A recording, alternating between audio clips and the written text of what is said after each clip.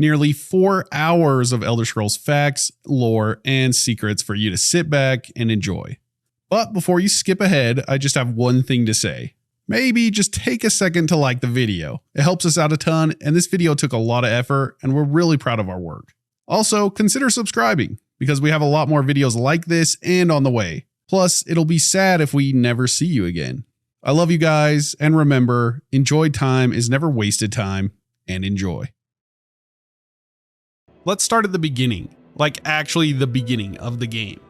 Once you get through Alduin and Helgen for the 1000th time, it's time to head right back in, to Helgen.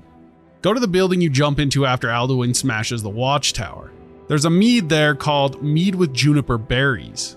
You might say that, hey, that's not an Easter egg, that's alcoholism.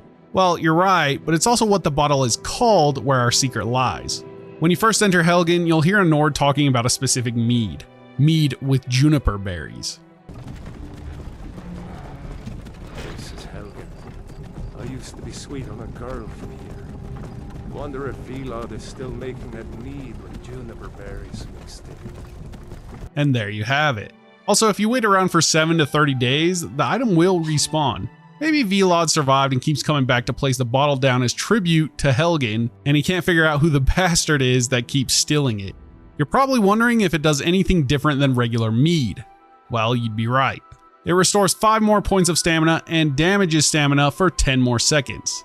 Not the most flashy effects, but definitely an item for your already insane house you filled with unique items.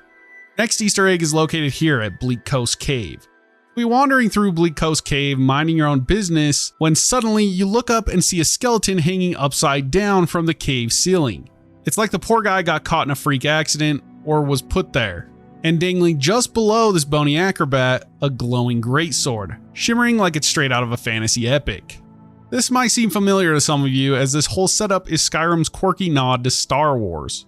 Remember that iconic scene in The Empire Strikes Back where Luke Skywalker is stuck in that icy cave in Hoth? Well, this skeleton is Skyrim's playful spin on that moment. Instead of Luke's lightsaber, you got this radiant greatsword, dangling temptingly below the skeleton. May the Thuum be with you. Was that too cringy? Yes, it was. So let's move on to our next Easter egg. While traveling to the top of the throat of the world, you'll come across it. A hulking monstrosity that has plagued Skyrim beginners and pros alike. The dreaded frost troll. Alright, that's not really the Easter egg, but it should be at this point. It's iconic. Keep heading to the top. To the very top. Past even Parthenax. Here you'll find an interesting pickaxe stuck into the side of the mountain. This is the notched pickaxe. This pickaxe isn't just a tool for mining ore in Skyrim, it's a funny nod to Notch, the creator of Minecraft. Yep, the guy who brought us blocky adventures is immortalized here in Skyrim. The pickaxe even boosts your smithing skills, Skyrim's way of crafting stuff, making it a double whammy of game creator tribute and useful tool. This Easter egg is pretty awkward when you realize the Bethesda and Mojang were in a heated lawsuit about the name Scrolls around the time Skyrim was released. Whoopsie, maybe it was their way of extending the olive branch. The sweet roll is a lie, but not the next Easter egg we are going to talk about. Head to Skaldafn and you're going to find a curious but familiar sight. In one of the fireplaces you will find a potato and 3 pieces of charcoal placed in an odd way. Well, if you're familiar with Portal, then this won't surprise you. This is made to look exactly like GLaDOS from Portal 2. Well, her battery potato form, that is. Let's do a quickfire and a bunch of references that are small Easter eggs. The East Empire Company is a reference to the East India Company. The city of Whiterun greatly resembles Edoras, the capital of Rohan. Both cities are built atop of a bluff, with the palace at the top of the hill, and they have a horse portrayed on their banner. I mean, just look at this place. I know when I first played Skyrim, I instantly thought of Rohan. The book Kolb and the Dragon is written in the distinctive style of a choose-your-own-adventure story that many Bethesda developers have stated they love, including Todd Howard. In Whiterun, the giant tree there is called the Gildergreen. It has grown from the Elder Gleam, the oldest living thing in Skyrim, but it's dying. This is similar to the Gondorian capital of Minas Tirith in The Lord of the Rings: Return of the King, where the legendary white tree faces a similar fate. I have no doubt the devs took a lot of inspiration from those books and movies. Alright, let's slow things back down and talk about our next place on the list. Imagine you're strolling through the wilds northeast of Bleakwind Basin in Skyrim and you stumble upon a serene pond. But wait, what's that? In the middle of the pond, there's a skeletal arm emerging from the water, gripping a sword. It's like a scene straight out of King Arthur's legend, the Lady of the Lake offering up Excalibur, but with a Skyrim twist. This eerie setup is Skyrim's nod to Arthurian lore. Instead of a mystical lady, you get a skeletal arm presenting a leveled sword. So next time you find yourself near Bleakwind Basin, take a moment to pay homage to Skyrim's own Lady in the Pond. Just don't expect any wise prophecies. She's more about leveling up your sword skills than granting kingdoms. Let's go thieving in Markarth, shall we? You're sneaking around Endon's house in Markarth, trying not to knock over any pots or wake up the residents. You finally find yourself in the back of the room, and what do you see? A shelf decked out with sliced goat cheese, a row of garlic cloves, and glow dust arranged in a familiar pattern. But hold on a second. This isn't just any random arrangement of ingredients. Nope, it's an homage to Pac-Man. Yep, that iconic game where a yellow circle gobbles up pellets while dodging ghosts. Here, instead of pellets, you've got sliced cheese, garlic, and glow dust, probably standing in for ghosts. It's something that's easy to miss, and you may have never realized that it existed. It seems like many of these references and Easter eggs are built that way, hidden in plain sight. Let's wander through the peaceful village of Iverstead in Skyrim. Here you'll come across a woman named Temba Whitearm. Now, that name might just sound like another Skyrim NPC at first glance, but hold on, there's a nerdy twist here. Turns out, Temba Whitearm is Skyrim's playful nod to Star Trek, The Next Generation. In an iconic episode called Darmok, there's this phrase that gets repeated, Temba his arms wide. It's part of a language puzzle where meanings are conveyed through metaphorical references. Let's switch gears and look at an Easter egg that is pretty niche that most of you probably missed. You'll need to trek through the rugged terrain south of the shrine to Periite in Skyrim, not far from Karthwasten. As you navigate the rocky slopes, you spot something peculiar halfway up a mountain, a skeleton lying peacefully. But what's that next to it? Well, usually it's a saber cat wedged tightly between two rocks with a glass sword piercing through its mouth and head. In my game, for some reason, it seemed to fall apart. This chilling scene isn't just a random encounter in Skyrim. It's a clever nod to the epic movie 300. Remember that intense moment where Leonidas faces off against a wolf, leading it into a narrow passage, and skewering it through the mouth with a spear? Well, here's Skyrim recreation with a dramatic flair with a saber cat and the glass sword. Quick sidebar, my dad took me and my brother to this movie when we were young, and the lady at the theater said we're too young to see it and recommended to my dad that we shouldn't watch it. It's like my version of the GameStop employee snitching to your parents about GTA. You're retracing your steps from Riverwood back to the cave where you first emerged after the prologue of Skyrim. And yes, there it is. Good old Embershard Mine, nestled in the rocky terrain. But hold on, this isn't just any old mine. No, this mine has a story to tell, and it reaches back into the realms of Dungeons & Dragons. You see, Embershard Mine isn't just a name plucked out of thin air. It's a nod to the popular D&D podcast where characters like Binwin Bronzebottom, played by Scott Kurtz, spin tales of dwarven family feuds. In one memorable moment, Binwin's father gave up the ale because of the Embershard clan of dwarves allegedly swiping their mine. Fast forward to Skyrim and you'll find a note on a skeleton echoing a similar tale, but with a Nordic twist instead of a dwarven one. It's a pretty cool nod to a very famous point in time for Dungeons & Dragons fans. In the Dark Brotherhood, there's a fascinating character named Babette, who happens to be a vampire. Her name pays homage to Anne Rice's novel Interview with the Vampire, where Babette was the main character's initial love interest. Interestingly, within the Brotherhood's lore, Babette's appearance mirrors Claudia, a vampire who looked like a young girl despite being decades old and the protagonist's daughter. It's a clever nod, blending vampire lore with literature into Skyrim's dark world of assassins. Just south of Markarth, close to Purewater Run, there's a picturesque scene, a stone bridge spanning a waterfall. If you're exploring Skyrim for the first time, you might spot 3 goats grazing nearby. Curiosity leads you under the bridge, where you discover a dead troll lying in wait. This enchanting setup is a nod to the classic children's tale, Three Billy Goats Gruff. Remember how the brave goats outsmarted a menacing troll under a bridge? Interestingly, a similar homage was also tucked into Oblivion, Bethesda's earlier installment in the Elder Scrolls series.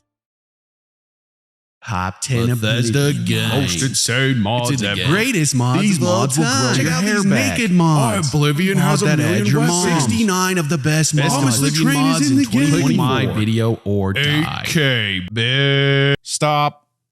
This is getting insane. Are you guys really still falling for this in the thumbnails? Me and Paris wanted to do a video on Oblivion mods and how far they've come and what's really stood the test of time. Not the flashy mods that amplify lens flares like you're in the next installment of a J.J. Abrams movie. Or the videos that tell you how to modernize Oblivion with these specific mods. And then they show you clips walking around in what looks like goddamn Unreal Engine 5 Oblivion and it somehow works. But what they don't show you is the cuts and edits they make in between the crashing. I haven't played Oblivion in years. I'm no master modder. I'm just a guy who invited another guy to come check out some of the most downloaded Oblivion mods and see what's up. But don't get me wrong, things have gotten pretty crazy. Hi, I'm the other guy. We downloaded roughly 10 different mods to check out. We excluded any bug fixing mods, even though those might be some of the most important because that shit is absolutely boring. We have a good mixture here though. A couple graphic mods, some mods that change the environment, and some that change gameplay entirely. Variety was a goal here, but also to stay on our main goal of downloading the most popular mods as well, and to see what regular people like and download on the daily. Better cities.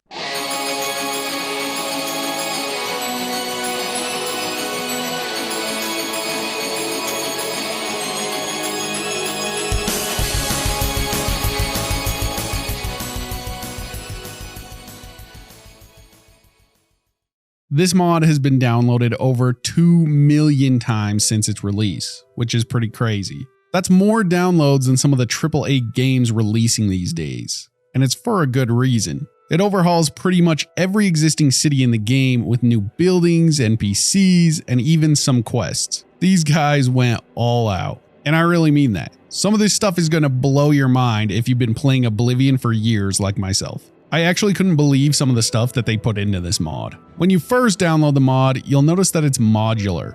Basically, you can choose which cities get the facelift, or maybe you prefer the original, or you decide you need the performance. Regardless, it's nice to have options, and that's what we get here. Enough about the back end stuff. You want to see what the mod looks like. Well, there's an absolute shit ton of stuff to cover in this mod, and we don't have that kind of time. But for the most parts, I'll show you the highlights, which is still like 20 minutes of content. Ridiculous. I wanted to start with the Imperial City because I heard that it was pretty intense with this mod, and boy, they were not wrong. Here we have the Arboretum, and don't assume I knew this word before this video, because I didn't. They added so much foliage and greenery that really makes this thing come to life. More statues and more buildings. It almost has like a park feel to it. This was one of my favorite things they added in here. They had live animals like this deer that would just roam around the area amongst the people. Here are some of those custom buildings that were added called the Government Ministry Office. We'll get back to those in a little bit. They also added this pond with some cool butterflies next to a hotel. I decided I'd stroll through just to check out the area to show you guys. The pond leads up to this building called the Arboretum Hotel. I believe this is a custom building. It's been a while since I've played, but back in the day it was like an obsession for me, so I should remember. Inside we have some cool statues and shrubbery decorations. I have no idea what you would call them. They almost look like garden plots or something. What's crazy about this is how handcrafted it is. It might not seem crazy to you guys yet, but when you see the massive amount of custom buildings they have, it really starts to blow your mind. I wanted to talk with the clerk and see if she had original voice acting or what they went with. Welcome to the Arboretum Hotel. Our location in this wonderful nature reserve here in the Imperial City makes us one of the most sought-after lodging places in Cyrodiil. I think this might be original VA. I wasn't too sure because it sounds similar to other Oblivion NPCs, but what she's saying is definitely original writing. Anyways, I moved on and I found some of the random NPCs that are placed in these locations. I love this. It adds so much more race variety and it actually started to feel like a massive city smack dab in the middle of a million different cultures. They only say one word, but it's more about the immersion here. I wanted to check out the government building we talked about before, so I went in. More custom assets and furniture in a nicely made area. Nothing too crazy here, other than the adoring fan working over there. The lady at the counter didn't have any dialogue, so I thought it was time to move to a different district. Welcome to the Market District, and oh boy, do I have a lot to tell you about this one. For one, the inclusion of the upper floor, or whatever you want to call it, is awesome. It makes the Market District feel huge and way more alive. Tons of NPCs are roaming around, shopping, and even getting haircuts. This is what a capital city should feel like. They also added things like stones and barrels and other craftsman supplies scattered around, which I thought was a nice touch to the world. And then we got shops on top of shops on top of shops. Literally. They've added so many, and there is no possible way I could explore them all for this video. We would need a whole separate video. But I did want to check out a few, and this eventually led me to a crazy rabbit hole. The first one is called Syrian's Grocery Shop. It's just a cool little grocery store with vegetables and pumpkins. But I loved the simplicity of it. There were literally shops everywhere. Juno's Guest House. And then we have Oriel's Books. Scribe Supplies. All the regular shops are here as well, and they added these cool little spots that look like food courts or other decorations. I then decided to head upstairs to see what was going on in this new area. Here we had the Bobbed Maiden, which I assumed was a haircutting place, but I didn't go in. This little guy freaked me out, so I had to move on. So instead, I headed into the Blue Sands Housewares. This one was weird and it had some new decoration assets. I had to see what she was selling. Welcome to Blue Sands, store of exotic silks, soaps, and housewares of precious metals. How can I assist you today? I am the only supplier of Elsewerian glass urns and dishware in all of Cyrodiil, each piece shipped in special order from the desert sands of my homeland. She goes on to tell me about all the different wares she has, and it's pretty nifty for those looking to spice up their player home. All types of different design plates and vases or whatever else. All unique to this mod, which was crazy. Check out this little palm decoration thing. It's not much, but that's honest work. I kept looking around the veranda. Is that what it's called? I saw a little shop called Fire and Ice, and I took a look inside. It was full of what you would expect, staffs and other wizard bits and bobs. Across the way was a door that didn't have a sign above it, so I wanted to take a peek. This one was really cool to me. It's just a lodging for traders coming through, but the fact that these guys who made this mod thought about this small of a detail was really insane to me. It was super immersive and nothing about this place looked half-assed. This sign was pretty cool. It had what I would assume was a custom animation floating around it. Made it feel a lot more magical. The interior wasn't as crazy, but the lady could actually take your gear and enchant it for you. I couldn't remember if this was something that could be done in the vanilla game, so let me know. Then there was this. My initial thought of this place was not good. So of course I had to go in, and it was literally just a toy shop. Welcome to the Toy Stop. We have a large selection of toys, both soft and fluffy, or wooden and sturdy for the more rowdy customer. You could buy something as a gift for a young one at home, or perhaps you're young at heart and the gift is for you. I didn't need a toy, so I went fishing, or to the fish store. This one had a unique little aquarium that I enjoyed. It also had some massive fish on the counters getting prepared to be cooked. Now let's get back to that rabbit hole I was talking about. On the way through the market, I saw this little sign. I thought, I wonder what that could be. Well, nothing could prepare me for this. Once you go in, it almost reminded me of like an entrance to a mall or something. Then you head downstairs, and oh my god, look at this. A massive underground thing. I wish I had recorded my live reaction because I couldn't actually believe this existed. I mean, it's huge. It reminded me of a train station or something. This sign was my first taste of the custom quests built into this mod. At least I assume so. I never actually got to it because I never followed the lead. I got lost. Literally lost here. And then I found this weird priest guy. Blessed are you who have come to me for guidance in these dark times. For you and you alone have had the courage to Rise up, my child, for today you have been saved from the terrible fate. He goes on and on about God knows what. So I peaced out on him. And he didn't like that. Leave if you must, but if you leave this day. There were also other traders down here, like tons of them everywhere. None of them had custom dialogue lines, as you can see, so I just continued on through the tunnels, never knowing quite where I'd end up. I then came across a weird building placed in the middle of the tunnel. The sign here says Public Bathing House, so of course we have to check this one out. On the door was a flyer talking about the aqueducts for the water being broken or something like that, and then it gave me a quest to talk to a man to help to fix them. The door was locked, so I assume once you do that quest it opens up, but I just used some console commands to check it out. It was really cool. It almost looks like something from Morrowind. There's no people or NPCs in here, but I'm guessing they'll show up after the quest, but I don't know. I thought, oh, this must be the end of it.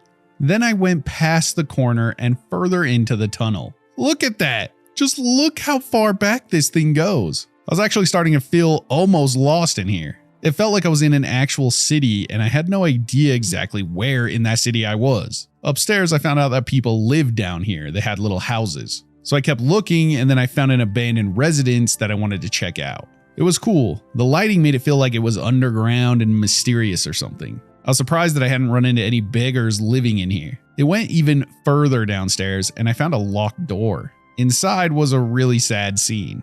A dead rat mom and her two babies. I'm pretty sure there were never any rat babies in Oblivion, so this feels like an odd scene to me. Maybe it's an Easter egg or something, but it's super random. The rest of the place was about the same, so I just looked for an exit. This one led up into some weird in-between area between the city and the underground, and there was a shop here that I noticed had the same name as that poster earlier suggested. Went inside and there were 3 orcs here, and I'll let them do the talking. Welcome, friend, to the Emporium of Waterfront Traders. We're an honest band of honest merchants, trying to earn an honest living, selling only the finest goods at honest prices. Did I happen to mention we're honest? Good, because that's us, honest to the very bone. We've got plenty of fine wares for sale, as long as you're not interested in asking where it comes from. This must be your lucky day. I bet you do a bit of alchemy, am I right? Well, I've got an amazing range of rare and expensive ingredients. Huh, what did I tell you? You won't find this selection anywhere else, especially not up in the city. Who cares where I got them? It's none of your damn business where or how I got them. You want them or not? I don't know if these ingredients are actually rare or not, but I would assume so. You'll have to let me know. Also, they definitely sounded like the original VAs from Oblivion. This isn't AI, is it? I'm gonna have to look this up after. Or did they just get the original VAs to come back? That would be cool. There was one last shop that I noticed that I definitely had to go in. The Gold Horse Courier. This one was tied to a multitude of quests as well, as you can see with the delivery board. I didn't try any, but it was awesome to see this. What do you want? You want to be a courier, do you? I could definitely use another courier. Well then, take this handbook on the rules and regulations. You are to read it carefully, and look to it for any questions you may have.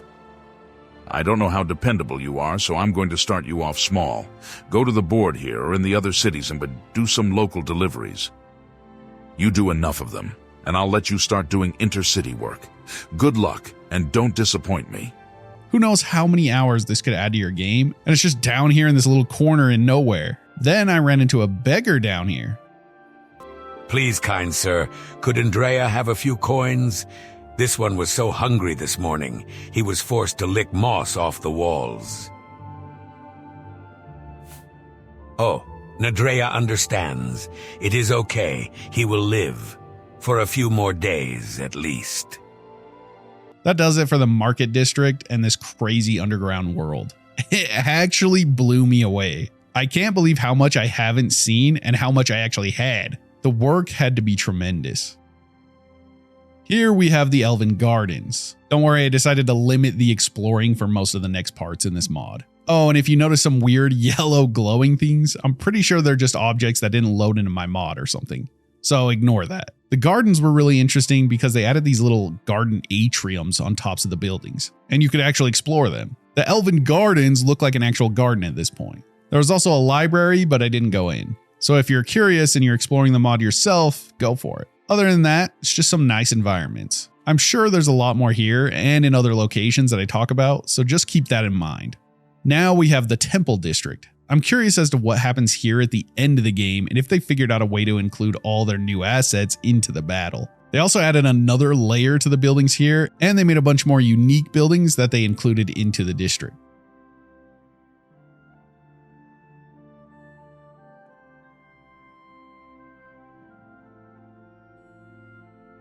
There's also this location, and I didn't go in that either. So consider it a little teaser for you guys that want to check it out.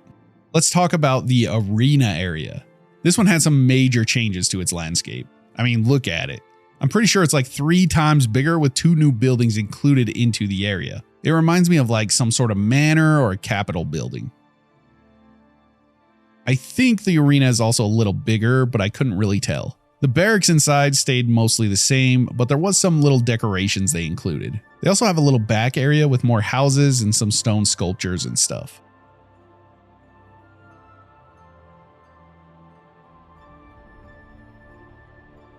If I stop talking, just know that I'm letting you take it all in. And also, I didn't want to write more for the script. As you can see, we've made it to the Palace District with the mighty and famous White Gold Tower, the big spire that you see in the middle of the city. The changes here I noticed weren't game altering, but my favorite part is what they actually did with the tower. They made it larger and more detailed. This thing should be insane based on the lore, so I really enjoyed this new look. They also added some housing on the walls, and they fixed up the cemetery a bit so that they were better located in spots that actually made sense. Basically, they just made the surrounding areas around the houses look more civilian friendly. I also wanted to show you the scale of the tower now, and just how big it feels when you're in first person mode. Incredible. Before we move on from the Imperial City, which I'm sure you're sick of at this point, I wanted to show you an area that is completely new to the mod and it isn't in the base game. It's called the Diplomatic District. It's super lore friendly, and I believe it's where diplomats from other provinces stay. You don't have to include this one into your game if you don't want to, and you can still have the mod. At the back of the area, I found even more public bathing areas, and I wanted to see if people were actually in these ones. And ta-da! Here they are. Weirdly in swimming suits as well, which felt kinda out of place, but whatever. There was also this weird creeper guy hanging about. You'll find some cool decorations here, and then upstairs really surprised me. A diving board. Of course we had to test her out.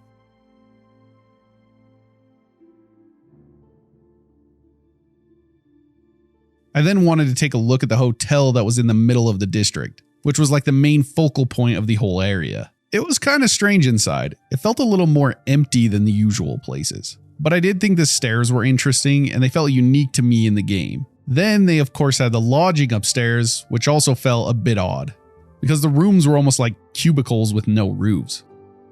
Last but not least, we have the waterfront district, and this one also got a major overhaul, as you can see. They expanded on all the housing outside of the wall, adding sheep and tents and a whole lot more vendors.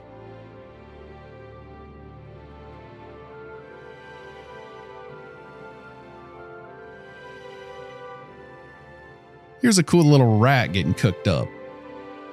The actual waterfront got a whole host of things with new ships and harbor equipment. It feels a lot more lively and how a dock should actually be. It's a lot better than the generic 2 boats and basically no one moving around the area besides some guards. And it looks really nice. In the outskirts, we have more vendors like I said before. This guy's selling out of his tent, which is cool. I explored a little bit of the area and chose some locations that I thought sounded more interesting. But it's crazy to see just how many new buildings and locations are out here on the waterfront alone. You'll find more shady characters, and I found this tavern called the Black Rook. It's pretty dark inside, and it looks exactly like you would expect in an area like this. I kept moving further down, and I'll let you just enjoy how much more detailed the area is now.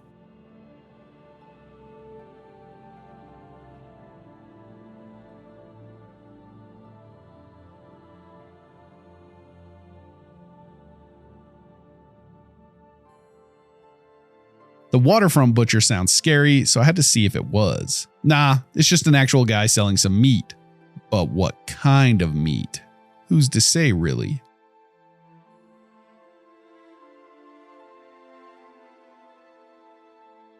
Then I stumbled across another creepy area, which was this graveyard with this mist in front of this sketchy church. I thought the church would for sure be empty, but there's still people in here worshiping the divines. I went back to the waterfront and I found the coolest shop that I've seen thus far, the Learned Warlock.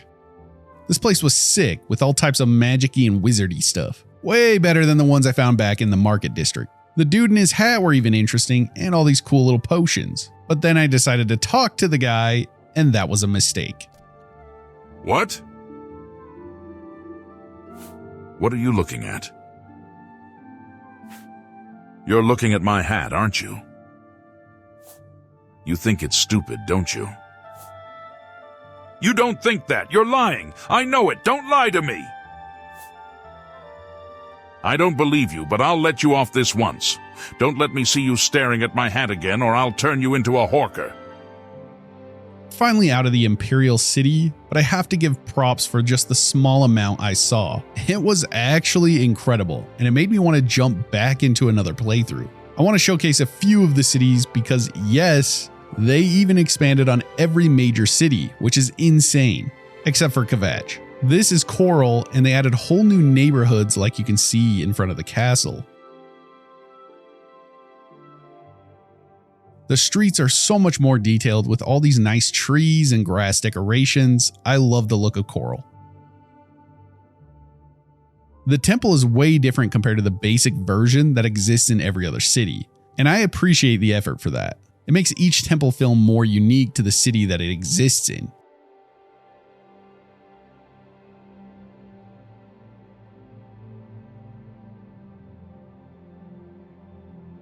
Even the castle, as you can see here, has changed so much. I like how the road now winds up to it with all these flags and decorations. The castle feels more important and far larger. All the houses in this scene are all new additions to the city. I couldn't leave out Skingrad. This one is one of my personal favorites, and they did an insane job here.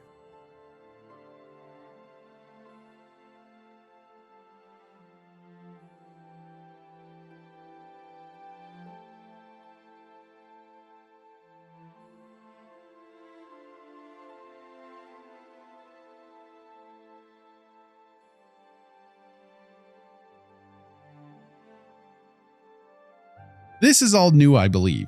I love the statue and the vineyard sign.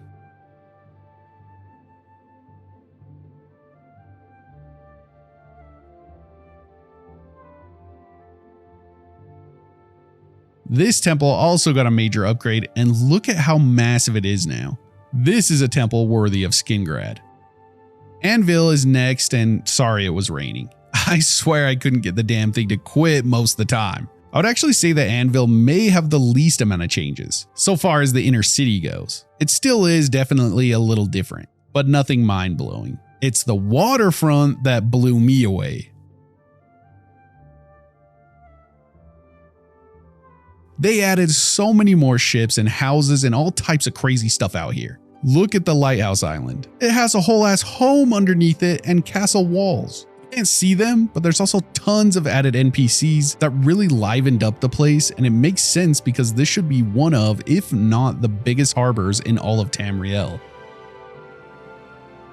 This is the last location for this mod, and I saved it for last because of how different and how cool they made it. They changed Breville to be more lore accurate with its dark and gritty atmosphere. It has become even more maze-like with almost factory-like smoke and aura. They added more clutter and trash on the ground, and it makes Breville feel more unique than any of the other cities in the game. Personally, I love the vibe, and I love that they changed the whole atmosphere. It makes this place actually feel more unique. Better Cities is exactly that, but even better than you imagine. It's no wonder why this mod is one of the most downloaded of all time. The sheer amount that I have left to explore is crazy, and it makes me want to give the game a full playthrough. Hopefully we see this mod get recreated for the Oblivion remaster. I know, it's just rumored and not an announced thing yet, but I'm putting it out into the universe. Maybe you're already watching this in the future and it's already out. If so, hello from the past. With almost 3 million downloads since its original upload in 2013, the Oblivion character overhaul is one of the most utilized mods in the Elder Scrolls community today. This is an all-in-one revamp of Oblivion character heads, new head shapes, skin textures, normal maps, eye textures, and some new hairstyles covering all races in the game, including Dramora's and Shivering Isles races, all built to a single unified art direction that adheres to the styles of Skyrim and the Elder Scrolls Online. Affects both players and NPCs. Yes, I just read that directly from the mod itself, but it sums it up nicely. In order to truly grasp how effective this mod is, I figured we'd start our journey in Anvil and show you familiar faces as they exist in the game today. By showing you both befores and afters, I think this will help paint a justified picture on just how dated character models look in the game. They definitely don't look as great as I remember them looking when this game released, because for some odd reason, I always pictured them in 2K, as well as the environment for that matter. But I think that's primarily because the jump to HD back in the day was significant. Not only is Anvil one of my favorite locations in Elder Scrolls, it's rich in diverse characters, so I figured what better place to start than one that is heavy on the nostalgia. Upon arrival, we're greeted by an Anvil guard. Now, without the overhaul, he looks, well, unwell. The teeth are in 640p, but the eyes aren't nearly as bad and have a gloss to them that make them look updated compared to the rest of the body. Also, side note, he hates a bloke named Velwyn, in case you were wondering. That layabout? Well, you can find him wasting time. Our next comparison is going to be a wood elf named Cainlorn. Ironically, I didn't realize you can see NPC names in the right-hand corner, and I miraculously guessed his name correctly, to which he took great pleasure in, denoted by his unwavering eyes and extremely full cheeks. Honestly, his character design is unfortunately lacking in my opinion, but this is why the mods were created, to do NPCs like Cainlorn right. Mirabelle is similar to the guard, unchanging eyes, bad jaw structure, except she, however, has a thing for semen. Sorry, I reserve my beds for seamen. Now that we have our control group established, let's get this mod installed. Apparently, I installed it in the incorrect order because I didn't download Blockhead, which is carefully notated by the gigantic words "install Blockhead" on my character's face, and on every NPC I come into contact with. Is that you, Cainlorn? After reinstalling it and then reopening my game on Steam, the overhaul finally worked. I immediately loaded back up and went to visit our friend Cainlorn,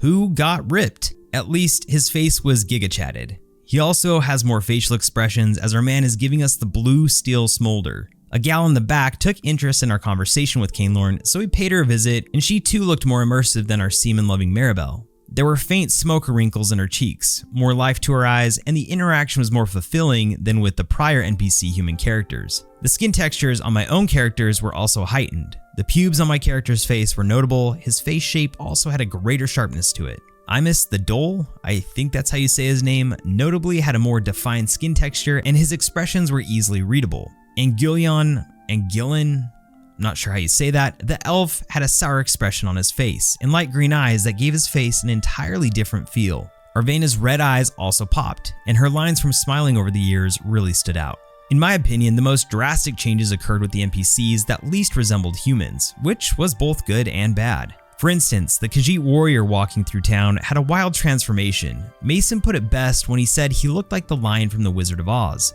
The tufts of hair near the ears did not do him any justice, and although he was hairier, his skin resembled an eerie face mask. The Aragonians, however, looked way better and had more lizard-esque skin with cool emerald eyes lit that made their characters look like walking dragons. Their overhaul was probably my favorite thus far, but it was easily seconded by the orcs who had a better skin complexion than their original Shrek-colored skin in the game.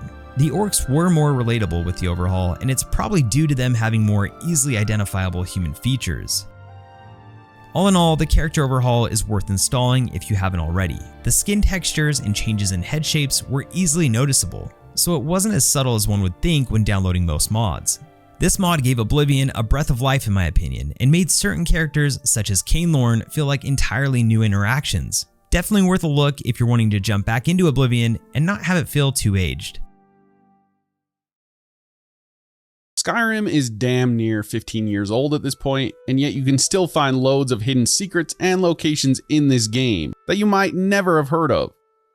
Directly south from Gearman's Hall, across the river and up the hill by the mountain, you'll find an interesting sight, the Necromancer's Chicken Nest.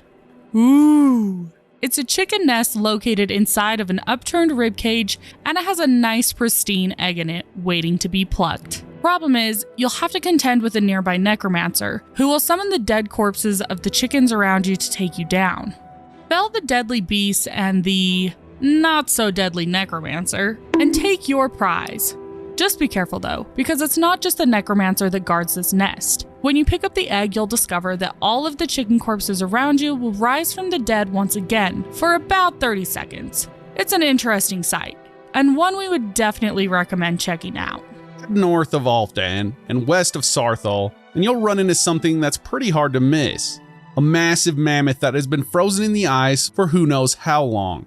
Though, that's not entirely true. You see, the mammoth actually has spears still stuck at its side from whoever was hunting this incredible creature. These spears look to be Dwemer made, or Dwarven for the Elder Scrolls layman's. You can also find Dwemer arrows on the beast. This is probably an indication that the Dwemer were the ones hunting the creature thousands of years ago. You can also find a two-handed weapon on the mammoth's back, but it's fairly difficult to reach. You'll have to head to the top of the glacier and jump down on its back. Just be careful not to slip on the ice. Talk to Finis Gester at the College of Winterhold, and he will tell you a tale of missing apprentices. Ah, that, yes. The group prior to yours has disappeared entirely. It's possible that there was less than the necessary amount of oversight. That's still being looked into. But we've had no contact with them for quite some time now. Arniel wondered if perhaps they'd somehow managed to get themselves lost in the Outer Realms. But I think that's giving them too much credit. I'm not sure. None of them were working on anything terribly dangerous. I hadn't really considered it in terms of time. I suppose it's been at least a month. Yeah, seems like they really care. But not only do they barely care, well, Skyrim the game doesn't either. It won't give you a quest to find them, nor will it give a miscellaneous marker. Turns out that this is a broken secondary quest that was never finished or bugged out. But that doesn't mean you can't find them. All 4 missing students are located at unmarked locations. Okay, well, 3 are, and 1 is in a marked spot. The first is Isra. You'll find her located on a patch of scorched earth on the shore east of Dawnstar and south of Ingvild, near the Sea of Ghosts. Well, what's left of her. As I recall, Ysra was trying to improve flame cloak spells to better work in Skyrim's harsh environment. Yep, she's cooked. Looks like she didn't learn her lesson and tried those flame cloak spells. Next is Elis Tai. His location is found on a sandbar behind the island that holds Ysgramor's tomb. Here is a large 2-tiered platform. On the upper part is a shrine of Talos, but on the lower part is a scene of carnage. Elos Tai was practicing illusion spells. She was having trouble with the calm spells, I believe, but only ever worked with skeevers. Seems Elis was practicing his calming spell on the skeevers located here. Unfortunately, if you check the scrolls he was using nearby, you'll find scrolls of calm and also scrolls of fury. Then Rampage broke out, and he must have met a terrible end. Also, I know Finis referred to him as her, but he's actually a he. I don't know. It's Skyrim, guys. Now we have Rundi, located atop a glacier just southeast of the College of Winterhold. Approaching it from a path to the west allows access to Rundi's altar. I'm sure you can see where we're going with this. And then there's Borvir and Rundi, twins, though they rarely agreed on anything. Those 2 boys were obsessed with mead, convinced they could concoct something to compete with Honningbrew. Something about using frost magic to chill the mead for a certain period of time. I felt it was a waste, but the Archmage let them proceed. You'll find poor Rundi frozen here, done in by his own stupidity. But you can get a unique dagger here called Rundi's Dagger, so at least the trip was worth it. Last we have Rundi's twin brother, Bovir. He's the one located in an actual marked location. But we couldn't just leave out the 4th guy. That would be weird. His corpse can be found at Journeyman's Nook, adjacent to a bandit and a named dagger. Sorry if I spoiled it for you, but did you really think we were finding him alive? His fate is pretty straightforward, as you'll find a bunch of arrows lodged in his back. Wait, what's this? Oh wow, you guys should really listen to that. Could be important. Once all of them have been found and all their little trinkets, you can take those back to Finis and shove it. because he actually won't remark at all on your hard work finding his apprentices. Head south of Fort Sunguard to a nearby dragon burial site. It's not the burial site that you're looking for though, it's this. This is a phenomenon in the real world called a toadstool ring or a fairy circle. The wiki says fairy rings are the subject of much folklore and myth worldwide, particularly in Western Europe. They're often seen as hazardous or dangerous places, and they're linked with witches or devils in folklore. Conversely, they can sometimes be linked with good fortune. It makes a lot of sense that you'd find one here in Skyrim and in Falkreath. Unfortunately, you won't find any fairies nearby to help you on your path to Moonrise Towers. Oh, sorry, wrong game.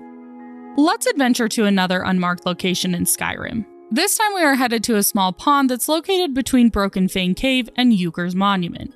The Skyrim attraction located here is a massive fossilized mud crab. Reminds me of something else.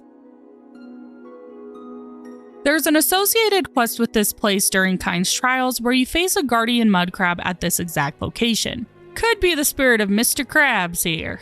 From Iverstead, follow the dirt path north to the river, then cross the river before the falls. Then another dirt path continues on the other side through the wooded foothills on the east side of the Throat of the World.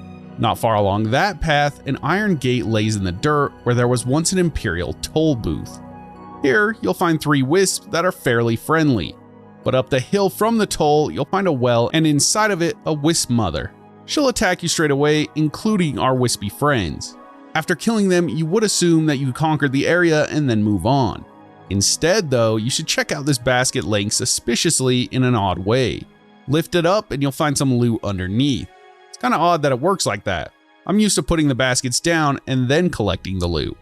Head north of Vollenroot in the Pale. You'll soon come across a gruesome sight, a bloody trail. Following it, you'll come across 2 unalived wood elves. The first being a male and the next a female. Who knows what happened to these 2, but we can only assume that they were fighting over the object that is found here, treasure map number 6. Too bad they couldn't just get along and split the treasure. Now they're both gone, and we grieve them.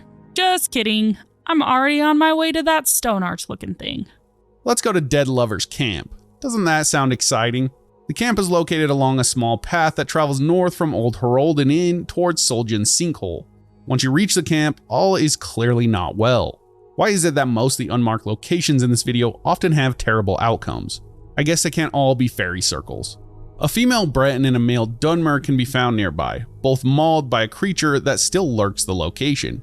I can't say a specific creature because it changes with the level. Near the Breton, you'll find her journal and you'll discover her name is Karen. According to Karen's journal, Karen was a daughter of a wealthy Markarth merchant, and Talver was a poor miner. Because Karen's father opposed their union, the 2 lovers intended to flee east towards Riften, probably to get married. Talver has been stashing away a humble nest egg in a tree stump behind the tent. Do what you will with this information. I chose to lay them humbly to rest and to make sure that they'll always be together in a loving harmony. What? They won't need it anymore. To the right of the entrance of Broken Helm Hollow, there is a big waterfall. Of course, when you see a waterfall, you have to check behind it at all costs. That is the rule for any game. Instead here though, you need to only look at the bottom of the waterfall. Here you'll find the body of a dead Khajiit merchant with some gold on him. We probably can assume that he was either A, killed by the bandits in the hollow, or B, he tried to escape and fell down the waterfall to a watery grave. It's probably the latter since he still had his coin on him, and of course bandits would have taken that beforehand. Last but not least, the indigestible emerald. Head southeast of Anissa's cabin.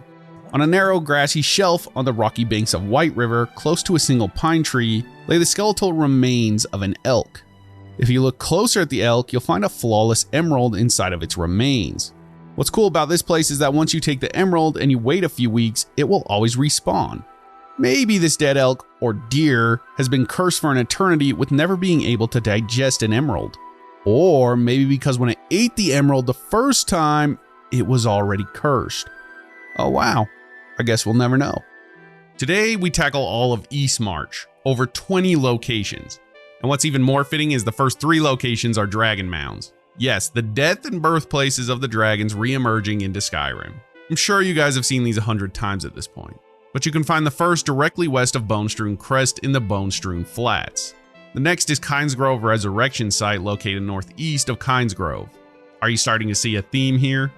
Fun fact, this location is where the Shrine of Corruption quest takes place here in the Elder Scrolls Online, and Darkwater Temple is found right next to it. The last mound is the Witchmist Slope, which can be found northwest of Witchmist Grove. Like I said, it's areas like this that don't wow the addled ADHD TikTok brains. But it's still cool to see just how many dragon mounds there are and where they're located. You have to look deeper than the surface level to discover the true wow factor. But don't worry, there is some crazy stuff that'll get those TikTok endorphins rolling. This next one is a cool location for lore heads of the Elder Scrolls. It's a road.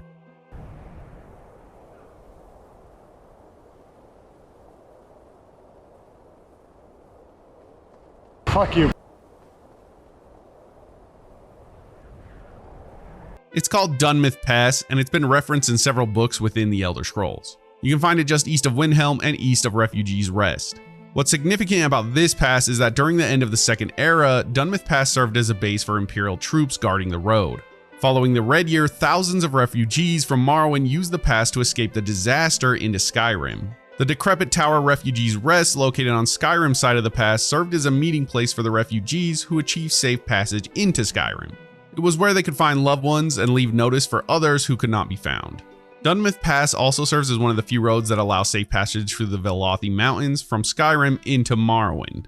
So yeah, Tomosa just looks like a frozen, boring old road. But that's the surface level, guys. If you look deeper, it has a rich history. The Kronvanger summoning altar is nestled in a ruined barrow northwest of Bonestrewn Crest. The altar is surrounded by the remnants of an ancient burial site that has been overtaken by hot springs. Here you'll find 2 Draugr, a soul gem on the altar, along with the remains of a novice conjurer.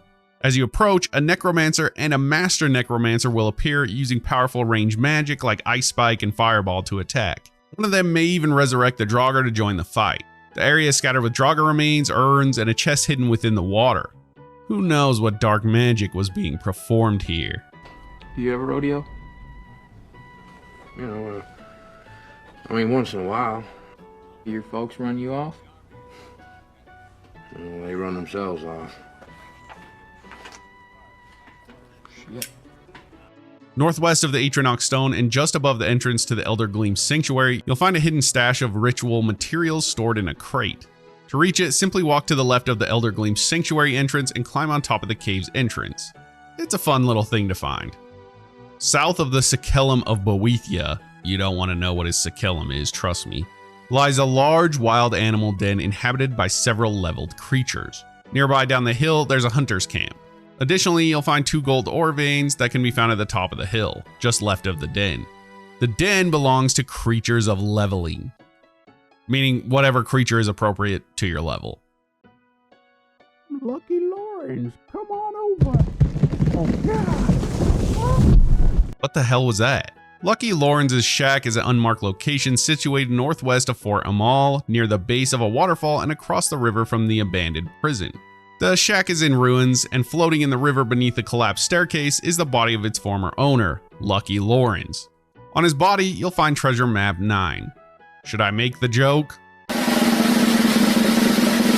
Guess Lucky Lawrence wasn't so lucky.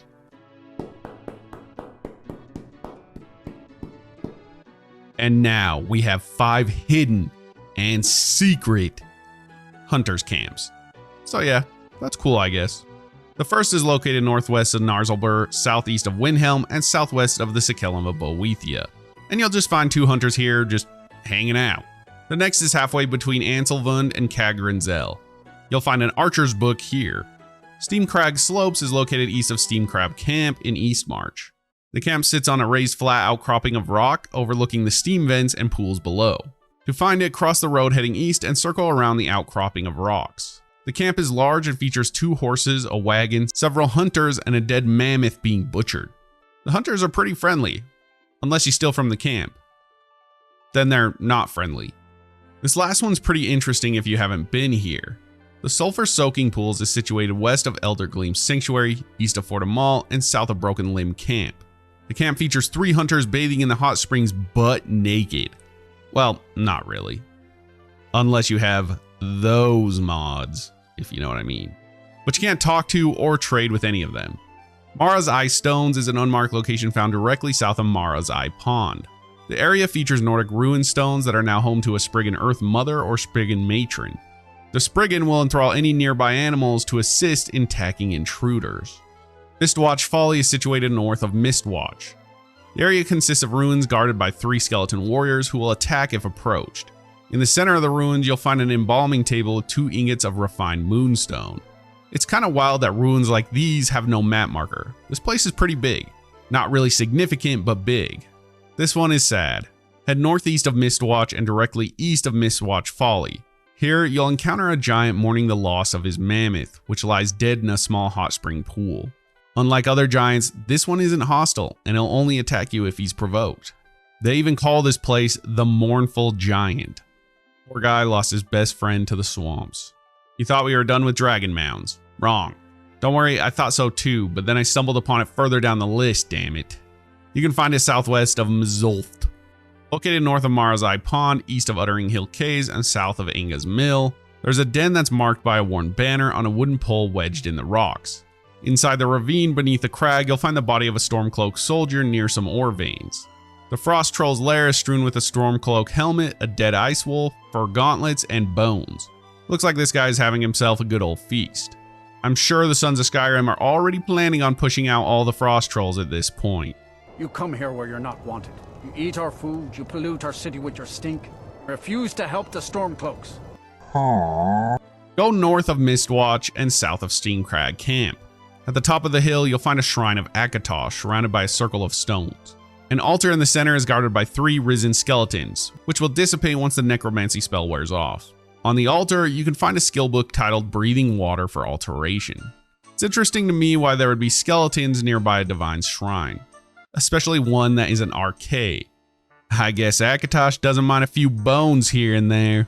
Alright, I'll stop with the lame jokes. The Shrine of Talos, the Watcher of Windhelm. What an extravagant name for this location. Who even picks these names? Like, it's not Bethesda because they didn't mark these locations. It's just some rando on the internet who thought it sounded cool. To be fair, it is pretty cool. You'll find it located directly across the river Yorgrim from Windhelm and the stables. The wiki even says, a Shrine of Talos watching over Windhelm and its people. Pure glazing for Talos here. This whole description felt so different from the rest of the articles, it feels like some guy from Windhelm hit up the wiki and just started cooking. Another Shrine of Talos can be found east of Cradle Crush Rock, near a peaceful pond surrounded by large Nordic stoneheads. The site features a chest, some gear, and a skill book for those that visit. Witchmist Sulphur Pool is an unmarked location east of Witchmist Grove and north of Steamcrag Camp.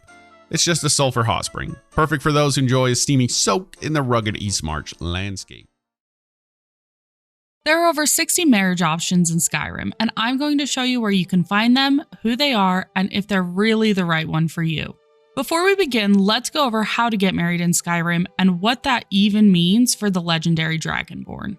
The first thing you need to do is find the right man, mer, or even beast that makes the heart flutter.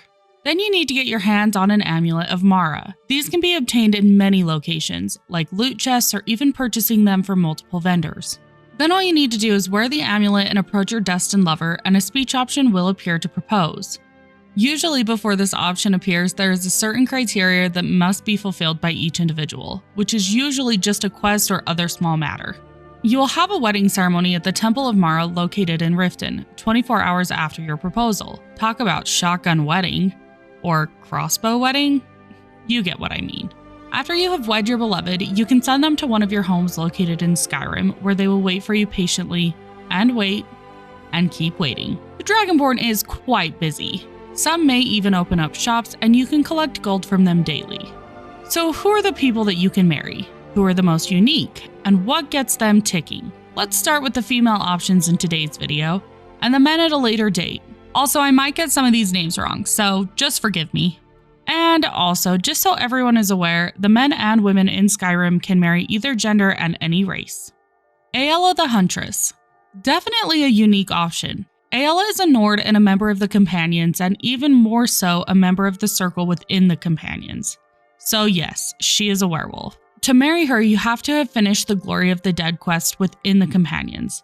Ayala's mother and her mother before her, and so on, have all joined the companions as shield sisters back to the times of Herodi Blackblade. They are a fierce lineage that has proven themselves time and time again. Ayala grew up with her father in the woods and hunted every day. If you pick Ayala, then you definitely like the wild ones. Just know that she doesn't always stay at your house full time, as she may have many other obligations to attend to. Aerie is a Nord located at Angus Mill. In fact, she is actually the owner of this mill after her father died in the Great War, and it was passed down to her. Unfortunately, her father's debt is a lot to bear, and she finds herself penniless and bogged down. To marry her, you'll have to first deliver a note to the Jarl of Dawnstar for her, but then she's all yours, including her father's debt. Not really, but that would be funny. Anwin is a Redguard priest located at the Temple of Debella in Markarth, and you know what they say about those Debellan priestesses. Beyond that, there's not much more to her. An interesting fact about her, though, is that before the Hearthfire DLC was released, she was the only Redguard woman available for marriage. Pretty wild. Avrusa Serethi, she is a Dunmer, or Dark Elf for the layman's, located at Serethi Farms in the Rift. She has quite a tale to tell. She was once an alchemist with her own shop back in Morrowind. Eventually, her family fled Morrowind after the Red Mountain disaster, and they purchased this farm in Skyrim. They would eventually take in another Dunmer, who she considered to basically be an uncle, and he taught her how to grow Nirnroot. You must complete the quest of giving her 20 jazz grapes before she will marry you. She also says some interesting things when married that others do not, just based on her lineage. The Serethis were a prominent family in House Redoran and were actually next in line to rule during the events of Morrowind. So go out and marry that highborn. Borgok the Stillheart is an orc warrior found in the orc stronghold of Morkazgur. Borgok is recently coming of age and as such has to be married off to one of the other orc clan chiefs, as she is the daughter of her own clan's chief.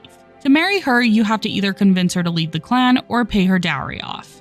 Braylina Morion is a Dunmer located at the College of Winterhold. She is an apprentice of the mystic arts and isn't fond of talking about herself or her race. She is regarded as naturally talented though. To marry her, you'll have to help her complete an experiment. Once you do that, she is free to be pursued. Camilla Valerius. Yes, we all know Camilla at this point. She's an Imperial located at the Riverwood Trader in Riverwood. To marry her, you'll have to complete the Gold Claw quest, and if you haven't completed that quest 100 times already, are you even playing Skyrim right?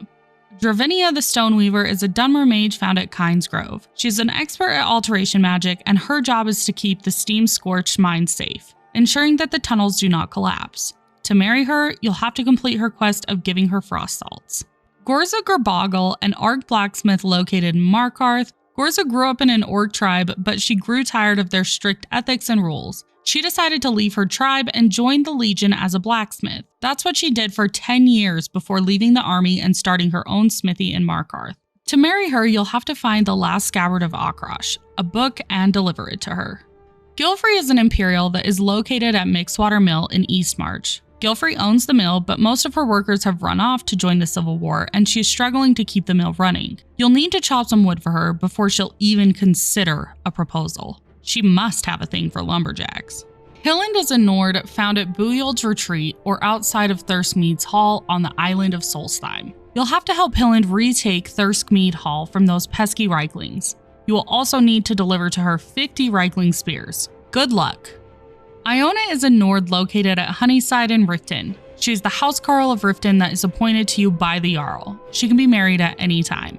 Janassa. She is a Dunmer ranger that you'll find lounging in the Drunken Huntsman in Whiterun. When you first encounter her, she will offer up her skills as a mercenary for 500 septims. You'll have to accept this fee to be able to propose to her.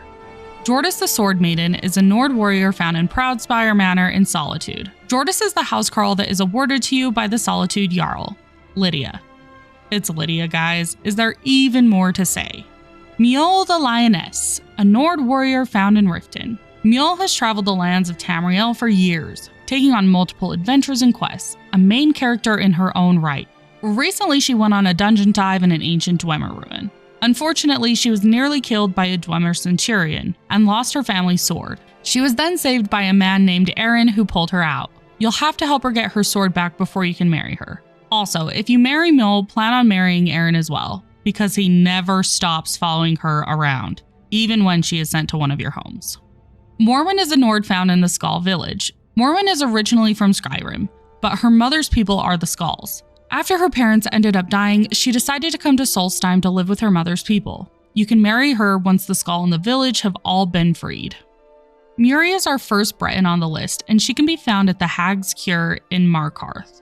Muri has an interesting story. She grew up in Windhelm with Clam Shattershield. She was then seduced by a man named Elaine Dufont, who wanted to use Muri's friendship to help him steal a precious weapon from the Shattershields. Once the clan found out about the plot, they accused Muri of being part of it and they drove her away to Markarth, where she now resides as an apothecary's apprentice. To marry her, you'll have to complete the Morning Never Comes quest. Najata Stonearm, a Nord located at Jorvaskr. She is also a member of the Companions, similar to Aella, though she is not a werewolf. You'll have to complete the Companion's main questline to be able to marry her. Orla, a Nord priestess found in the Temple of Dibella. Not much to say beyond that, but you'll have to complete the quest, the Heart of Dibella, if you want to ask for her hand. Rhea, our second and last Redguard female option. She is the House Carl that is awarded by the Jarl of Falkreath. She is pretty awesome with her dual-wielding scimitars. Rhea is an Imperial. She can be found at Jorvaskr in Whiterun. Yes, she is another companion, and yes, you will have to complete the main questline before she becomes available as an option.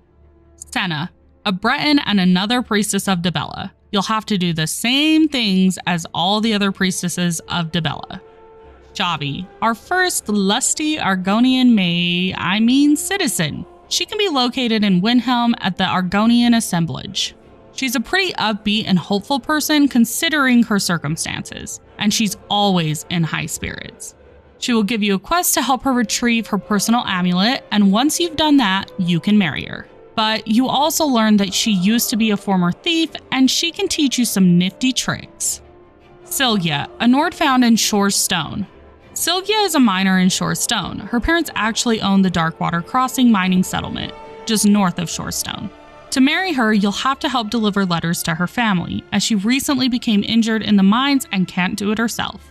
Kari, our first and only female Altmer option in the game. She can be found in Solitude. She's a tailor, and to have her marry you, you'll have to help her with an important task of trying on outfits that the Jarl might wear. It's a tough job, but someone has to do it. Temba Widearm, a Nord located in Iverstead. Temba operates a mill, their which of course has fallen on hard times, mostly because of the bears in the area, according to her words. If you want to marry her, you're going to have to prove your worth and bring her 10 bear pelts, and with a last name like hers, it's probably in your best interest. Uthgerd the Unbroken, a Nord that can be found at the Bannered Mare in Whiterun. Uthgerd has an interesting past. She once tried to join the Companions, but found herself accidentally murdering a boy on her initiate task. The Companions then denied her. She now holds a big grudge against them. To marry her, you'll actually have to face her in a brawl and win. Sounds like an interesting way to meet your significant other. Viola Giordano, an Imperial located in Candlehearth Hall in Windhelm. Viola has a weird obsession with the Butcher of Windhelm, the current serial killer that prowls the streets. She seems deathly afraid of him, but also very curious as well. She also has an obsession with a boat captain that frequents the tavern. He even considers her one of his problems. If you feel like joining these people in the Stalker Brigade, then you'll have to rat out Revan Sodri during That Was Always Their quest. She will then fall in love with you too. Isolde, last on the list and certainly not last in our hearts, is Isolde, a Nord that can be found in Whiterun. Isolde has much respect for the Khajiit caravans, and she wants to offer them a trade they can't refuse so that they can continue to do business with them in the future. She needs a mammoth tusk, and if you bring her one, well, you guessed it, you'll be able to marry her. Did you build a home in Skyrim like this one? What's up, y'all? Big Snoop D-O double G. I want to welcome y'all to my house.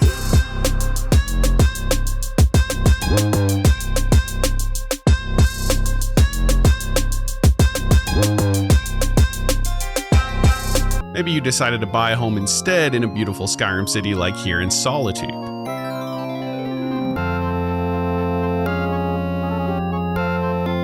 Or even Whiterun.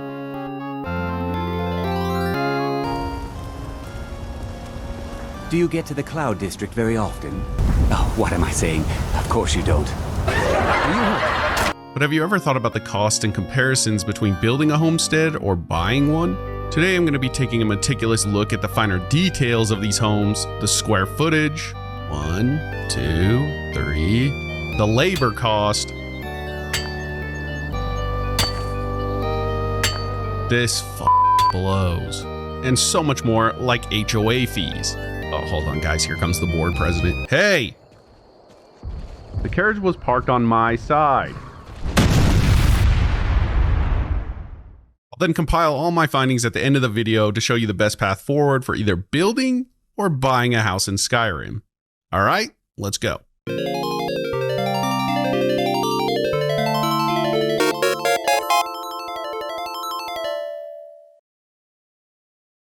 So how do we even do this, considering I'm not a house expert or a carpenter or whatever you'd call someone who is a house expert? Well, first thing we have to do is solve the riddle of how much building a house costs. That means the material, the initial land price, and the time spent building and gathering everything you need. No, we can't use any glitches or exploitations.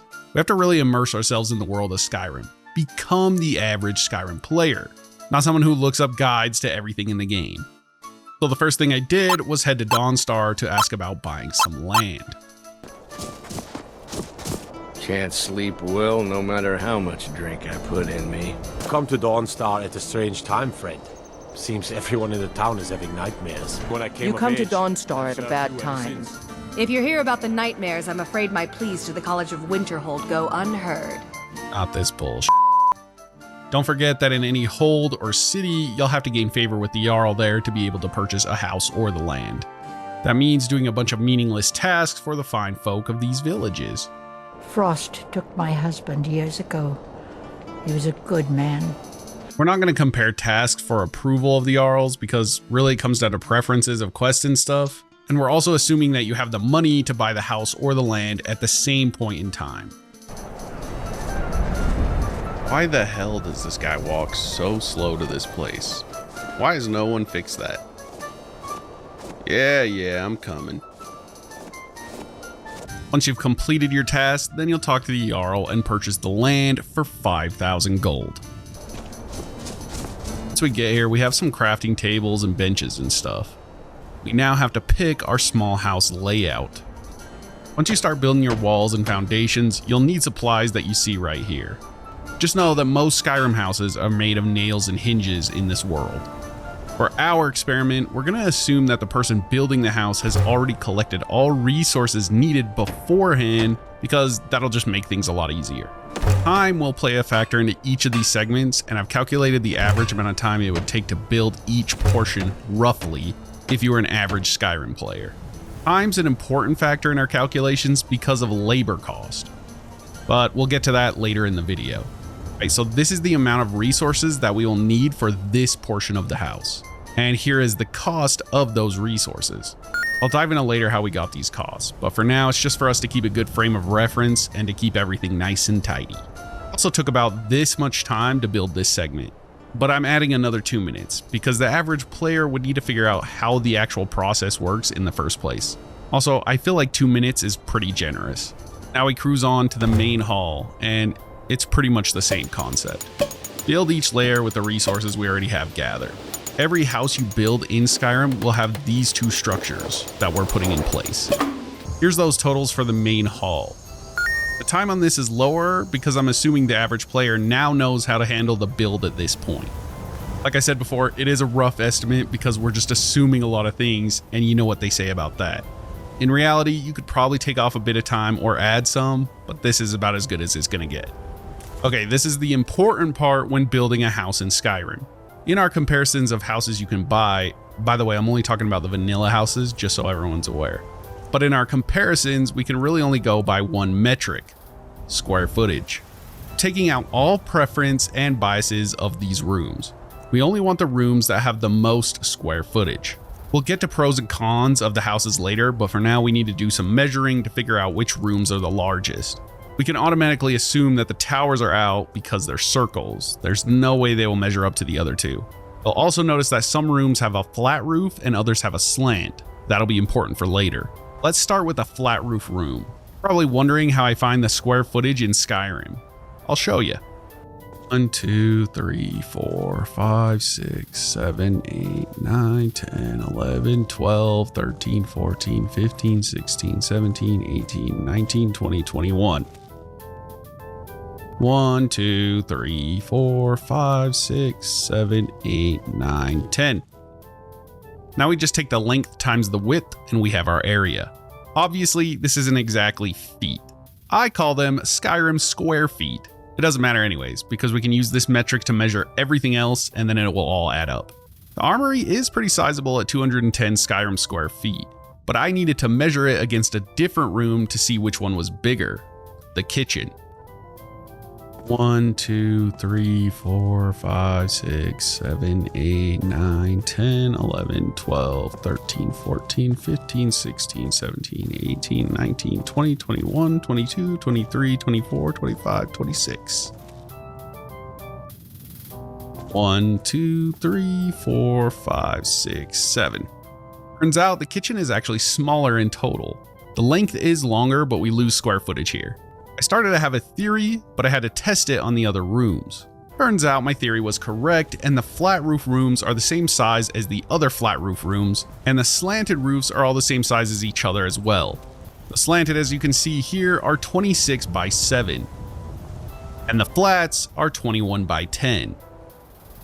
Here's the resources and cost of each flat room. Building all three will give us more bang for our buck, and besides, if it was a real house, you could choose what you wanted to place in each room anyways, so it's for the best. And if you're curious about cost comparison here, here's the armory versus the kitchen.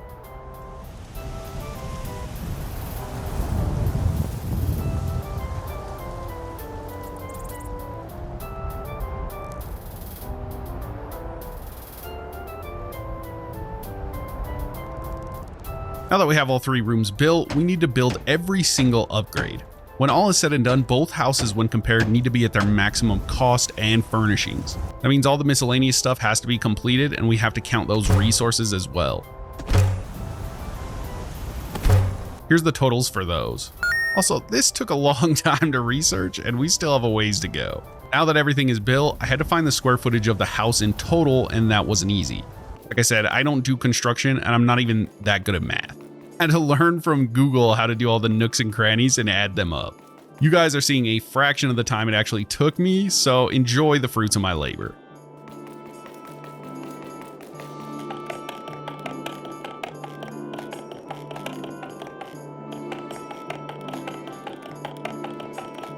I'll give you an example. Check out this little corner thing I measured.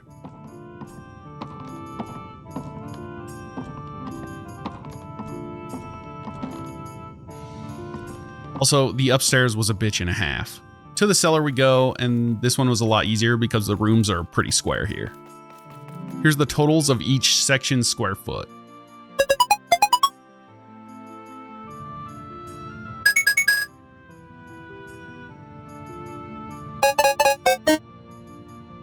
All right, Jesus. That is the build house done, sort of. Here are the resources and time spent that it took to build exactly what we have here. Honestly, I was pretty surprised. Without any furnishings or upgrades, we're sitting at a total of 11,349 gold for all of this. At this point, I was already assuming this is a shut case. You probably are too. But you're in for some surprises, more than one. And I promise that's not clickbait.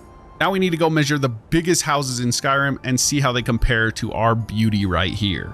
But first, I don't want to leave you guys hanging on how I found the prices of materials in Skyrim. It was simple. I went to multiple vendors and I compared pricing. The loggers are selling 20 wood for 200 gold, equating to 1 wood for 10 gold each.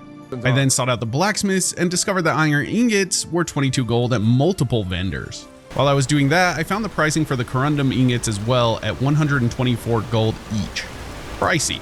You're probably screaming at me about, that's not everyone's prices, mine are different. Stop. Lock in. I made sure that I had every baseline point possible in speech with no points spent in the tree. I'm also not wearing any clothing that would affect any pricing. Besides the suit, they love it. Ground zero here. And this is what I would expect of the average player. They spent all their perk points in archery and stealth, guys. Okay, so the clay and the stone are a bit more complicated. Yes, you can buy them if you have a steward, but that seems redundant when there are free deposits inches from the workstation. So what I had to do was time how long it takes to gather the materials. When you mine in the normal standing position, it's about 6 seconds for every 4 material, but if you do it the fast way, it's about 4.5 seconds.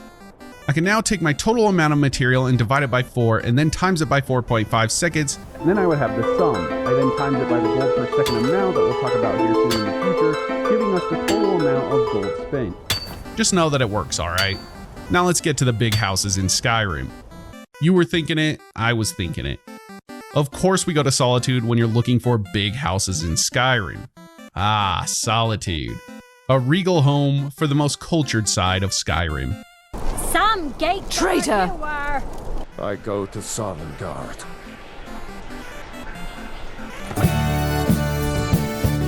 Cloudspire Manor was probably your first thought when I said we need to measure the biggest houses in Skyrim, and I thought the same thing. So I headed to Solitude to acquire the house. The initial cost of this bad boy? 25,000 gold. The most expensive vanilla house in Skyrim. First things first, let's get to stepping. By the way, this place was hell to deal with. Absolutely ludicrous with furniture in the way and tons of arches and smaller squares. I even got stuck at one point.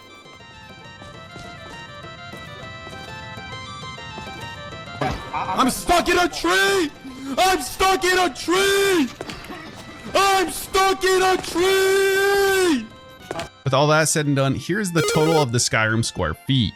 Pretty sizable, but I'm sure you're already seeing just how much smaller it is compared to our built house. Here's the initial cost of the house. And here's to have it fully upgraded and furnished. This can change depending on if you have Hearthfire or not, but obviously we do in this scenario. And here is the total cost, a massive sum of 39,000 gold. I thought, there's no way that the biggest house in Skyrim was this. And boy, I was wrong. Welcome to Hiram Hall. I think that's how you say it. Right in the corner of Windhelm. I bet a lot of you weren't expecting this place. It's pretty overlooked. Maybe for good reason, but I find it charming with its murder-esque atmosphere and the sundown town it exists in. No, nothing wrong here at all. Let's get to work, you guys already know the drill. This place is massive, by the way. All the rooms here are pretty much square and there's a ton of space. Took me quite a while to figure out the measurements, but it definitely got easier at this point. But the previous owner let me in on a little secret. Apparently, there's a hidden room. Even more space. Let's check it out. Oh God. Oh no. Okay, so let's start on this wall and count this way. Hiram Hall is sitting on a whopping 1,445 Skyrim square feet. Far larger than Proudspire Manor, which is pretty surprising. Told you there'd be surprises. And its total cost with all upgrades is 22,250 gold. Almost 17,000 less than Proudspire. I measured other houses and nothing got close to this place, so here it is. This is the comparison bought house to our built one. Before we can see how they stack up against each other, I have to explain how we figured out the labor costs and use that for the time spent building the other home. Well, it won't be me explaining. It'll be one of the channel's other co-hosts, Paris, our resident expert on economics. Like, for real guys, if you like this type of stuff, check out his other vids on the channel. They're absolutely amazing. Without exploits, we picked 4 of the best money-making ways in Skyrim. The first way is you go to Halted Stream Camp and mine the ore, and you take everything that you can. Then you get the transmute spell, and you transmute all iron to gold ore. Then make golden rings and make a quick buck. Rinse and repeat to become a rich mage, but you have to wait a month in-game before the camp resupply, and you'll be doing a lot of sleeping. In fact, it'll be 15 minutes and 32 seconds worth of sleeping. But Mason didn't have to wait and transmute because he was in God mode, so we accommodated for that. If you wait a month in-game, it's 12 minutes and 30 seconds. So the total is the 12 minutes and 30 seconds plus 15 minutes and 32 seconds, giving us 1,682 seconds for labor time. Our lad Mason swept 2,398 coin from this endeavor. Now we could do the math of 2,398 coin divided by 1,682 seconds to say he obtained 1.4 coins for his labor per second, but we still have 3 activities to account for. Since we don't want to take an average of an average in a few moments here, we will add coin gained across all 4 activities and divide it by total time spent working to give us a true labor cost. Next up is chopping wood. With 1 minute and 38 seconds and with netting 12 gold, the average labor cost is 0.12 gold per second. Then we have dungeon crawling.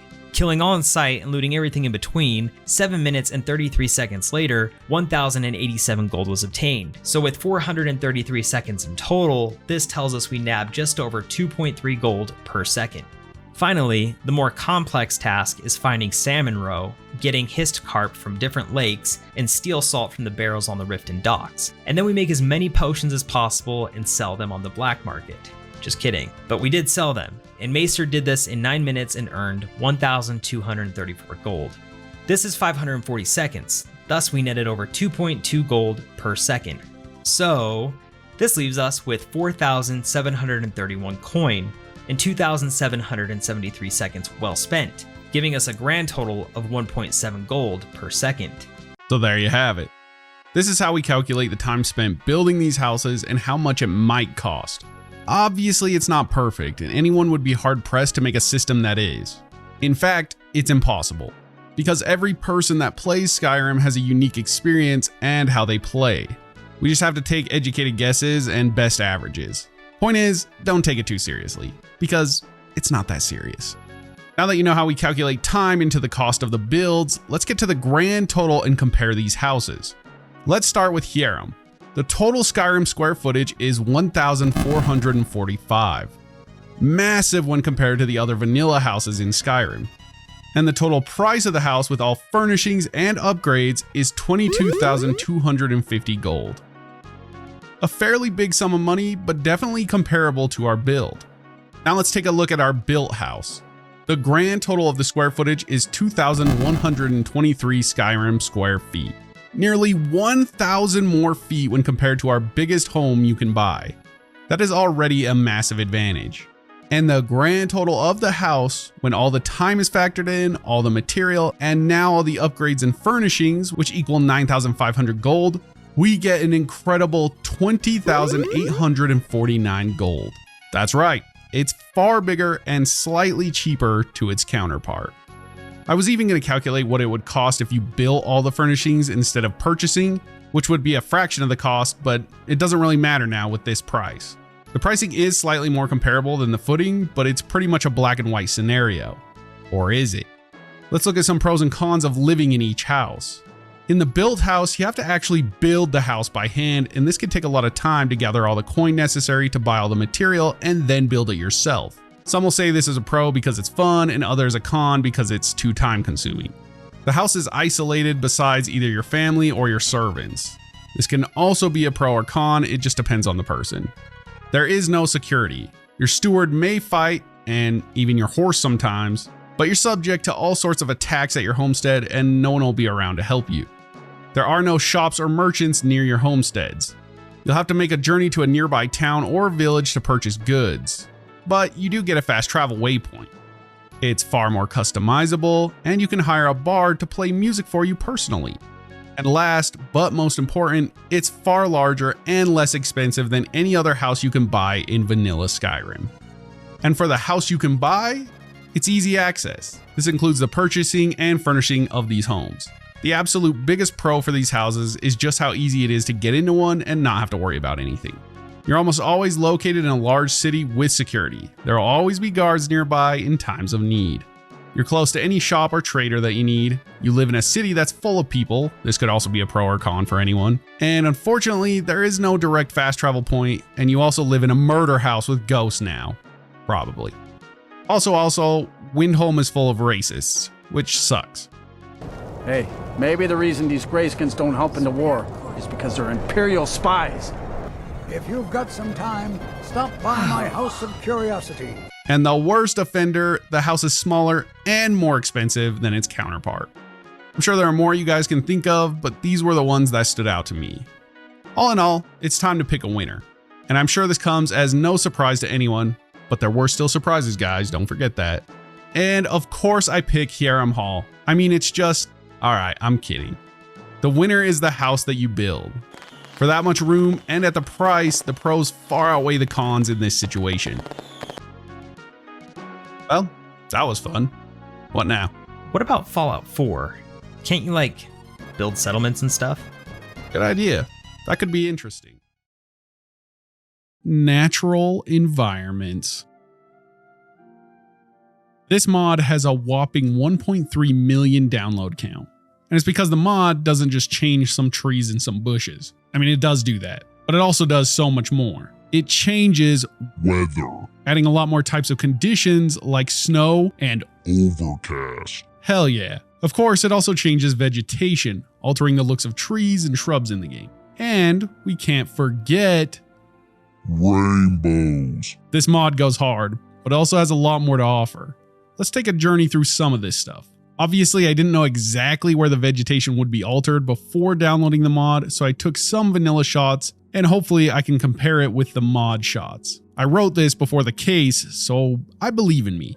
We got the shots. They're not exactly one for one, but pretty damn close. As you can see, the mod does an insane job of adding in way more vegetation to the landscape. You'll also notice the lighting changing quite a bit, and I believe that's because the mod has seasons. Right now I'm in summer, so the lighting kind of reflects that. There's also a bunch of weather changes.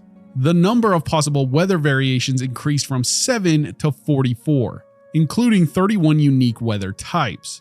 The original 7 categories, clear, cloudy, fog, overcast, rain, snow, and thunderstorm, have been completely redesigned and now include 7 clear, 6 cloudy, 3 fog, 4 overcast, 4 rain, 4 snow, and 3 thunderstorm types. Additionally, 13 variations mimic the new clear and cloudy formations, but they feature paler lighting, making them better suited for colder regions or winter settings. It's hard to tell what changed with the snow at first glance, but when you look close, you'll notice the particles seem to move more randomly, instead of just straight down, and it has a lighter feel to it.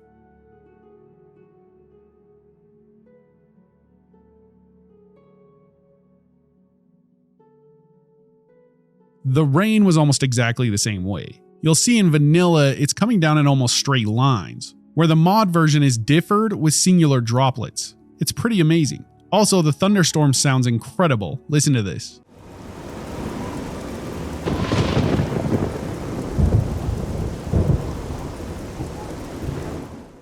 The mod author also created more atmospheric sounds with birds and insects, and they also included more of these animals into the game. Listen to these locations. My personal favorite was the Leowin swamp area, where I think you can hear loons. I believe that's what they are.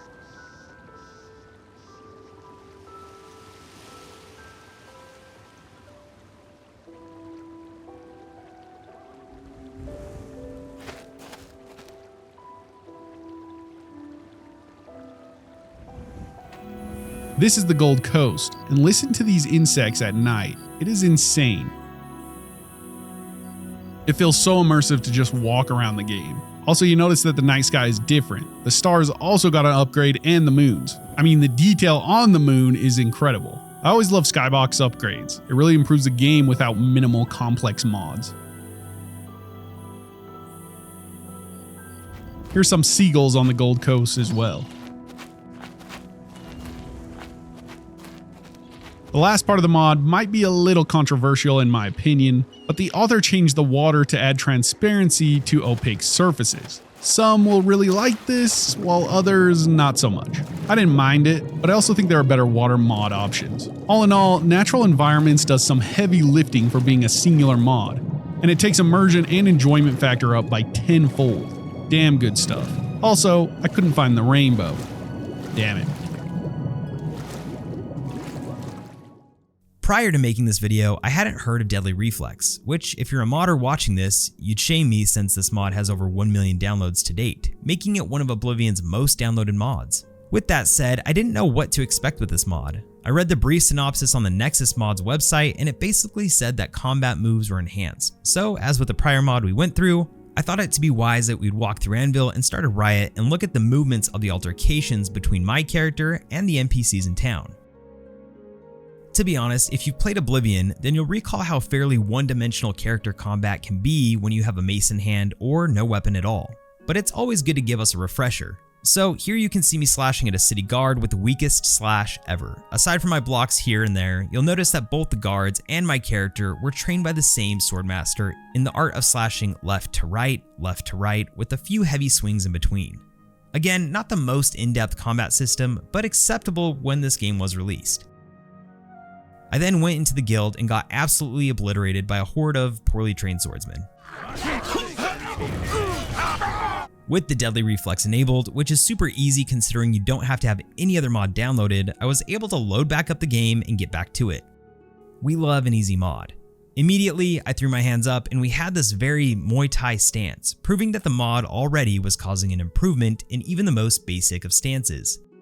I decided to hit the nearest old bird and she was doing roundhouses and even kung fu stances at the end of her hits. The guard didn't even need to come to her aid since she was clearly trained by a master. Nevertheless, he did, and he too had upgrades in his combat system. You'll notice that instead of the mundane left to right swings, he would almost wind up and stab into you like you see in shows such as the Game of Thrones. And at one point, he even twirled around his sword, which was absolutely insane.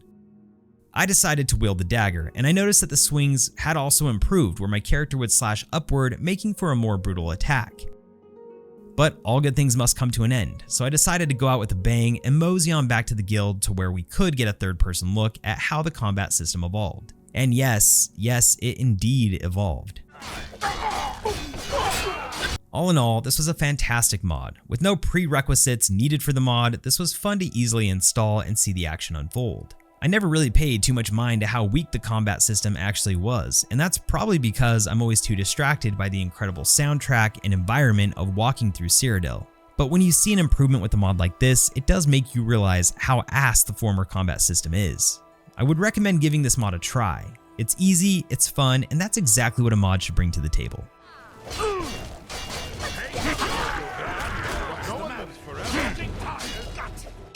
Eye candy body with over 3 million download. Oh, sorry. Right. No gooners allowed. Fine. Alternate start. Fuck. Alternative start has become a staple in the mod community. Tired of going through the prison every time you restart a character about a third of the way through your playthrough? Wait, this is the wrong game.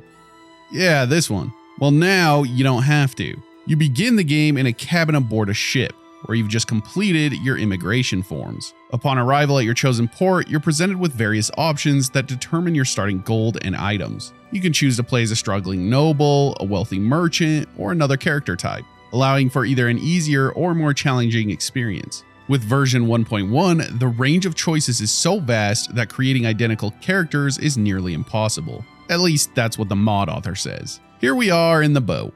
First thing you do is create your character. Nothing new here really. Then you're in the cabin. I had a little look around and then I headed over to the immigration forms. I forgot the default use button is the spacebar for some reason and E is jump. Here you have several options. You need to pick your birth sign, of course. Mine is Pisces.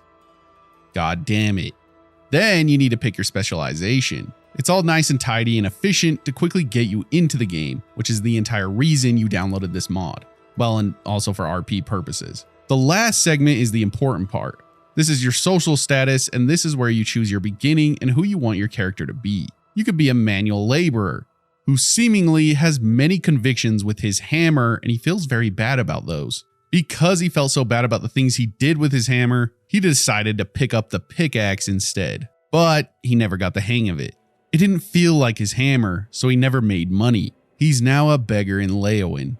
Until one day, he might pick up the hammer once again. Oh, and you also get to pick diseases for your characters to have right off the bat. Speaking of bats, porphyric hemophilia gives you the option to be a vampire, if that's what you're into. I'll show you a few more. We also have a warrior. You get these 3 options, and I decided my character would be an Imperial Legion veteran. He was probably a general or something, so now he's rich. And of course, he would retire in his beloved Imperial City. I'll show you one more. Let's take a look at the priest. This one has a unique question and asks us if we're affiliated with the 9 Divines and their temples. Of course we are. Dabella. We do okay gold-wise. And we live in Anvil. No diseases, of course. We're a priest. Unless you count the downstairs. Never mind. Okay, once you fill out your forms, there's only one thing left to do. Hit the hay. You'll then wake up in your chosen destination for your character's background. Go through the ridiculous amount of DLC messages, and you're on your way. I took a look at my inventory, and it looks like we got some traveler clothes and a dagger. Not the craziest stuff, but we also might have some items in the city that'll be ours. We also did receive a cool spell to start us off since we're a priest, but unfortunately I can't use it because my birth sign was Pisces. Damn. Then just go find your house or whatever and begin your journey. Mine started by running into Pinhead Larry. Cool. 1.5 million downloads later, and we have ourselves the Midas spells, or Midas magic spells of Arum. And I probably said that wrong, but I hope I said it right. Which, to Mason's point, this mod has more downloads than some AAA games. And it makes sense considering the fact you get a shit ton of spells added to your wizardry arsenal. In fact, there's over 300 new ones. In ways, it's overwhelming since you begin to question where you should start. To help answer that question, I started looking at the Nexus mods page, and also got overwhelmed. But it did help me hone in on a few ideas. Yeah, I'm looking at you, Nuclear Blast. As soon as I jumped into the game, I realized I was playing on my PC and had to learn the game all over again, since I prefer the controller. So excuse my Muppet for Hands playing style this go around, but fortunately for us, we're in the quaint town of Bruma, and the aesthetics of this place almost make up for my poor computer skills. Alrighty, at this point I've briefly scrolled through 20 different spells, many of which look loosely similar. Should we start with the Finger of the Mountain? Or perhaps the Finger of the Mountain? Or maybe the 3rd, 4th, or 5th Finger of the Mountain? As you can see, there's an abundance of fingering the mountains, which is essentially a shock spell. You'll also see there are several entropic bolts, and I'm a simple guy looking for simpler spells, so I scrolled past them and chose something titled Cheater's Nip. I was a hair let down because I realized it didn't give me enough pizzazz for this walkthrough of the mod, so I went with the next option called the Cobra's Dance, which paralyzes your target for 5 seconds, and this led to the enjoyment I was finally looking for. Honestly, I could have paralyzed the city's guards for another 3 minutes before my ADD set in, but I won't bother you with such trivialities. There's also a plethora of conjuring spells, which is also fun to see. I remember playing Oblivion when it first came out, and my first playthrough I heavily relied on different summoning spells. So it's great to see so many options to choose from, like Dark Seducers, a Golden Saint, or simply a bear. Also, if you attack the bear, it will bite back. And that goes for summoning any object. It's a curse and a blessing. I am only but a simple man, so I had to see what the Dark Seducer was going to give us. I mean, there's quite a few entities this could give us, but it ended up giving me something I wasn't expecting nor wanting. Alright, the Dark Seducer was a no-go, but I would have loved to see that work out. Better luck next time. My game did crash at this point, so I restarted it, but let it be known this is the only time my game crashed during this walkthrough, so I won't knock the mod too hard on this one. At this point, I started having fun trying to cause a scene with spells like the Oppressing Grasp, which wasn't showy, but it did get the streets talking. I then used the Midas Vortex Burst, which was dope. This spell clearly sends your opponents into the air, and yes, I did say opponents. There's a cool radius effect to this one, which is fun to use when you're surrounded by enemies, or in this case, city guards. The Midas Vortex Volcanoes was cool, basically an instant kill, which is also fun, but a little too overpowered for my liking. The Midas Tsunami hit spell, much like the Midas Vortex Volcano, will also kill all your enemies a little too soon, and is essentially the Volcano spell under a different guise. Here, I was also down the rabbit hole of Midas spells, so I gave the Sunblast a go, which is exactly what you'd expect. Enemies are insta-killed by a solar flare and sprung into the air as they have their last breath. It's fairly ironic using this plethora of spells because you're able to kill an entire city, and the music shifts from suspenseful to the tranquility of lifelessness as soon as you're done solar flaring everything in sight. This actually happens several times throughout my gameplay, and it was pretty funny. Ugh, I'm shit at picklocking. The Midas Slime Fiend was also disappointing. He's slow as tar. No pun intended. He also will turn his back on you the first chance he gets in front of an orc. But with every closed door, a new door presents itself. Ergo, the Midas Bound Lightsaber. Definitely my favorite spell thus far. It looks cool and has a cool flame effect after each hit. If you want to get really fancy, you can also draft up your own Oblivion portal and take on hell itself. With your lightsaber, of course. The Midas Missile Storm will shoot a barrage of missiles. I don't use the word barrage lightly, these things just shoot forever and wreck anyone in sight. Again, cool, but too OP. I actually felt like Voldemort, where I had too much power for my own good. This was particularly noticeable when I decided to go to jail and the spell just kept on going and going. It was pure chaos. Speaking of Voldemort, you can also cast Snape's Stag. Dope. Oh, and if you've ever dreamt of casting a Barbarian Horde, some modder made that dream come true too. If the Horde doesn't tickle your fancy, would a magic carpet ride? I think so. However, players be warned, it's kind of a bitch to control, but nevertheless a pleasant surprise to see on the list of possibilities. Back to the disappointment, the Holy Sprite and Jelly Blinky were letdowns, but considering I don't know what the fuck a Jelly Blinky even is, it's a write-off. I'm fine always wondering what if on this one. How about a reenactment of Oppenheimer? Your wish is the modder's command. After a few minutes of the summon spell disappointments, this gave me a pep in my step. It was also followed up by an insane Pebble Blast spell. This spell is weirdly charming because it shoots this shit N64-esque pebble at NPCs, causing them to go down immediately. It's right up there with the lightsaber for me. All in all, there are tons of cool spells this mod layers into the game. You also don't need any prerequisites for this mod aside from a small amount of patience as you scroll down the endless types of spells it has to offer. I could do a 3-hour video on this mod alone, and perhaps one day I will, but I'll let you try it out yourself first if you haven't already. My conclusion is that this mod is definitely worth it if you've already played the game, which you probably have since you're watching this mod video and are down the rabbit hole of mods. The upfront cons are that it can easily make the game less fun by being too much of a hack since spells can be one-hit kills. It's also overwhelming having so many spells in your reservoir, and lastly, not all spells work out the way you'd expect. Yes, I'm referring to the Dark Seducer cast. The pros are that it adds a level of intrigue to the game, especially since many of us have played through Oblivion more than once. It's cool to walk into a city with a lightsaber or traverse the countryside on Aladdin's magic carpet. And for that, how can you really dislike a mod like this? It's definitely something you should try if you're wanting Oblivion to have a new breath of life, and it makes sense why it's one of the most highly downloaded mods in Oblivion's lifetime. This time we are going more in depth with each of the candidates. I'll explain who they are and why they may or may not be unique. Einathak, a Breton with the weight of his town on his shoulders, is the leader of Carthwayston, a small settlement in the Reach. Picture him as a man caught between a rock and a hard place, quite literally, given his ownership of Sanurak Mine. From the forsworn rebels who once took his mine to the Silverblood mercenaries who now eye it greedily. Einathak's life is an example of the harsh realities of living in Skyrim's frontier, where every day is a battle for survival and sovereignty over his land. Despite these trials, or perhaps because of them, he's a marriage candidate, offering not just a partnership, but a stake in the gritty, unyielding life of a miner's leader. A man with his own mine sounds like a great option. That is, if you can get over the mutton chops. Angrenor once honored, a Nord with a past as storied as it is tragic, now roams the frostbitten streets of Windhelm as a beggar. Once a proud Stormcloak soldier, his life took a dire turn after a battle left him with a sword through his chest. A wound that not only ended his military career, but also his standing in society. Reduced to begging for scraps, Angrenor's tale is one of fallen glory.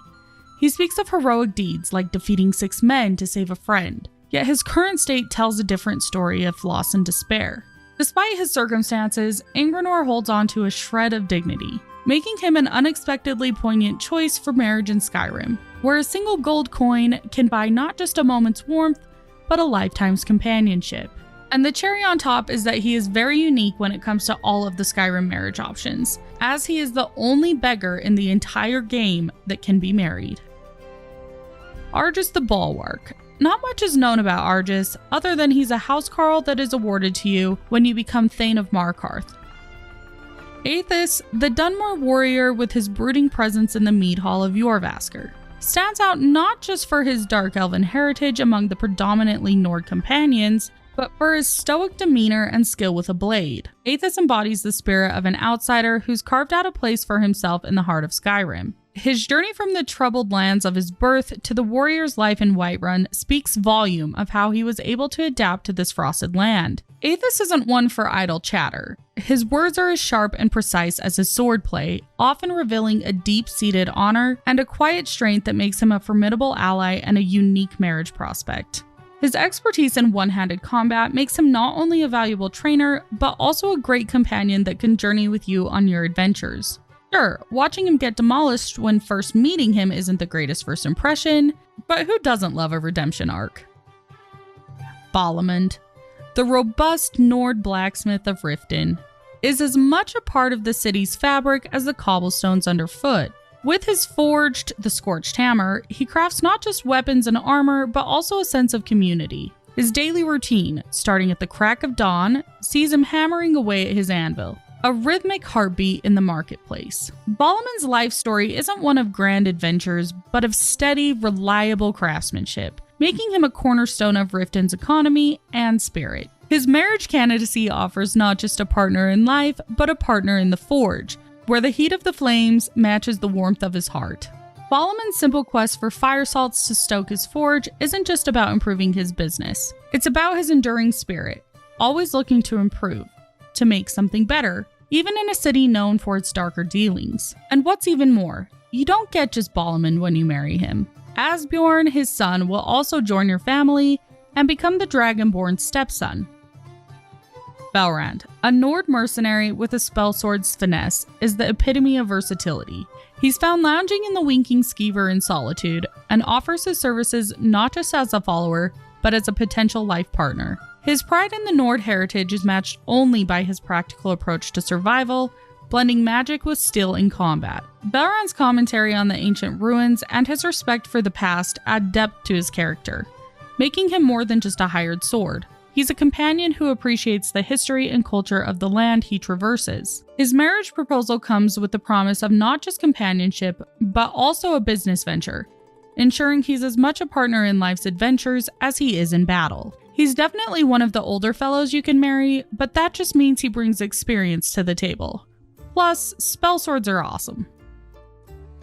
Baenor, the Nord with a chip on his shoulder about not making the cut for Murthal's guard. He is a character whose bravado masks a deeper desire for recognition and action. Found loitering around Morthal, from the guardhouse to the Moorside Inn, Baenor's life revolves around proving his worth. Whether it's through brawling or aiding the town's guard unofficially, his claim as Morthal's best warrior isn't just talk. He's eager to demonstrate his skills, making him a unique follower who might just challenge you to a fight before joining your cause. Despite his rough exterior and plans to potentially overthrow the Jarl, Baenor's loyalty to those he deems worthy is steadfast. His marriage proposal isn't just about companionship, but also about finding a partner in arms, someone who appreciates his strength and perhaps sees through his tough facade to the loyal warrior beneath. All good things if you can get past his gigantic ego. Might be a red flag, guys. Another housecarl. It's not that I don't like these guys, it's just that they don't have any background at all. They just appear and you take them for their worth. You can marry Calder after he becomes your housecarl in Windhelm. Koznak, the Breton with a penchant for the bottle and a life defined by the lack of heavy lifting at Arnleif & Sons Trading Company. He embodies the quiet desperation of Markarth's underbelly. Residing in the Warrens, his days are a monotonous loop between his bed and the Silverblood Inn, where he drowns his lack of purpose in mead. Despite his job as a porter, the trading slump has left him with more time to drink than to work, painting a picture of a man whose strength is underutilized. Koznak's life takes a turn when the Dragonborn crosses his path. A brawl for gold or a shared drink can turn him from a bystander to a follower, and with the Amulet of Mara, even a spouse. His marriage proposal isn't about romance, but about finding a new purpose, perhaps in the adventures of the Dragonborn or in rebuilding the Blades. Koznak's story is one of potential waiting to be tapped. A warrior spirit dimmed by circumstance, but ready to reignite with the right spark. And I've said it before and I'll say it again. We all love a redemption story. Dirkethus, the Argonian with a heart for adventure and a knack for getting into trouble, is discovered in the depths of Darkwater Pass, a captive of the Falmer. He's a miner with a knack for exploring beyond the safety of his mineshaft. His rescue from the clutches of the Blind Elves marks not just his liberation, but the beginning of a potential companionship with the Dragonborn, though he could do with a fresh fit. His marriage proposal, following his rescue, isn't just about finding love, but about finding a new purpose, a new home, perhaps in the arms of someone who saw him not as lost, but as someone worth finding. His skills in archery and light armor make him a valuable follower, blending the raw survival instincts of his Argonian heritage with a miner's fortitude. And he is only one of 2 male Argonian candidates, and Argonians are awesome. Farkas, a Nor warrior of the Companions, embodies the raw strength and loyalty of his kind, mixed with the primal power of lycanthropy. Raised within the walls of Jorrvaskr by a man who saved him from necromancers, his life is deeply intertwined with the brotherhood of warriors he calls family. Despite his imposing physical presence and a reputation for brute force over brains, Farkas harbors a kind heart, often underestimated by his peers, which makes him endearing to those who look beyond his tough exterior. His journey with the Dragonborn, from proving honor in ancient crypts to battling personal demons in the form of his beast blood, showcases his evolution from a mere muscle of the group to a companion of depth, seeking redemption and a cure for his curse. Farkas's potential as a follower and spouse highlights his desire for connection, not just in battle, but in life, offering not only his sword arm, but his loyalty and affection to those he deems worthy. I would say that Farkas is definitely a fan favorite choice, and that's not hard to see why. He's a big puppy dog with a soft spot, and he has a complex background. All recipes for a great pick, though maybe a bit safe. Filnjar, the Nord blacksmith of Shor's Stone, is more than just a local craftsman. He's the unofficial leader of his small community, showcasing the spirit and craftsmanship typical of his people. His life revolves around his forge, where he not only crafts weapons and armor, but also serves as a central figure for the townsfolk. Filnjar's interactions with the Dragonborn, from tasks like clearing out Red Belly Mine to more personal quests like intimidating him for the companions, reveal a man whose strength lies not just in his arms, but in his community ties. His potential as a marriage candidate after aiding him speaks to his desire for companionship, suggesting a life beyond the anvil, where he seeks a partner to share in both his daily toils and quiet moments of life in Shor's Stone. Filnjar's story is one of quiet leadership and the simple yet profound joys of a craftsman's life. Not really a looker in my opinion, but I'm sure people love the rough, rugged look of a grizzled blacksmith. Gakro Shargak, an Orzamer miner residing in the rugged environment of Kolskegger Mine near Markarth, is strong and determined like most of his kind. His life, marked by the daily grind of mining, takes a turn when he becomes a potential spouse for the Dragonborn, offering not just companionship, but a partnership in the form of a shop that contributes to the household income. Gat's simple existence in the mine, surrounded by the constant threat of Forsworn, highlights his survival skills and perhaps a longing for something more stable and secure. His marriage proposal, while perhaps unconventional, suggests a desire for connection beyond the solitary life of a miner, seeking someone to share in both the daily struggles and the potential prosperity of life together. He's tired of being under the boots of others, and he's ready to forge a new path for himself. Gat is also a very cool name for a character, and especially an orc. And orc candidates are far and few between. Speaking of orcs, Gorbash the Iron Hand resides in Dushnik Yal, where his life is a blend of past glory and current restraint. Once an adventurer and a member of the Imperial Legion, his return to the stronghold after years of exile underlines his complex relationship with tradition and personal freedom. His nickname, the Iron Hand, suggests a formidable presence, both in combat and in character. Yet his reluctance to leave his brother's stronghold again speaks to a sense of duty and honor towards his kin and heritage. Gorbash's potential as a follower or spouse reveals a man torn between the call of adventure and the ties of family. His skills in archery and light armor make him a versatile companion, capable of adapting to various combat situations, reflecting his diverse experience. His dialogue about bravery and his readiness to face life's challenges with the Dragonborn indicate a deep respect for strength and cunning, qualities he values not just in battle but in a life partner. Gorbash's story is one of a warrior seeking balance between his warrior's heart and the responsibilities of his orcish heritage, offering a unique perspective on loyalty, honor, and the quest for personal fulfillment. Gregor is the House Carl in the Pale. Here he is in all his glory. Isn't that something?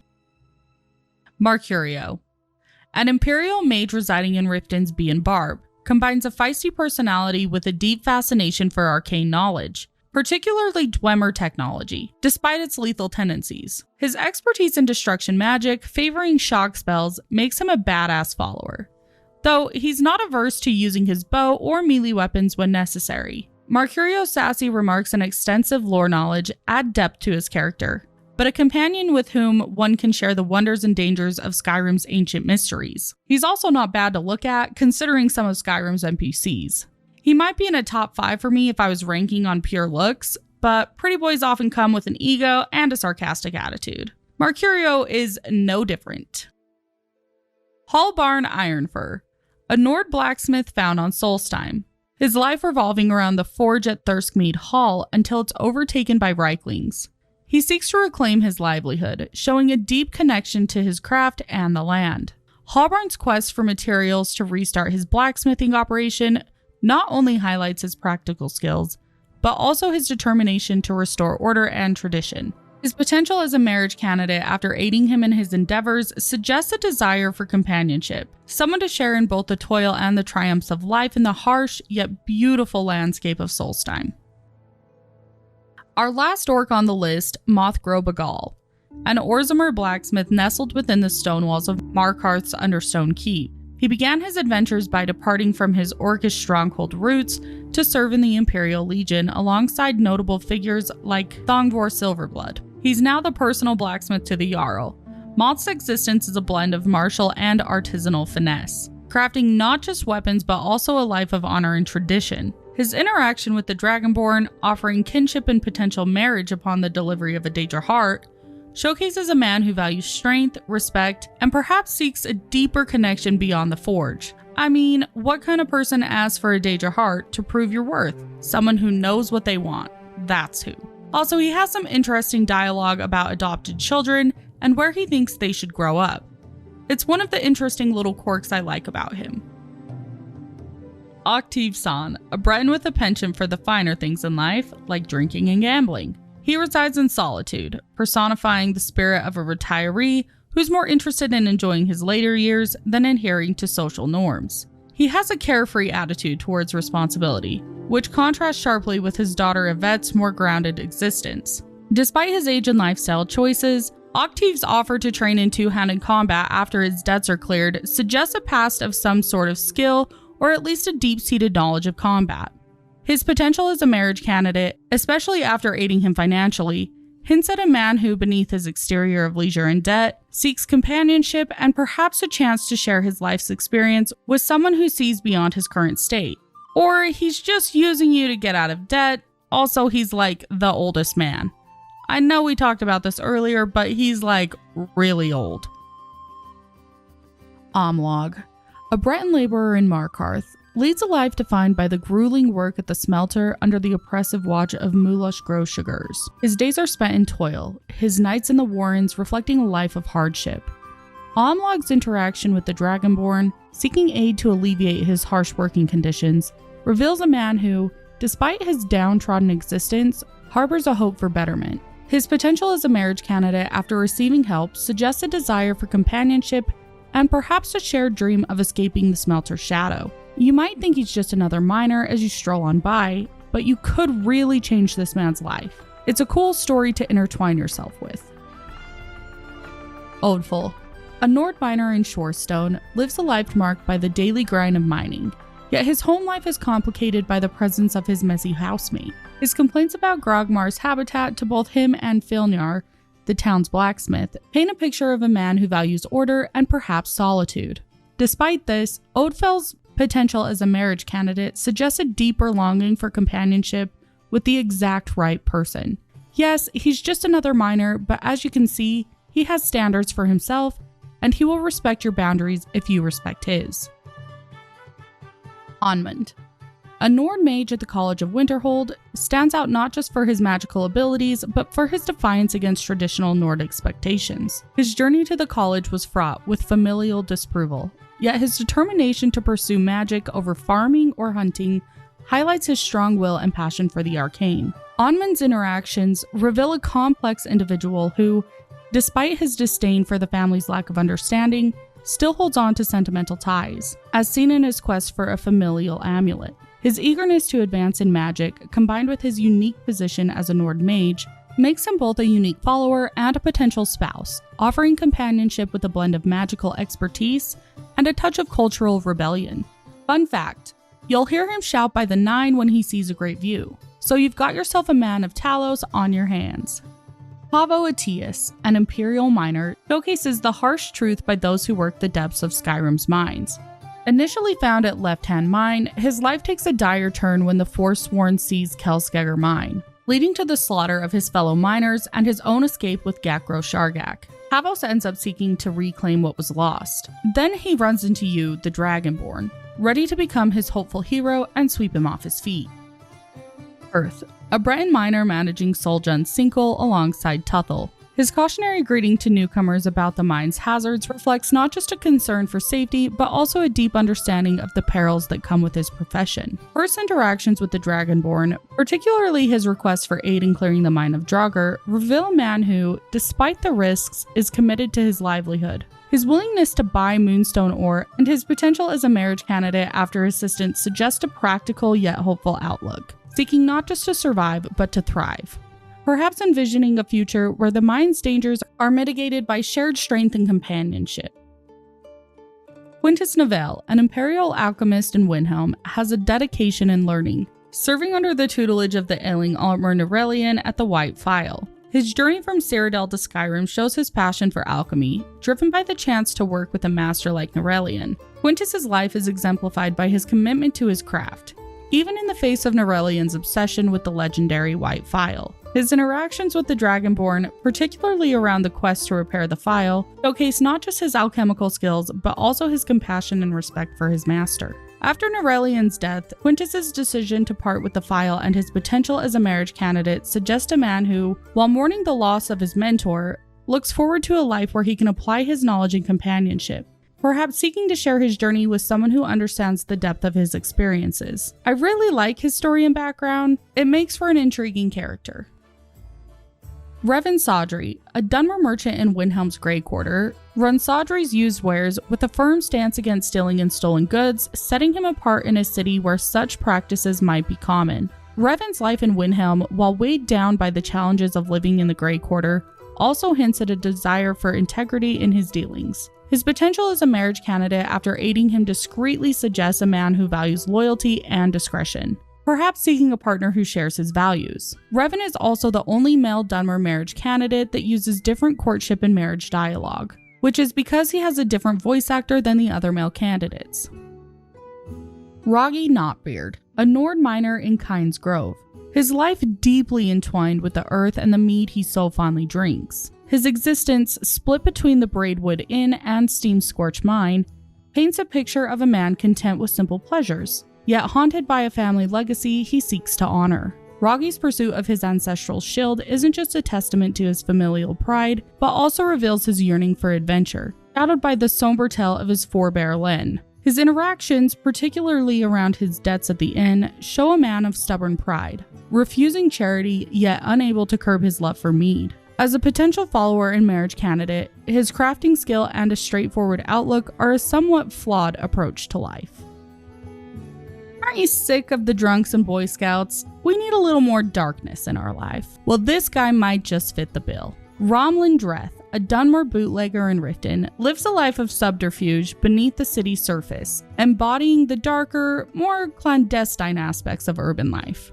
His presence at the Blackbriar Meadery or the Bee and Barb when not at home suggests a man deeply involved in the city's underbelly, dealing in illicit mead and perhaps other contraband. Romlin's offer to share cheap mead and his involvement in smuggling highlight his role as a fixer of sorts, navigating the gray areas of Riften's economy. His interactions, particularly the quest to smuggle mead, reveal a character who operates in the shadows, offering services that toe the line of legality, all while maintaining a veneer of camaraderie with those he deals with. A dark elf with a dark past.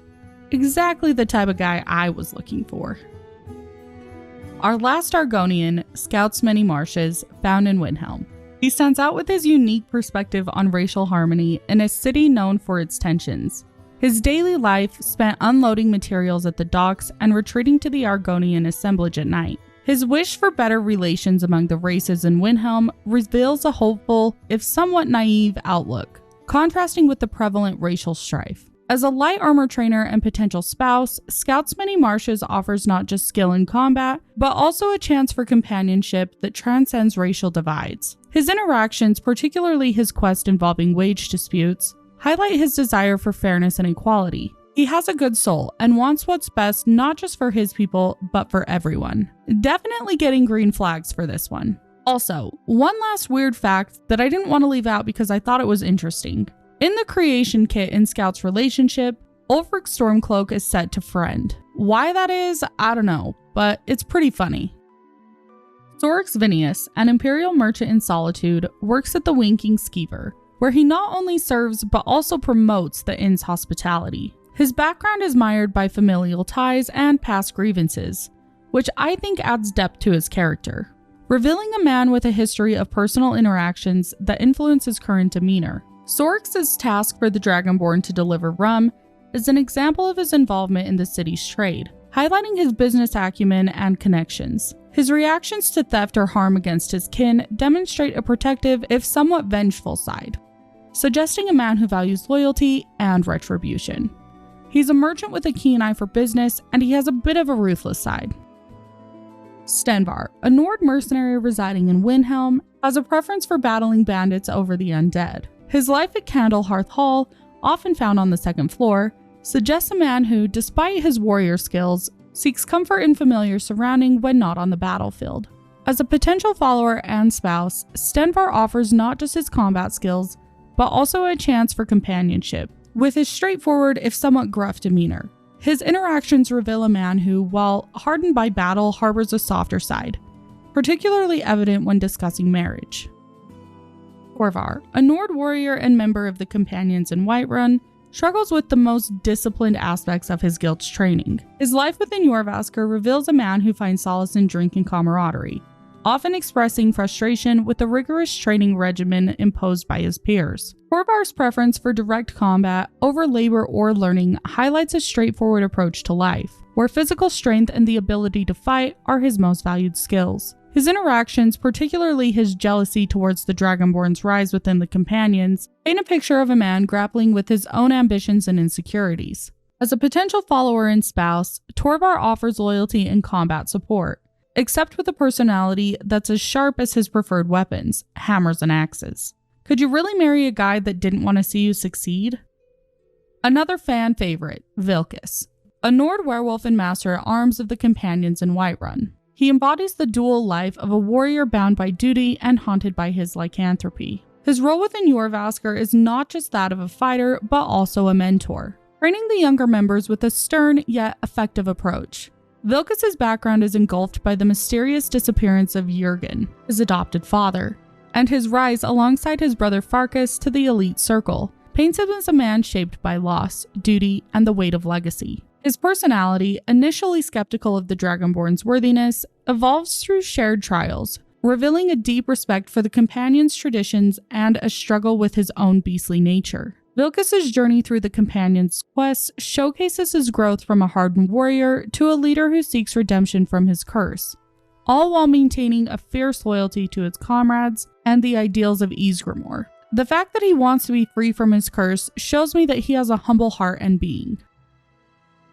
Vorstag, a Nord warrior in Markarth, lives as a mercenary, blending a readiness for battle with a curious mind, especially about Dwemer ruins and the dangers of mines, showcasing a life seasoned by both combat and a quest for knowledge. His pragmatic approach to life, often found by the fire in the Silverblood Inn, reflects a man who values comfort yet is always prepared for the next adventure or contract. As a follower and potential spouse, Vorstag offers his sword alongside a companionship marked by his straightforward, mercenary outlook, revealing a deeper desire for connection beneath his battle-hardened exterior. Last character. And I hope you caught on to the fact that we were going in alphabetical order, so I didn't save some crazy secret character for the end. It's just Wilhelm, the Nord innkeeper in Vilmer Inn in Iverstead, managing his establishment with a mix of hospitality and local lore. His life revolves around his inn, where he not only serves as a merchant and innkeeper, but also becomes a central figure in various local quests. Wilhelm's interactions, from his concern over the haunted Shroud Hearth Barrow to his involvement in the illicit mead trade, exemplify a man with a finger on the pulse of Iverstead's undercurrents. His readiness to engage with adventures like the Dragonborn, for tasks ranging from ghostly investigations to personal disputes, where every interaction could potentially benefit his business or standing in the town. He is pretty unique, and I was glad that he was last on the list. In the Evergreen Woods is an unmarked spot in Skyrim. Nestled north of Evergreen Grove in Falkreath Hold, this camp belonged to a now-dead alchemist, who met a tragic fate at the hands of some Spriggans. The camp itself features a pond teeming with mud crabs, 3 glowing nirnroot plants, and a cluster of bleeding crown mushrooms near 2 trees. If you explore, you'll find the Alchemist's Journal number 2 on a crate by the bedroll and an alchemy skill book, sitting on a tree stump near the extinguished campfire. We have 5 abandoned camps in Falkreath. The name is pretty much the description for these places. Just small hidden holes where bandits like to hide out. I'll show you them all really quickly, and we won't delve too far into each one individually because they're all fairly similar.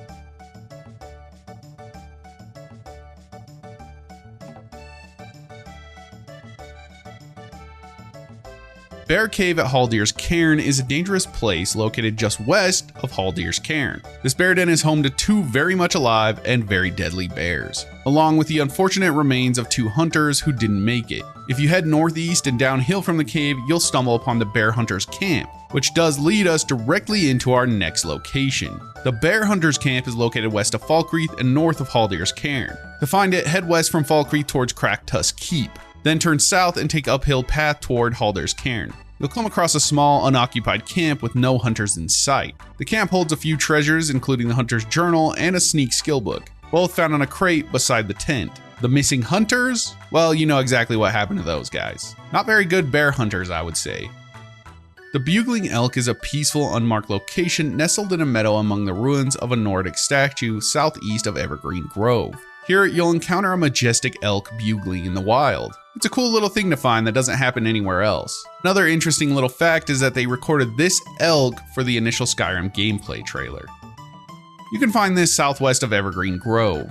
The scene tells a sad story of a likely dragon attack that has left 2 horses and several travelers as charred corpses among the wreckage of a smoldering carriage. Despite the devastation, an intact chest can still be found amid the ruins. Over time, the fire and smoke will fade away, leaving only silence and the remains of this tragic event.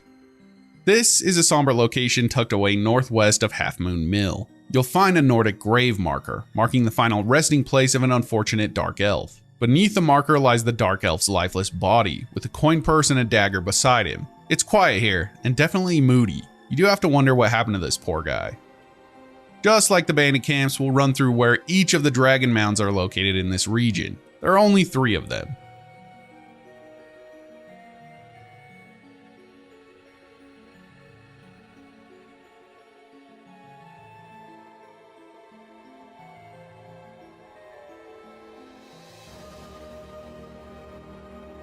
In a serene location situated on the southern shores of Lake Ilinalta, just south of South Brittleshin Pass, this small, peaceful island serves as a humble fisherman's camp, where you'll find a simple setup and plenty of bees buzzing around a nearby beehive. It's a quiet spot, perfect for a moment of tranquility among the wilds of Skyrim, offering a brief respite from the dangers that usually lurk nearby. We have 3 hunters' camps which are in the same vein as the bandit camps, places where hunters stay. We'll run through these relatively quickly as well, but the last one does have an amazing view.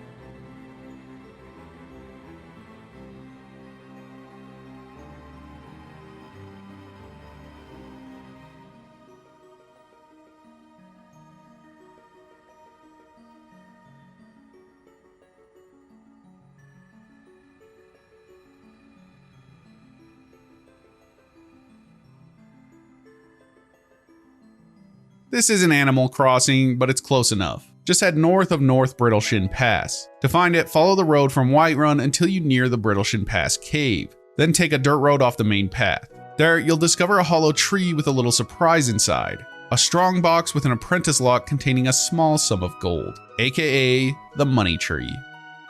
Located west of North Shriekwind Bastion in Falkreath, you'll find a pauper's burial ground near Lake Ilinalta marked by 6 graves. Standing guard over these resting places are 2 skeletal sentinels. Why these people are buried here specifically, no one knows. Maybe they were great heroes and this was the location of their final battle.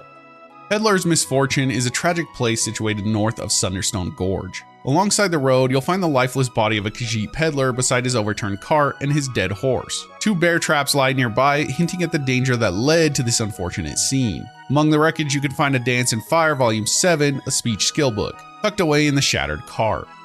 Situated north of Bone Chill Passage near a picturesque waterfall, you'll find a shack. The small shack bears the aftermath of a recent dragon attack, evidenced by 2 charred corpses. The nearby Dragon Peak Ancient's Ascent suggests that the beast flew down from its perch to wreak havoc on the prospectors. Inside the shack, you'll find a chest, a silver necklace on an end table, and a purloined shadow skill book for pickpocketing. Also, a note to the authorities offers a glimpse into the events that did unfold here. This is a chilling location, positioned southwest of Evergreen Grove and just west of the roadside ruins. Here, a grim stone altar is adorned with blood and bones, standing as a monument to dark rituals. Nearby, a dead Imperial woman lies on the altar, watched over by a leveled necromancer. Here you can find Apothecary's Satchel on the altar and the 2920 Frostfall Volume 10 Conjuration Skill Book among the scattered potions. Nightshade plants also grow around the altar as well if you're an adventurous alchemist type. Found in the foothills southwest of the Guardian Stones and northeast of Pine Watch, and just a short distance from where you can build Lakeview Manor, the shrine is accessible by following a winding cobblestone path from the Guardian Stones, veering right past a fallen tree and a large rock and ascending a short step path. The shrine bears the terrible aftermath of another massacre. 4 Talos worshippers have been slain in a fierce battle with a Thalmor soldier who lies dead among them. Thalmor agent dressed like a justiciar is identified by Thalmor orders signed by the first emissary Elenwyn. Revealing his name is Agent Sanyan. I'm no Thalmor lover, but it's pretty insane that he 4v1'd everyone here. Or maybe it's not because they're just religious folk. What do you guys think? Sunken Barrow is a mysterious location found beneath the waters of Lake Ilinalta. To find it, look for 3 moss-covered standing stones just peeking above the lake's surface. Dive into the depths and you'll discover an ancient submerged barrow. Inside, there's a chest, a burial urn partially buried in the mud, and some scattered loot. Nordic barnacles cling to the submerged stonework, and an urn can be found to the right of a table strewn with tools hidden among the silt. Located north of Pine Watch, this small eerie site features a cluster of standing stones, where a novice conjurer is found conducting rituals at a necromancy altar. Among the mystical setup, you can discover the 2920 Hearthfire Volume 9 Conjuration Skill Book and a burial urn. You'll find the headless skeleton north of South French Sanctum on the icy rocky slopes. Here, a lone pine tree stands guard over Fort Newgrad, beneath which rests a decapitated skeleton. The beheading axe remains stuck in the tree's trunk, a reminder of the skeleton's fate. Next to the scene, you'll find a chest containing a leveled war axe and the Warrior's Charge skill book. This is another one of Bethesda's classic ways to tell a story without actually saying or writing anything, but instead just showing. It leaves you with a lot of ideas of what happened to this person and why. The Lost Conjurer is an intriguing unmarked location hidden among the rugged mountains west of Bloodlit Throne. Navigate the steep slope to discover 2 ore veins and continue west to find the remains of a forgotten mage. You'll also find the 2920 Volume 9 Hearthfire Conjuration Skill Book, along with some void salts and 6 pieces of orichalcum ore. Always let someone know where you're going while hiking, or you might end up like the Lost Conjurer. This one is my favorite in Falkreath. The Silver Moon is a sunken relic that lies south of the Lady Stone in Lake Ilinalta. This ancient trading vessel, now a ghostly presence beneath the waves, has been there for as long as Riverwood's residents can remember. Dive beneath the water to explore the Silver Moon's wreck. While much of its cargo has been claimed by the lake, you'll find a chest in the middle of the deck and the captain's skeleton floating in the cabin, with his weapon on the top floor. Searching the wreck reveals a trove of underwater treasures. Nordic barnacles, various fish, clams, and an iron ore vein. On the lake bed nearby, you can also find 10 more Nordic barnacles, a clam, and slaughterfish eggs. The size of the vessel hints that Lake Ilinalta may have once been much larger, though of course they don't go into detail in-game. Also, another little fun fact for you, you can actually see the end of the boat on the map if you zoom in. In the vast expanse north of Knife Point Ridge, the toppled towers stand as weathered relics of old times. These 2 ancient toppled structures lean dramatically to one side, now serving as a den for a pack of wolves. The first tower harbors a hidden chest, a deceased creature, and some blisterwort mushrooms, while the second, located behind its crumbling sibling, hides another chest accessible only through a daring climb up the cliff face. The latter chest is harder to reach, so good luck.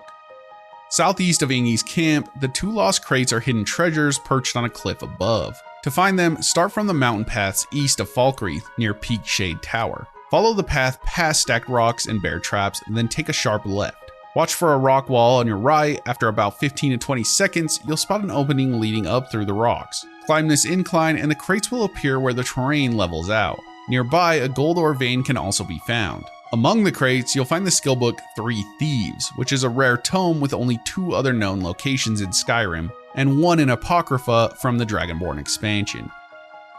North of the Twilight Sepulchre and close to the Shrine of Akatosh, you'll discover the Whitecap Circle. This strange site features a ring of whitecap mushrooms reminiscent of the Toadstool Ring. Within the circle, a gruesome scene unfolds. A blood splatter, a human skull, and a book pinned with an arrow. And to top it off, a random staff. Who knows what sort of freaky rituals took place here? 2 wild animal dens can be found in Falkreath. Kinda surprised there wasn't more. The first is in Orphan's Tier, not far from the site of the Falkreath Stormcloak camp. The second is the Pine Watch Outcropping, found below a rocky outcrop facing the main road and Lake Ilinalta. Just west of Lakeview Manor and south of Lake Ilinalta lies the ill-fated scene of the Woodcutter. This deceased Breton lumberjack rests beside a few recently felled trees, the last thing he ever did. Next to him, you'll find his unique iron battle axe, the Woodsman's Friend, a symbol of his trade. The nearby Conjurer's Altar hints at mysterious forces, though his cause of death does remain a mystery. Follow the shoreline east from Dawnstar Sanctuary, passing several horkers, and you will find a small camp featuring an animal skin tent. Known as the Lover's Tent, this unmarked location smells of quiet intimacy and romance, and maybe even sex, offering a glimpse into the simpler, more human stories of Skyrim. Within the camp, one may find an amulet of Mara, 16 red mountain flowers, and 2 boiled cream treats, although the wildflowers, empty bottles, and the amulet may not always appear, adding a touch of unpredictability to the discovery. The tent, with its modest setup of bedrolls and scattered belongings, gives shared refuge and warmth, contrasting with the rugged beauty of the surrounding wilderness. Its placement near the serene shoreline and its intimate details invite speculation about the lives of the lovers who once sought solace here. Was this a retreat for star-crossed souls, or simply a fleeting sanctuary for 2 hearts in a harsh world? And aside from the 2 cream treats mentioned, what other cream treats? Never mind, I won't say the joke. North of Vollenrude is an unmarked location known as a Bloody Trail. This site tells the tale of violence through its scattered clues. Following a trail of blood uphill to the north-northwest of Vollenrude towards the shrine of Mehrunes Dagon, it'll lead you to a rock outcropping where a dead female Bosmer can be found. Clutched in her possession is map number 6, offering a good lead to some hidden riches. Nearby, you'll find a leveled bow that lies abandoned, suggesting the final moments of a desperate struggle. At the other end of the blood trail lies the body of a dead male Bosmer, further deepening the mystery. The scene implies a deadly altercation, perhaps over the map, though the exact nature of their conflict is left to the imagination. A bloody trail is not only a discovery of potential treasure, but also a reminder of the perilous lives lived in Tamriel, where greed and survival often clash in fatal encounters. The bandit camp near Dawnstar, known in the official Skyrim guide as the Shoreline Bandit Camp, is a small location nestled along the coast of the west of Dawnstar. The unmarked site is home to a group of 3 leveled bandits and 1 bandit archer who respawn every 3 days. So just be aware if you ever decide to randomly head back to this location for whatever reason. The camp itself is equipped with bedrolls, a cooking spit, and a chest containing leveled loot, offering some okay-ish rewards if you decide to clear it. If you're a destruction mage, or you're like me and you just feel like collecting every book that raises a skill you'll never use, you'll find a hypothetical treachery, a book that permanently increases the reader's destruction skill. It's honestly the best thing that you'll find here. The Shoreline Bandit Camp is a classic example of the makeshift hideouts that bandits use to exploit Skyrim's wilderness. Its strategic position along the rugged coastline allows its occupants to monitor and ambush unsuspecting travelers or fishermen venturing too far from Dawnstar. If you watch any of our other Skyrim unmarked location videos, you'll know that unmarked bandit camps are pretty much everywhere. They won't blow your mind, but it's cool to see all the little places handpicked by the devs. The Bandits' Hovel, located southeast of Highgate Ruins and southwest of the Pale Imperial Camp, is a ruin of a shack now claimed by bandits. This small but evocative location is surrounded by eerie details, including a burned down horse carriage near the front and a burnt corpse that remains perpetually ablaze, creating a chilling and unforgettable visual. Within the hovel, adventurers will find a leveled chest, offering modest rewards for those daring enough to confront the bandits who now occupy the ruins. The simple furnishings and rough state of the shack suggest it served as a temporary hideout, reflecting the transient and opportunistic nature of Skyrim's outlaws. The origin of this wreckage is unknown, and aside from that mystery, the internal flames radiating from the corpse is perhaps the coolest part to this unmarked location. Southeast of the wreck of the Brinehammer, along the desolate shore of the Sea of Ghosts, lies a small upturned fishing boat known as the Barnacle Boat. This sunken relic of Skyrim's maritime past has become a new home for mud crabs and Nordic barnacle clusters. Its wreckage teeming with marine life that hints at nature's reclamation of what once was man-made. Beneath the boat, partial remains of a skeleton rest silently, a grim reminder of the perilous lives of those who dared to navigate the northern seas. Adventurers venturing to this remote location will find not only alchemy ingredients like clams and barnacles, but also a treasure for scholars and mages. A copy of Daughter of the Niben. This book, which permanently increases alteration skill, makes the journey to this eerie shoreline all the more rewarding. The frigid waters and haunting atmosphere evoke a sense of both danger and wonder as the wreck's quiet desolation is juxtaposed with the life it now supports. Located west of Dawnstar is a good example of the wild wilderness of the Pale. To reach the den, you can follow the shoreline or take the main road north to Dawnstar, then head along a rough snow path northwest and around to a shoreline overhang. Once you find the den, you'll also run into the guy inhabiting it, a frost troll. So just be aware. The den's natural cave-like structure blends seamlessly with the frigid environment, and within you'll find a chest holding some pretty good loot. The Death Blow of Abermanet, this skill book, is a poem recounting the Battle of Abermanet, a historic conflict involving one of House Dagoth's strongholds, and it permanently increases the reader's block skill. Sneaky players might choose to slip past the troll to claim the chest. I figured I would just let you know it's an option, but I'm sure your 80+ nuked out archer build won't have an issue.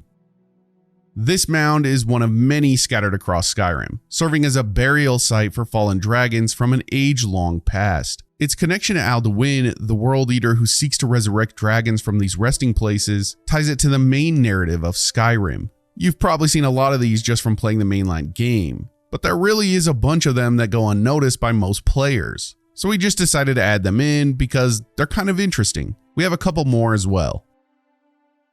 The Dragon Mound Yorgrim Resurrection is an ancient burial site located a short distance upriver from Inga's Mill in Eastmarch. This mound serves as the final resting place of the dragon Vintaruth, until Alduin arrives to resurrect him during the quest Elder Knowledge. You can find it marked by weathered stones and an aura of ancient power. This site transforms into a dramatic stage for Alduin's efforts to rebuild his army of dragons. Occasionally, after Alduin performs his shout to awaken Vintaruth, he'll fly off to prepare for his confrontation with the Dragonborn and Parthenax on the throat of the world, leaving the burial mound to burst open. Usually we don't put in locations that are connected to questlines, especially main ones, because then these places don't feel very secret. But this one has something cool located nearby, and I wanted to give a little more context on the mounds for the inevitable ones that we cover in the future. Beyond its role in the questline, there is a chest hidden near the edge of the mound. It doesn't hold anything too special, but it's something that you might have missed on your first visit here.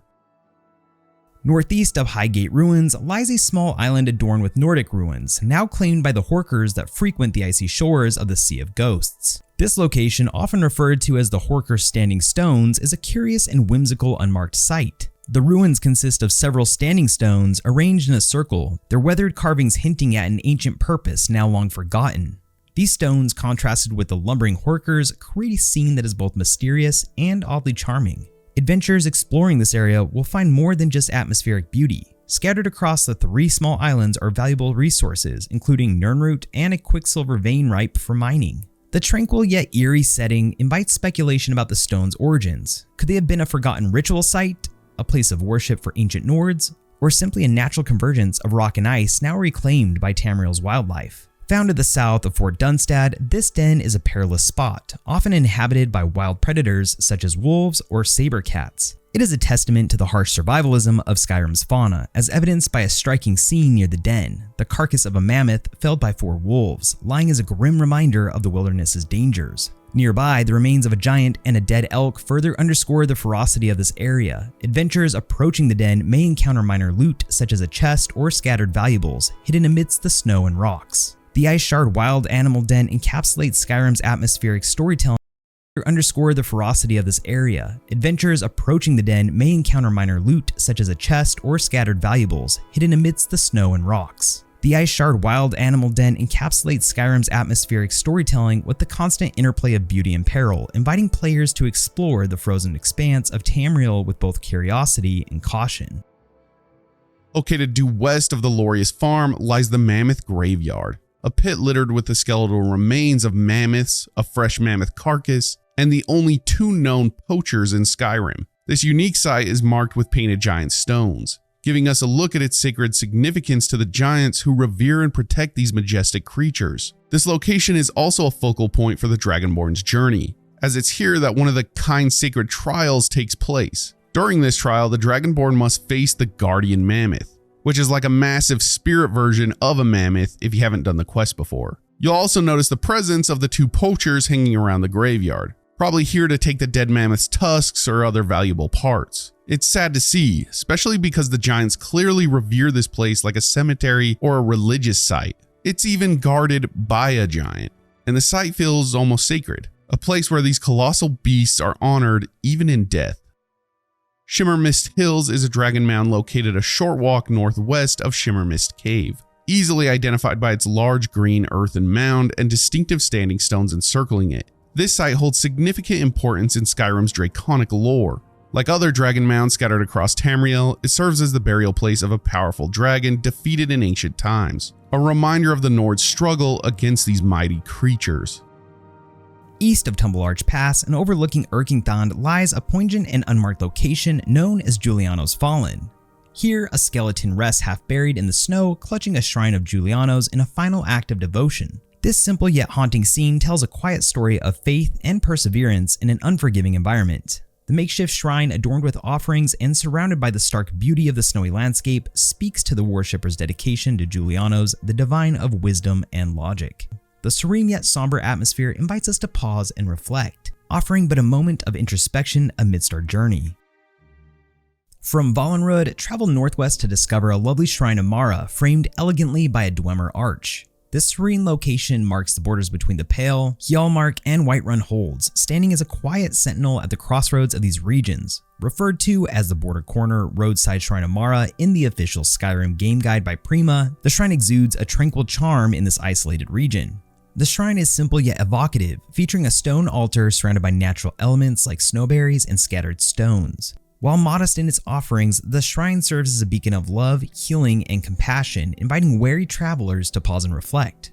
Oh, and for treasure seekers, the site offers an additional reward. Treasure Map 6 can be found a short way behind the shrine. Yes, this map is the same one connected to the hidden location of a bloody trail, which we mentioned earlier in the video. Northwest of the wreck of the Brinehammer in the Sea of Ghosts lies a hidden gem of exploration. A submerged chest filled with leveled loot, aptly embodying the allure of Skyrim's sunken treasures. Just northwest of the wreck are 2 tiny flat islands. From the smaller western island, face due north and dive into the icy depths to uncover the chest. Among its treasures is the skill book Sithis, which permanently increases the alteration's skill. This chest's loot is determined by the Dragonborn's level and does not restock, making its discovery a one-time reward for the intrepid adventurer. This underwater trove offers more than just material gain. It captures the spirit of Skyrim's vast and untamed world. The serene yet haunting underwater environment, with rays of sunlight piercing the cold, murky waters, evokes a sense of beauty and mystery. The presence of the sunken chest transforms this remote corner of the Sea of Ghosts into a small yet captivating tale of hidden wealth and forgotten relics.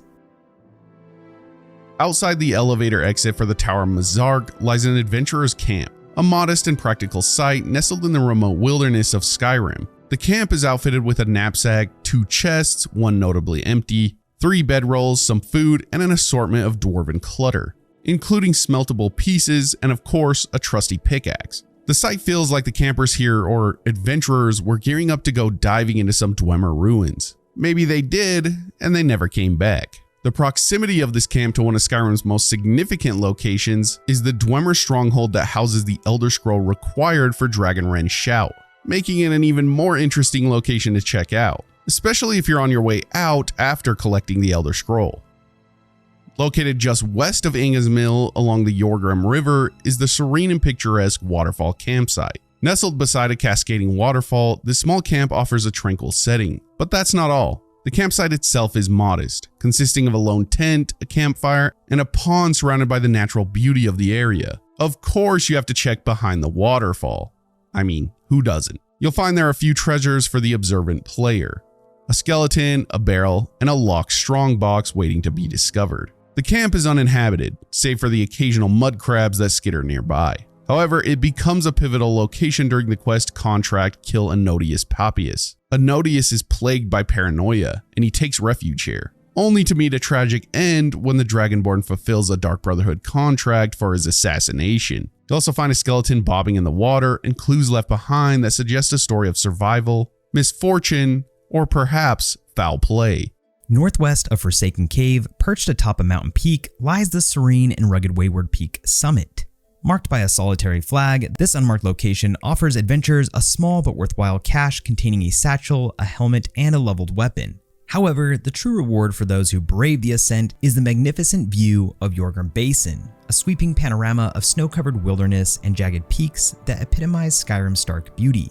The journey to Wayward Peak summit is not without its challenges. Steep inclines and the biting winds of the Pale make the trek a test of endurance, and wild predators or frost trolls may lurk along the way. At the summit, the remnants of a previous visitor, perhaps an adventurer or a soul-seeking solitude, can be found, leaving behind modest treasures and a sense of mystery.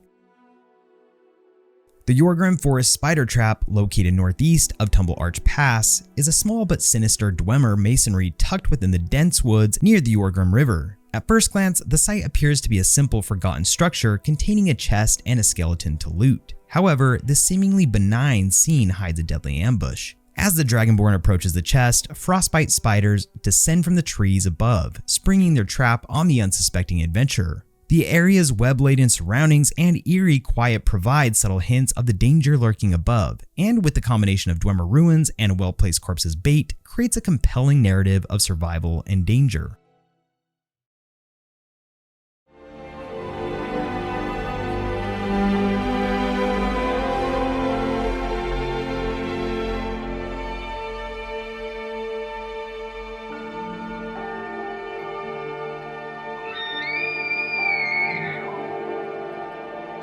Let's start with the familiar, the fluffy, four-legged animals we love in our real lives. Dogs. Miko is a lovable and friendly dog that can be found here just south of Miko's shack in Hjalmarch. You'll notice that a lot of the dogs in Skyrim resemble this one, and that's because they base them on the real-world Irish wolfhounds. They are known to be sweet, loyal, and relatively calm breeds, but don't get it twisted. These dogs are fearless big game hunters and have been known to dispatch wolves in single combat. Pretty impressive stuff, and it's probably the reason that the developers chose their specific breed. Recruiting Miko is easy, but it's definitely a sad conclusion. All you need to do is follow Miko back to her shack. There you'll find her owner dead, and then you'll be able to recruit her. She can also be added as a pet to one of your homes, and since we're on the subject, you should know that not all companions can be pets, and not all pets can be companions. The difference is that the companions will follow you and help you in battle, while pets stay at your chosen homestead and live on the property. So please, go find her and save her. Vigilance is another Irish wolfhound that can be found at the stables in Markarth. Once there, you need to speak with a Breton man named Banning. He will give you some information on Vigilance, and he will offer the dog to you for 500 gold. Banning tells you that he trains war dogs for the Jarl, and Vigilance is no different. He is rearing to help you in any combat that you come across. And just like Miko, he also can be added as a pet. Bran is a new type of dog we haven't encountered yet, based on the real-world Husky. You'll find him in Fort Dawnguard in the Dawnguard DLC. What makes Bran unique, besides his breed type, is the fact that he is wrapped in the leather armor. Born and bred to fight as a war dog in the Dawnguard against the seditious vampire scourge, you'll have to join the Dawnguard if you want a chance to recruit this lovely fella. Bran can also be added as a pet to one of your homesteads. Skjalling. Sorry if I said that wrong. Just like Bran, this is another armored husky war dog that you can recruit once you join the Dawnguard. A fun fact is that the names Bran and Skjalling are a reference to an Irish legend and hero who had two warhounds with the same names. I don't know if we can consider these dogs really, but it seems fitting to put them in this category. Huseth is a deathhound that can be recruited at Castle Volkihar. These deathhounds are like the opposite of the armored huskies, as you'll have to join the vampire Volkihar clan to gain access to them. Deathhounds are undead creatures that fight with vampire masters against their enemies. Unfortunately, Cusith cannot be added to a homestead as a pet. But would you really trust this guy to be around your children? Wait, do you even remember the names of your children? Garmur is another deathhound that is recruited at Volkihar Castle just like Cusith. His name is a reference to a Norse mythology hound that guards the gates to Helheim. That does it for our good boys. A quick few notes I'd like to throw out is that you can find stray Irish wolfhounds in the wild that you can recruit as followers, but they just have the generic name of the strays and they are random encounters. Also, you can have Barnabas follow you around forever if you never finish his questline, so in a way, you could technically consider him a companion if you wanted. Also, there's Stump. He's not actually a pet in the game, but it is technically possible to give him a good home through a random series of events. Stump is owned by Frodnar in Riverwood, and he really likes the little girl and Frodnar's friend Dorothy. Well, if somehow Dorothy loses her parents, she will end up at the orphanage in Riften. Then if you adopt her, she will show up at your house with Stump trailing behind her, even though he isn't her dog. So then he will technically stay with her forever as long as she is adopted. It's pretty cool. Moving on from dogs, let's take a look at some other friendly animals that can be found in Skyrim. Hilda is a goat that can be found in Rorikstead. Her owner Halvar has trained her to be a faithful and loving companion capable of carrying some of your burdens. To keep her, you'll have to pay Halvar 200 gold. If you find Halvar's journal, you'll learn a bit about Hilda's past and her adventures. Hilda comes equipped with an animal pack, but feel free to remove it if you don't like the look. Also, speaking of looks, Hilda is one of the few pets in Skyrim that can wear an animal collar. Purely cosmetic. She is very handy, she is considered essential and cannot be killed in combat. But she also won't fight for you either. She can be summoned with a teleportation spell, so she'll always be around to help carry the heavy stuff. Another cool thing about Hilda is that she can follow you, even if you already have another pet following you. Hilda is the goat, and I highly recommend recruiting her. Make sure you have a sweet roll on hand for this next one. You'll find a trained fox south-southwest of Half Moon Mill right here. This fox's name is Sweet Roll, and to recruit it, you will need to feed it a sweet roll. The fox comes equipped with an animal collar, but you can take it off if you'd like. Just like Hilda, Sweet Roll can be summoned using a teleportation spell at any time. And just like many of the creatures in this category, Sweet Roll has an associated book that gives more background on the animal. You'll find it on a dead thief near Half Moon Mill, called the Thief's Journal. Sweet Roll is unique in the fact that you can tell it to go find something valuable, and it will search around the area and bring back to you valuable items. So go out and get your own swiper. On the subject of foxes, if you have an adopted daughter at one of your houses, you may come home one day to her and find that she has brought a wild fox home and wants to keep it as a pet. This could either be Vix or Kit. They both look identical. They can't be followers and are just pets for your child. Thistle is a trained rabbit found at the abandoned alchemist shack in the mountain pass south of Iverstead. To recruit her, you'll need some carrots that you can feed to her. You'll find a curious note from the alchemist of Thistle and how she became useful to her owner. Thistle has a unique ability of being able to gather ingredients for you, and she can also give you a random ingredient once a day. Plus, she's just super adorable. Just like Vix and Kip from before, you can get another rabbit named Cotton from your adopted daughter. I guess we have to talk about Scritch. Scritch is a skeever that you can find in the Ratway. Sadly, he is locked up, so if you free him, he will then be able to follow you around. I was just kind of hoping he'd scamper off to freedom, but oh well. The associated journal for Scritch is called the Pickpocket's Journal, which is found nearby. Scritch can find food for you and will give you a random piece of food every day. He is also capable of wearing the animal pack, just like Hilda. I will say this one good thing about Scritch is that he has a full coat of hair and doesn't resemble the disease-ridden skeevers that you'll find throughout Skyrim. He's slightly better looking. Slightly. Also, before we get to the next category, and since we are on the subject of disease skeevers, it is possible for one of your children to ask you to keep a skeever as a pet named Biter. He cannot be a follower, but hey, another giant rat just for you. Well, your adopted kid. Let's jump right into the next category, and if you have arachnophobia, you might want to skip this one. Let's talk about our many-legged friends. This one is one of the few pets you can get that cannot become a follower. Pinsir, the tamed mud crab. To get him, you'll have to have a home and an adopted child with it. One day your child may approach you with Pinsir and ask if they can keep him. If you say yes, then you'll have a little mud crab wandering your home for the rest of time. This one is actually kind of cute though. Speaking of mud crabs, you can actually find the dwarven armored mud crab in the Understone Keep, and this mud crab is capable of following you on all of your adventures. You can purchase it from Calselmo, who tells you that he found the crab after exploring an ancient Dwemer ruin. It is mostly meant for carrying weight and it doesn't help you out in fights, which is weird because it's literally wearing armor. It will also occasionally give you random clutter like ores, gems, or sometimes even gold. The Manic and Demented Elytra Nymphs. I decided to put these together because they are almost exactly the same. It's just that their colors are different and they are found in two separate locations. The Manic Nymph is captured in a cage at the Saints Camp, and the Demented Nymph will be found in a cage at the Seducer Camp. They are part of the Saints and Seducers Creation Club content. They are capable of following you or becoming pets. They will even produce a unique venom that you can use called Mystic Venom. They're creepy, but also pretty interesting. If you're this type of person, then more power to you. You can find a unique looking frostbite spider inside Kronvagr Cave. Her name is Arachnia, and she is trapped inside of a cage. Apparently, she is the victim of a vampire that would harvest her venom and inject it into her victims that she would then prey on. You'll find this info in the Vampire Naturalist Journal. Once you free her, she's yours for all time. You can ask her to spin a web that she will place on the ground to help web up your enemies, or you can ask her for her potent frostbite venom. Quickly moving on from that category, let's explore the more unique options that Skyrim has to offer. Creatures and even machines that are sure to catch your eye. The Steadfast Dwarven Spider. To find this little bugger, you'll need to head to the Dwarven ruins of Kagramez and Solstheim and face its challenges.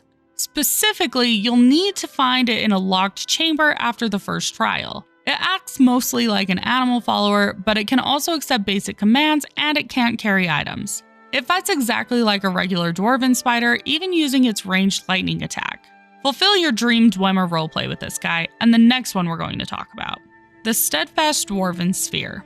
You'll find it in a locked chamber after you face the second trial. The automaton will remain in its sphere form when your weapon is sheathed. Upon unsheathing a weapon, or if enemies are nearby, it will expand and attack as normal. It fights like a regular Dwarven sphere, using melee attacks and a crossbow, which is unique for pets and animal companions because most don't have ranged attacks. Did you know you can get a Reichling as a follower? This one surprised me too. Once you become the honorary Reichling chief by completing the Chief of Thirstcall quest. I think a lot like me didn't side with the Reichlings during this event, so we lost the capability of gaining them as followers. So if you want to recruit Reichlings, then don't help the people take back Thirstmead Hall. Help the Reichlings. They only follow basic commands, but you can access their inventory, so they are capable of helping you carry stuff. They are also pretty decent at combat. They come equipped with their little spears, and they can even throw them. They are still considered pets, which means they can still be hired alongside a humanoid follower. They even have this cool mechanic, where the higher level you are, the Reichlings change as you recruit them, getting stronger the higher up you go. They can even show up randomly while you're traveling Solstheim to help you out in battles, and you can recruit them during that event as well. Last, but certainly not least, and probably many people's favorites, is the Armored Trolls. You can purchase one of these big boys after you've completed a few quests from the Dawnguard. They are built to wage war on the vampire and their ilk and are no pushovers. You can even get a frosted troll version at higher levels. You'll have to purchase one from Gunmar for 500 gold, and despite what Gunmar tells you, you can absolutely take the trolls with you anywhere and they won't attack anyone that isn't hostile towards you. Hired muscle is taken to a whole new level. We have 101 random secrets and facts in Oblivion that probably most of you don't know about. Sit back and relax, and welcome back to the enthralling and beautiful world of the Elder Scrolls Oblivion. If you watch two people spar in an arena fight, you get a +5 to hand-to-hand combat. This also works if you watch two blades spar at Cloud Ruler Temple. The Kvatch and Shaden Hall gates give 3 sigil stones if you keep tapping on them. There's ectoplasm on the ground next to the bench at Meridia's shrine. I wonder why that would be there. You can find a loot chest under the bridge near Miskarkant. It's extremely difficult to get the prompt to open the chest, but it's not impossible. You can find some hidden gems outside of Fort Lynchell by hopping onto the broken stones to the side. Don't worry, your acrobatic skill doesn't even need to be high. Just like in 5, you can do a similar move at Fort Nickel to get yourself a fine steel bow. There is a cave called the Vein Cave near Water's Edge north of Breville. You will find a tribe of Argonian people inside. They have a shaman and a chieftain. These people are never referenced in the game beyond this. Bethesda had some cool plans for Oblivion, but it never made it past the cutting room floor. Things like planned arenas in every major city, there was supposed to be an Elder Council questline, and Fort Such was actually planned to be a city called Such. There's a crazy Bosmer from Skingrad that will pay you to spy on people in the town. You can tell them of his plan and they will explain that they are definitely not spying on him. Later on, he will pay you to kill them. Yeesh. There are 60 total Oblivion gates in the game, including Kvatch and the 2 Bruma ones. Technically, there are 91 locations in which they can spawn. A large fort southwest of Shadenhall called Arkved's Tower contains a massive Daedra quest that involves 8 subzones. Vermina the Daedric Prince sends you on a quest to retrieve her orb from a wizard. In the Greenmead Cave, past the Minotaurs and Spriggans, and deep within the bowels, you will find the most horrible creature in the realm, the giant mud crab. Right when you escape the sewers of the Imperial City, you can find a body in the water. It's a decomposing slump, and apparently its name was Nath Dyer. You'll find a note on his body that explains that he was watching someone from a distance, longing for them, and stalking them. There's a helmet at the bottom of the bay near Anvil called the Fin Gleam. You can collect this at any point in the game, and it allows you to breathe underwater infinitely. It's super handy for later portions and quests in Oblivion. The town of Hector holds a dirty secret. You might think all these townsfolk when you arrive are incredibly rude. That's because they're a cult that holds people in cages in the tunnels below the town. You can save a young Argonian man from their clutches. It's also a reference to the work of H.P. Lovecraft. In the Sideways Cave, you'll discover ancient tablets that tell a secret story. Apparently this cave used to be an Ayleid city. Unfortunately, these Ayleids decided to worship Molag Bal, and Meridia decided to bury their ancient city. You can find a unicorn in the game, and there's a quest to kill it and steal its horn for the Daedric Prince of the Hunt. And yes, you can ride it. This one might be obvious for some, but for newcomers to Oblivion, it must be known. If you murder an innocent civilian at any time and then you go to sleep, you will be awakened by Lucian LeChance, a member of the Dark Brotherhood, who will then have an enticing offer for you. North of Skingrad, you'll find a massive, colossal, all-powerful, ear-bleeding giant Nirnroot. Did Bethesda really think we needed visual aids to find more of these things? If you go to the skooma den in Breville, located just across from the Fighters Guild, you can steal all the skooma from the junkies inside the den, and they won't report the thefts. It's kinda sad, but hey, free skooma. You can find a goblin in a cave behind Waterfall Way. Well, the body of a goblin. He's leaning on a chest with a bunch of empty bottles all around him. He presumably drank himself to death. You will cross a bridge from Shadenhall to Leowin and will discover the body of a troll floating face down in the water under the bridge. On his body you'll find a note that says, "Me worst troll ever. Nobody pay brig toll. Me not scary enough." Poor guy. Go to the docks of Anvil at midnight and you can witness an underground fight club. You can't join in, but you can watch the fights. You can collect the Heaven Stones located at random locations on the map. They are similar to the Burst Stones from Skyrim, but in Oblivion, all the effects stack, so go find all of them. Speaking of stones, you can also find rune stones in the game. These stones will provide you with some unique gifts, like a bound weapon or a piece of armor that lasts until the spell dissipates. In the basement of Lazair Milvin in Skingrad, you will find a monstrous beast, the horrid giant rat. You can purchase a suspiciously low price but massive house in Anvil. That's because the house is infested with ghosts, and you'll witness some very spooky things in this location. If you wait for an NPC to leave or enter a building, you can perform a nifty trick. Wait until they are fading and then cast Paralyze. You can then stretch their bodies by using the grab. It's hilarious. You'll find a body on the way to the top of Dive Rock. This is Andre, and on his body is a note from his daughter. She tells her father that short of believing the fact that he can kill a frost troll, she doubts that he can make it up the mountain. Pretty brutal. If you go to prison a lot, and I mean a lot, like 40 or 50 times, the guards at the prison will actually start to treat you differently, becoming less rude to you and more friendly, but they still won't let you out. Several of the shops located in the game are references to real-life restaurants. For example, the main ingredient was named after the main ingredient in Maine. Unfortunately, the restaurant changed its name to the Maine Market. The statue in coral in front of the South Gate is a rendition of the Pieta, one of Michelangelo's works. In the basement of the Imperial City Palace, you'll find incredibly large pieces of furniture. What is with Bethesda and making things giant? If you visit Sheogorath's shrine after you start Shivering Isles, some interesting dialogue occurs. Either Sheogorath will mention that you need to get back to work, or if you completed the quest, then Haskell the manservant will be the one to speak to you. Paintbrushes in Oblivion don't follow the laws of gravity, so if you drop one from your inventory, it will float in the air. You can use this method to create a ladder of sorts. Do what you will with this information. The legendary duplication glitch. Did you even grow up with Oblivion if you didn't do this at least 100 times? If you equip a stack of scrolls and then drop a different item, it will duplicate that item. That goes for anything. If you drop any Daedric artifacts during the quest of that artifact and then pick it back up, you will have a 0-weight Daedric artifact, forever. Have you ever heard of the Drow in the Elder Scrolls? Did you know that they're also in Oblivion? You can find them in the Crayfish Cave near Leowen or even near the White Stallion Lodge. They're definitely a rare sighting in Cyrodiil. This one is massive and deserves a video on its own, but did you know that there's a secret mechanic in Oblivion where the goblins actually go to war? The 7 main goblin tribes each own a sacred goblin totem staff, usually located in their respective lairs. If the totem is stolen and dropped somewhere, a recovery party led by the tribe's war chief will attempt to find it and return it to their lair. Apart from causing havoc for any settlements the goblins might pass by on their way to recover the totem, the party usually encounters no resistance. If, however, the totem is placed inside the lair of another goblin tribe, the 2 goblin tribes will be hostile and the party will likely be prevented from recovering their totem, thus starting a goblin war.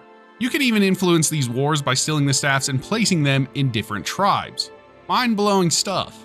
You can level up your acrobatic skill extremely fast by standing in places where you hit your head just barely after jumping, then just repeatedly jump. An example of this is that it works at the fireplace in Cloud Ruler Temple. If you wear necromancer robes, the Mages Guild followers will not speak with you. They hate necromancers. There's a window within the main quest where sleeper agents of the Mythic Dawn will awaken and attack you in random locations, like taverns or shops. Just random NPCs trying to murder you. If you complete the main quest line, then they just figure that there's no point. Cheydinhal has a secret gang called the Orms Gang. It's a small group of orcs that are tied to the Kimona Tong, and they run skooma to other NPCs on a regular basis. There's even a barrel in the Waterfront District that they add skooma to once a week. Heinrich Oakenhol's Bosmer wife and Enelroth, Vera Morvain's apprentice, in Anvil have an adulterous little secret. You can find them behind the stables in the afternoon. If you don't have any of the unofficial patches installed and you head to the Inn of Ill Omen, the proprietor Mannheim Mulhand isn't wearing any pants. The Lost Boy Cavern east of Breville holds a secret quest about necromancers and a lich. There are also 4 other zones located in this cavern, making it massive compared to other caves. I won't spoil too much, just go check it out. The Countess Skingrad is actually a vampire, and the people of Skingrad are blissfully unaware. If NPCs like you, usually a disposition of more than 60 or 65, and you get into a random fight in a town, these NPCs might come to your aid and fight with you instead of running away. This can cause some hilarious, chaotic moments in cities. Stand in the garden located in the master bedroom at Frostcrag Spire. Make a save at that spot, then delete the DLC. Reload the save and you're now in a testing area where you'll find the most OP weapon in the game, just right outside near a fire pit. It's called the Mace of Doom. For every person that watches this video and doesn't subscribe will mean another poor sheep being launched off of Dive Rock. Save the sheep and sub. Estelle, who runs Renowitz Books in Coral, used to have a dog in the early builds of the game who is seen in the making of documentary. In the release game, there's a dog skin rug in her bedroom, leading to everyone believing that she had something to do with this. What the hell? There's a troll near Dive Rock called the Udafreaked Matron. It's a reference to the Udfreak troll in the Blood Moon expansion of Morrowind, a troll that would attack Thirstmead Hall, which is also a reference to the Grendel from the Beowulf epic. You can find a blood potion on the ground behind a tall rock formation in one of the Oblivion worlds. It appears to serve no purpose other than decoration for a home, as it is a unique red bottle in a Daedric style. There's a secret trader that can be found hanging around the Imperial City walls. Northwest of the Chestnut Handy stables, his name is Shady Sam. He sells poisons, potions, lockpicks, and is also one of 2 vendors who sell skooma in Cyrodiil. Orange Road is a road that lies north of the Imperial City. It runs from the Coral North Gate in the west through the Heartlands and onto the Silver Road near Bruma. This road has some of the most spectacular views of Cyrodiil and more specifically the Imperial City. There's a cave called Goblin Jim's Cave, and you'll never guess this, but a goblin named Goblin Jim lives there. Actually, it's more interesting than that. He's actually a human that controls a whole tribe of white goblins. Weird. At the Coral Oblivion Gate, when you enter and then turn directly around and go behind the gate, you'll find the Sunken Tower. This tower holds the Hatred weapons, a bow and a mace. During the Unfriendly Competition quest, you'll meet a merchant named Thorinir. Among his things, you can find a notebook that contains an entry from Oford Gabbings, which is clearly an anagram of Frodo Baggins from The Lord of the Rings. It says he was killed, and among his belongings, he had a travel cloak with a silver and green leaf fastener, an enchanted short sword with inlaid writing, a leather-bound travel journal, and a gold ring with an inscription, next to which there is a note that says, "Cursed?" The owner of all things alchemy in Skingrad, Falana Halalu, actually had a shop beforehand. To find it, go to the Memorial Cave on the shores of Lake Rumer. You'll find the abandoned shop with plenty of elixirs and alchemical ingredients. There's an inn based on a ship on the waterfront of the Imperial City. If you sleep at this inn, you'll wake up and find yourself in the middle of the sea, and the ship has been hijacked by pirates. Way up in the sky, like way up, you can find the game's testing hall. This place contains a bounty of goods, by which I mean literally everything in Cyrodiil. A library of every book in the game, an armory with every weapon and bit of gear, every single creature, and grounds to test lockpicking, AI, and lighting, among a bunch of other things. You can get here by using console commands, or maybe even paintbrushes? I don't know. In the Blackrock Caverns, you'll find a landlocked ship with ghostly pirates and a bunch of treasure. This is probably a reference to the Goonies. Roland Jenseric's house is located in the southern quadrant of the Temple District. Once you go in, you'll be greeted by a group of vampire hunters called the Order of Virtuous Blood. They'll give you a task of helping them to kill a vampire. This quest has a lot of surprising twists. There is only one master archer that can train you in the game. Her name is Aelowyn, and you can find her at the Troll Candle Camp. She won't train you until you're an expert already. In fact, she won't even mention it. Oh, and you have to have an elven bow on you as well. Everyone in the town of All Is Well are invisible. They still do their daily routines, you just can't see them. In Breville's Fighting Guild, you can find a large silver plate on top of a cupboard. This is a unique miscellaneous item. I would recommend placing it in one of your houses. Skingrad has a secret cemetery that is north of the derelict mine and of Skingrad. This place can even spawn an Oblivion Gate that will destroy some of the tombstones. You can turn into a vampire by contracting porphyric hemophilia and not curing yourself. This will give you unique buffs and nerfs. You can also ask the vampire in the Dark Brotherhood to change you. Unfortunately, you can't become a werewolf in Oblivion. After concluding the final Brotherhood mission, you can return to the Night Mother and receive contracts you can complete for gold. If you're looking to roleplay a character, this gives you some opportunity to create your own adventures. The world record speedrun time of Oblivion, currently during the making of this video, is 2 minutes and 18 seconds, achieved by Kartso. I'll link their video in the description. Out of the 9 permanent followers you can get in Oblivion, there is only one person who will not fight with you in battle. You guessed it, the Adoring Fan. You can create spells in Oblivion, making them as powerful as you want and combining them to some insane effects, like walking on water with fortified speed to basically flash across lakes, or charm 100 for 1 second and basically make everyone your friend instantly. Or how about using paralyzing and frenzy in a massive radius to cause some crazy havoc? The possibilities are endless. You can reverse pickpocket poisoned apples and the NPCs will eat them. You can also leave them around where they take food and they will then pick them up and eat them. Emperor Uriel Septim VII is voiced by the legendary Patrick Stewart.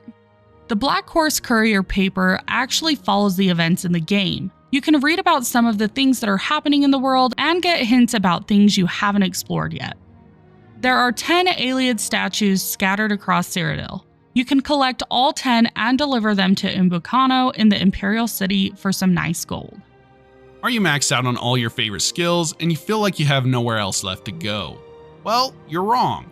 Just use the Fortify skill enchantments to boost your abilities beyond their limitations. This can get really fun with things like acrobatics. To create black soul gems in Oblivion, you need to have an empty grand soul gem. Then you need to take it to an altar at the Dark Fissure, Fort Isteris, Fort Linshall, or Wendelbeg. Then you need to lay it down on the Day of the Revenant Shade, which occurs about every 8 in-game days. Pretty insane task when compared to Skyrim. The Horse Armor DLC for Oblivion was one of the first microtransactions in gaming, and it sparked a massive controversy. Find Dorian in the Imperial City. Then make him hit you through the persuasion minigame and bribe him as much as you can. Then use a very weak dagger with paralysis on it and hit him. Then pickpocket him. When you take the gold from Dorian, it doesn't disappear from his inventory. So it's unlimited gold for however long you can manage to sit there and click it. The Boots of Spring-Heeled Jack that you received during the Thieves Guild quest is actually a reference to a British legend of a demonic creature who terrorized London. He was able to jump vast distances in single bounds. In Shaden Hall, you'll hear rumors of a painter that's gone missing. If you visit his house, you'll find a bunch of random paintings, but one of them isn't as it seems. You can actually walk into this painting and be transported to a painted world with painted trolls. With the over 1,000 NPCs in the game that have some form of dialogue, there are actually only 20 people who voice them, 3 of them having exclusive parts. The enemies of Oblivion scale with your level, in every single part of the world. So once you're a high enough level, you'll start to see bandits wearing glass and Daedric armor. It can feel a little jarring. Vindasil is actually named after Vin Diesel because of the movie The Pacifier, which was made in Bethesda, Maryland. There are 12 houses for sale in the game if you include some of the bonus DLCs. The fastest horse in the game besides Shadowmere is the Black Horse from Shaden Hall. The white horses from Anvil are the strongest horses in the game though. There is a full remake mod of The Elder Scrolls Oblivion being remade in the Skyrim engine. The project is called Skyblivion and is set to release sometime in 2025. They are doing some incredible stuff and I'll leave a link in the description if you want to check it out. There are also rumors of an official remaster or remake, but at the time of this video, that has not been confirmed. There are a myriad of quests that will not show up until you have reached level 15 and 20, so make sure you explore more around those levels. The Black Hand of the Dark Brotherhood derives their name from a real-world counterpart called the Black Hand. They were responsible for the assassination of Archduke Franz Ferdinand in 1914. This arena poster is similar to the cover art of the Elder Scrolls Arena. The blue suede shoes, I'm sure you can guess this one, a clear reference to the Elvis song. Also, I know the song was made by Carl Perkins and made famous by Elvis. I know someone was chomping at the bit to comment that. You can collect a bunch of random items and store them in your house. A house of cheese, here you go.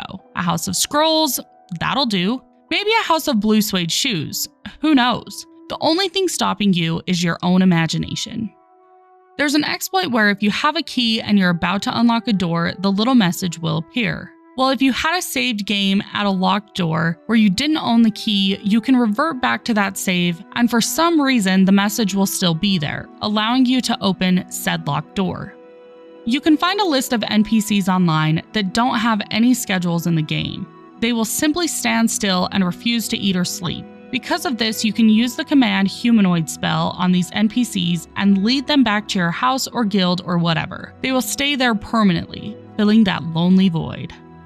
You can use the chameleon enchantment on all of your pieces of armor to make yourself invisible. Permanently. Oblivion was released March 20th, 2006. Oblivion was groundbreaking in the RPG genre for its time, and it paved a path forward for the open-world RPG craze that would be further ignited after Skyrim's release. Around roughly 70 developers helped create this massive and detailed RPG, an incredible feat. 9.5 million copies of the game have been sold worldwide. This game created my passion for RPGs and my love for Bethesda games. It's the reason this channel exists, and I love it dearly. This is one of those places that seems to hum with ancient mystery, its presence raising more questions than answers. Found deep in the frozen wilds of Winterhold, atop the snowy mountain above the sightless pit, this unmarked location is little more than a weathered stone altar, surrounded by skeletal remains that feel both sacred and sinister. What makes the altar of Zrib stand out is its mystery. Who or what is Zrib? The game doesn't offer any direct explanation, leaving us to wonder if this was once a site of worship for an obscure deity or a forgotten ritual space, or perhaps something even darker. The skeletal remains scattered around the altar suggest a violent end for those who came here, which, let's be honest, wouldn't be so weird to find in Skyrim. Among these bones, you'll find a skill book and various offerings. However, disturbing anything here comes at a cost. Touching the offerings will awaken the skeleton lying on the altar, and then resurrect 2 more from the nearby piles of bones. Located northwest of Journeyman's Nook on a glacier top is a camp with 2 tents, 2 bedrolls, 1 skeleton, and a strong box. Called Hunter's Camp Glacier's Edge in the official Skyrim game guide by Prima, its most striking feature is the lifeless body of its lone inhabitant, sprawled near a modest campfire, hinting at the ironically named Dead Man's Camp. The scene is made all the more eerie by its stillness, the surrounding area holding the faint echo of a life cut short. Was this an adventurer who met their end at the hands of someone or something lurking in the mountains? A traveler who succumbed to the unforgiving elements? The world may never know. Despite its name, Dead Man's Camp isn't about grandeur or quests. It's about the little moments in Skyrim that make the world feel alive, even in death. Dead Man's Treasure is one of those rare, unmarked gems that feels like stumbling upon a whispered secret of the land. On a large island northeast of the wreck of the Winter War lies the site of a haunting mystery known as Dead Man's Treasure. Scattered debris from a shipwreck tells a story of a desperate struggle for survival. On the west side of the island, adventurers will find several scattered crates and 3 lootable barrels, along with 2 birds' nests perched atop the wreckage. Moving north, the somber centerpiece of the site comes into view, a skeleton slumped against a large crate. The survivor, it seems, crafted a makeshift rescue flag using an oar from the wrecked ship, a desperate plea to the uncaring sea. Yet rescue never came. Besides the skeletal remains lies a pile of gold ingots, treasures that feel bittersweet in the face of what unfolded here. Whether this corpse clung to hope or accepted their fate remains unknown, but at least they left a skill book for you to find. Located northwest of the wreck of the Winter War, the Fisherman's Camp of Slaughterfish Bay is a small abandoned site steeped in tragedy. Once used by 2 Nord fishermen, Skegger and Advard, the camp now tells the tale of their ill-fated venture. Among the remnants of their life here is an upturned boat, beneath which lies a small stash of loot on the sea floor. Nearby, the skeletons of Skegger and Advard float underwater, drifting away after being looted. At the camp itself, you can find a pair of journals, one written by Skegger and the other by Advard. These fishermen's journals, distinguished by their brown and red covers, paint a vivid picture of their struggles. Their journey southward was driven by tales of a cursed and sunken imperial fort, hinting at their struggle as fishing proved less lucrative than hoped. Advard was more skeptical of the ghost stories. He stumbled upon what he believed to be a gold mine, which was a rich vein of dwarven metal. But whatever promise the bay held was overshadowed by its dangers. According to the Fisherman's Journal, Advard persuaded Skegger to stay at this camp. Here they would fish, tell stories, and enjoy drinking. The next day, the 2 friends died while out fishing in Slaughterfish Bay. Skegger's boat took on water and overturned, tipping the men into the sea where they were attacked and eaten by slaughterfish. Southeast of the shore, under the bridge of the College of Winterhold and east of the town, lies a sad scene known as the Friends Forever. In a crevice pass not far up the path from the shore, 2 skeletons tell a silent story of loyalty and loss. One skeleton is caught in a bear trap, its legs still clamped in the iron jaws, while the other, an alchemist, appears to have been attempting to administer aid. Unable or unwilling to leave her companion, the alchemist stayed, and together they met their fate in the wintry cold. The alchemist had a skill book and ingredients carefully stored in her apothecary's satchel, giving us some backstory on what might have happened here. Friends Forever is a story of companionship in life and in death, but more importantly, it's a place you can easily gain a free skill point. North of Alftand and west of Sarthal lies a surreal site known as the Frozen Mammoth. Encased partially in a glacier, this ancient beast stands as a reminder of Skyrim's harsh past. The mammoth's side is pierced by dwarven spears and arrows, suggesting it met its end at the hands of the Dwemer, a rare glimpse into their interactions with the natural world. According to the action, a level 2-handed weapon is embedded in the mammoth's back. While it may be difficult to retrieve, the glacier can be climbed, allowing the Dragonborn to jump onto the beast's back to claim the weapon. On top of the glacier, additional mammoth skeletons lie scattered, further deepening the lore of this location. The frozen mammoth's surroundings add to its eerie allure. Scattered skeletal remains and items hint at others who may have ventured here, drawn by the mammoth's enormous presence only to meet their demise. Predators such as saber cats are known to lurk nearby, turning the area into a perilous trap for the unwary. The glacier itself, with its cold, crystalline beauty, amplifies the sense of timelessness and isolation. This site is more than a visual spectacle. It's one of Skyrim's many Easter eggs, as the frozen mammoth is an intriguing detail that ties the location to real-world history, referencing the discovery of a mammoth frozen in ice and recovered in the 1990s. Just northeast of Journeyman's Nook, on the way down to the waterfront, lies a modest site known as the Hall of the Horkers. Tucked into the crevice of rock and ice, the area is guarded by two vigilant Horkers who stand watch over a locked chest containing random loot. Beside the chest lies a restoration skillbook, 2920 Volume 4, Rain's Hand, a practical reward for adventurers seeking to enhance their magical skill sets. Additionally, a silver ore vein is located at this exact spot, offering yet another incentive to explore. The Hall of the Horkers tells a story of survival and resourcefulness, with its scattered elements suggesting the work of industrious hunters or scavengers who never return to claim their bounty. The freshly butchered Horkers and the carefully placed items hint at a life out in Skyrim's northern wilderness. Was the site abandoned in haste, perhaps due to lurking dangers, or is this the result of an untimely fate? It's a fun location to stumble upon as it offers loot in a manner of quiet discovery.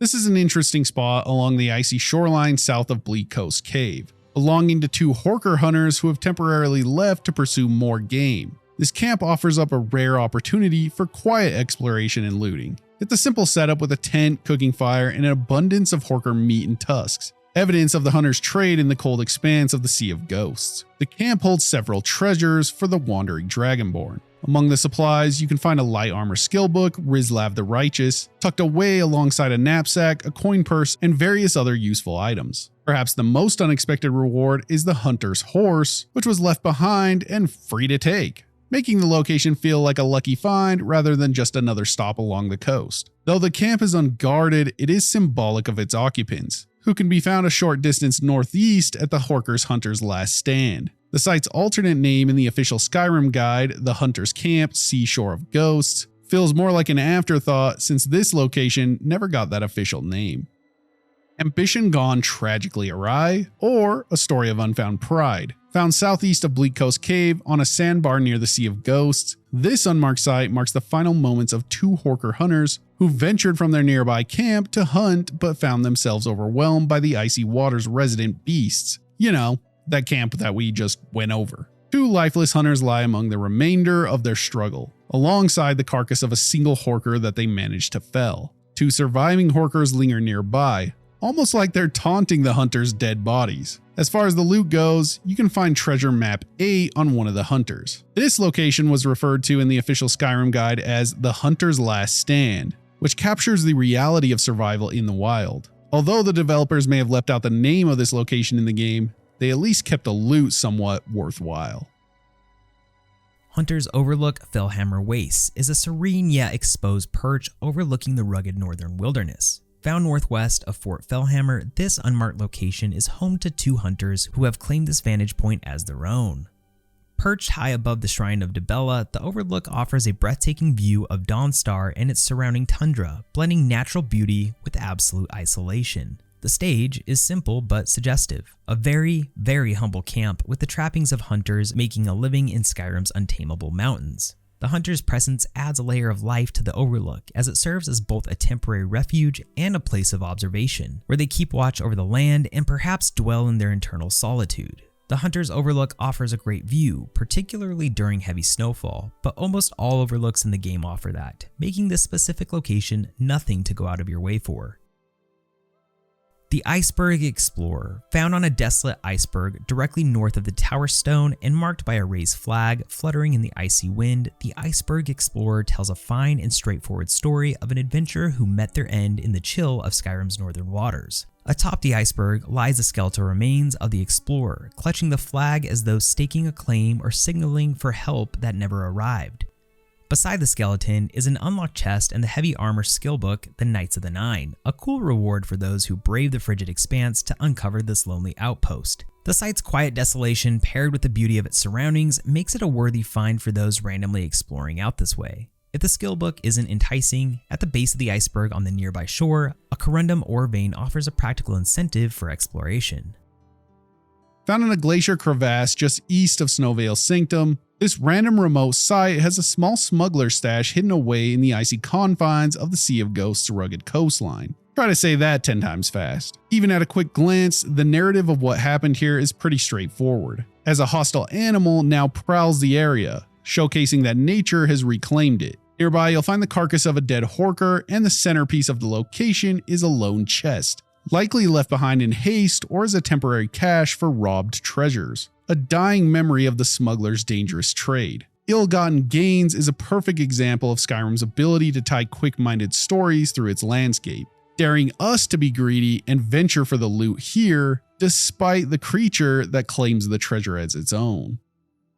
Mount Anthor Summit is a location that combines breathtaking views with fun little details and some hidden and not so hidden dangers. It's cozied up in the west of Mount Anthor. The summit can be accessed through Ironbind Barrow, where the exit leads to an otherworldly Dwemer monument mounted atop the snowy heights. Its origins are unclear, but the ancient structure has an allure to those who enjoy piecing together Skyrim's past. Surrounding the monument are 2 chests and a quicksilver ore vein, providing you rewards if you decide to venture out this way. However, the site is guarded by a pair of ice wraiths. Atop the tallest column on the monument lies an assortment of potions, which can only be accessed by utilizing the Whirlwind Sprint Shout. I always love when devs do this. It's like a little puzzle in the environment. The summit offers even more treasures for those who go further. Heading south, a worn and aged flag marks an outcrop with a satchel, a silver ore vein, and a regularly respawning helmet and weapon.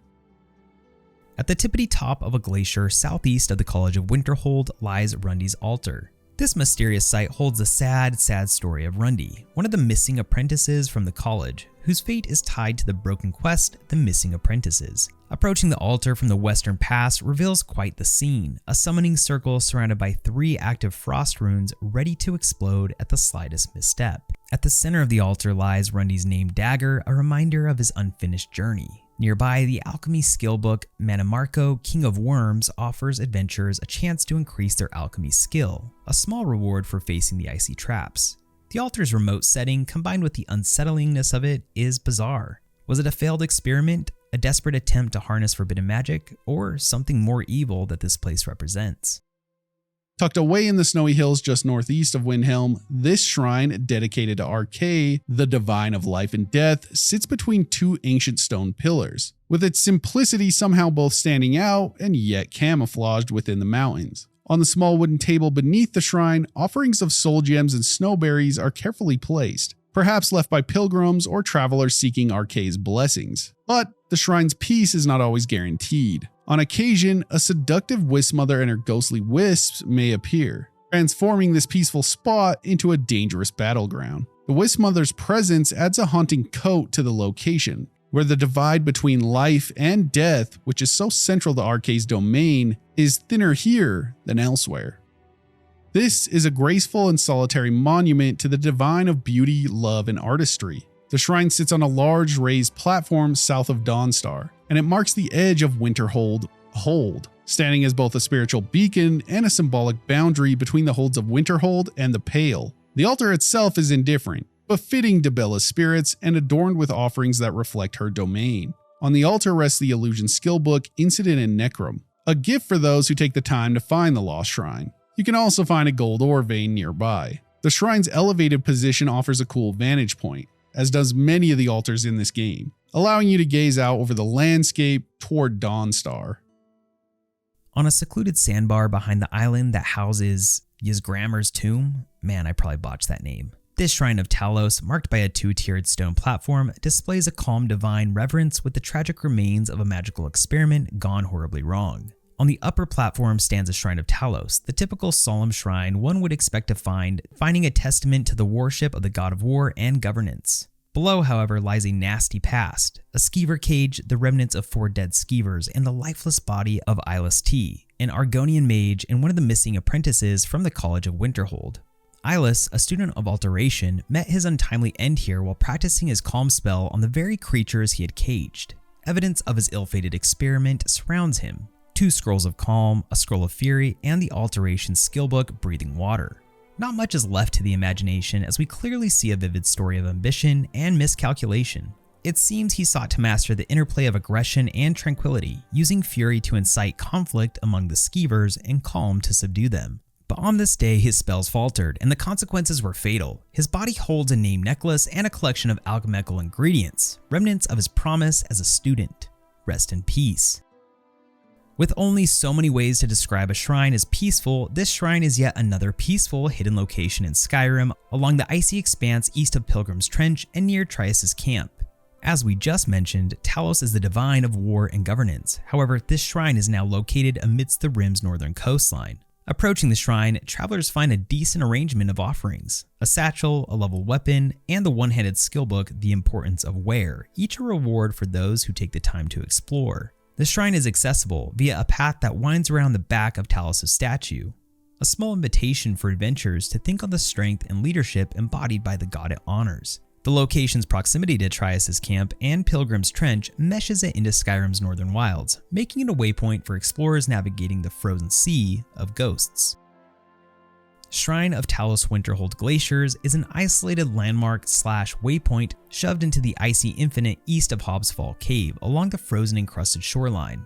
Located in the northeastern reaches of the map, west of Sarthal and north of Alftand, the shrine is as a quiet testament to devotion in one of the harshest corners of Tamriel. Set against the backdrop of the endless glaciers and frigid sea, the shrine features the typical Talos altar adorned with offerings. Here, adventurers will find leveled gold, scattered gear, and if you're into using 2 hands for your deeds, the 2-handed skillbook, Words and Philosophy, is also found here, an unexpected reward for braving the frosty wilderness. Its unassuming presence and sparse treasures hint at the resilience of those who ventured here, whether in pilgrimage or solitude. The Dead Refugees Avalanche Pass is along the treacherous road west of Whistling Mine, en route to Mount Anthor. You'll find the wreckage of a snowed-in car that lies half buried in the icy drifts, surrounded by the lifeless bodies of 3 refugees whose journey came to a sad, sad end. As with any well-rounded hidden location in the game, the scene is very telling of a story, particularly a tragedy. You can find an apothecary's satchel, a coin purse, a level potion, and a battle axe, a collection of survival tools left behind by those who clearly did not survive. The car also holds a treasure for the curious, the enchanting skillbook Enchanter's Primer, and occasionally an avalanche may occur just before the site comes into view, which feels pretty unique to Skyrim. I can't really recall another time you'll see a random avalanche.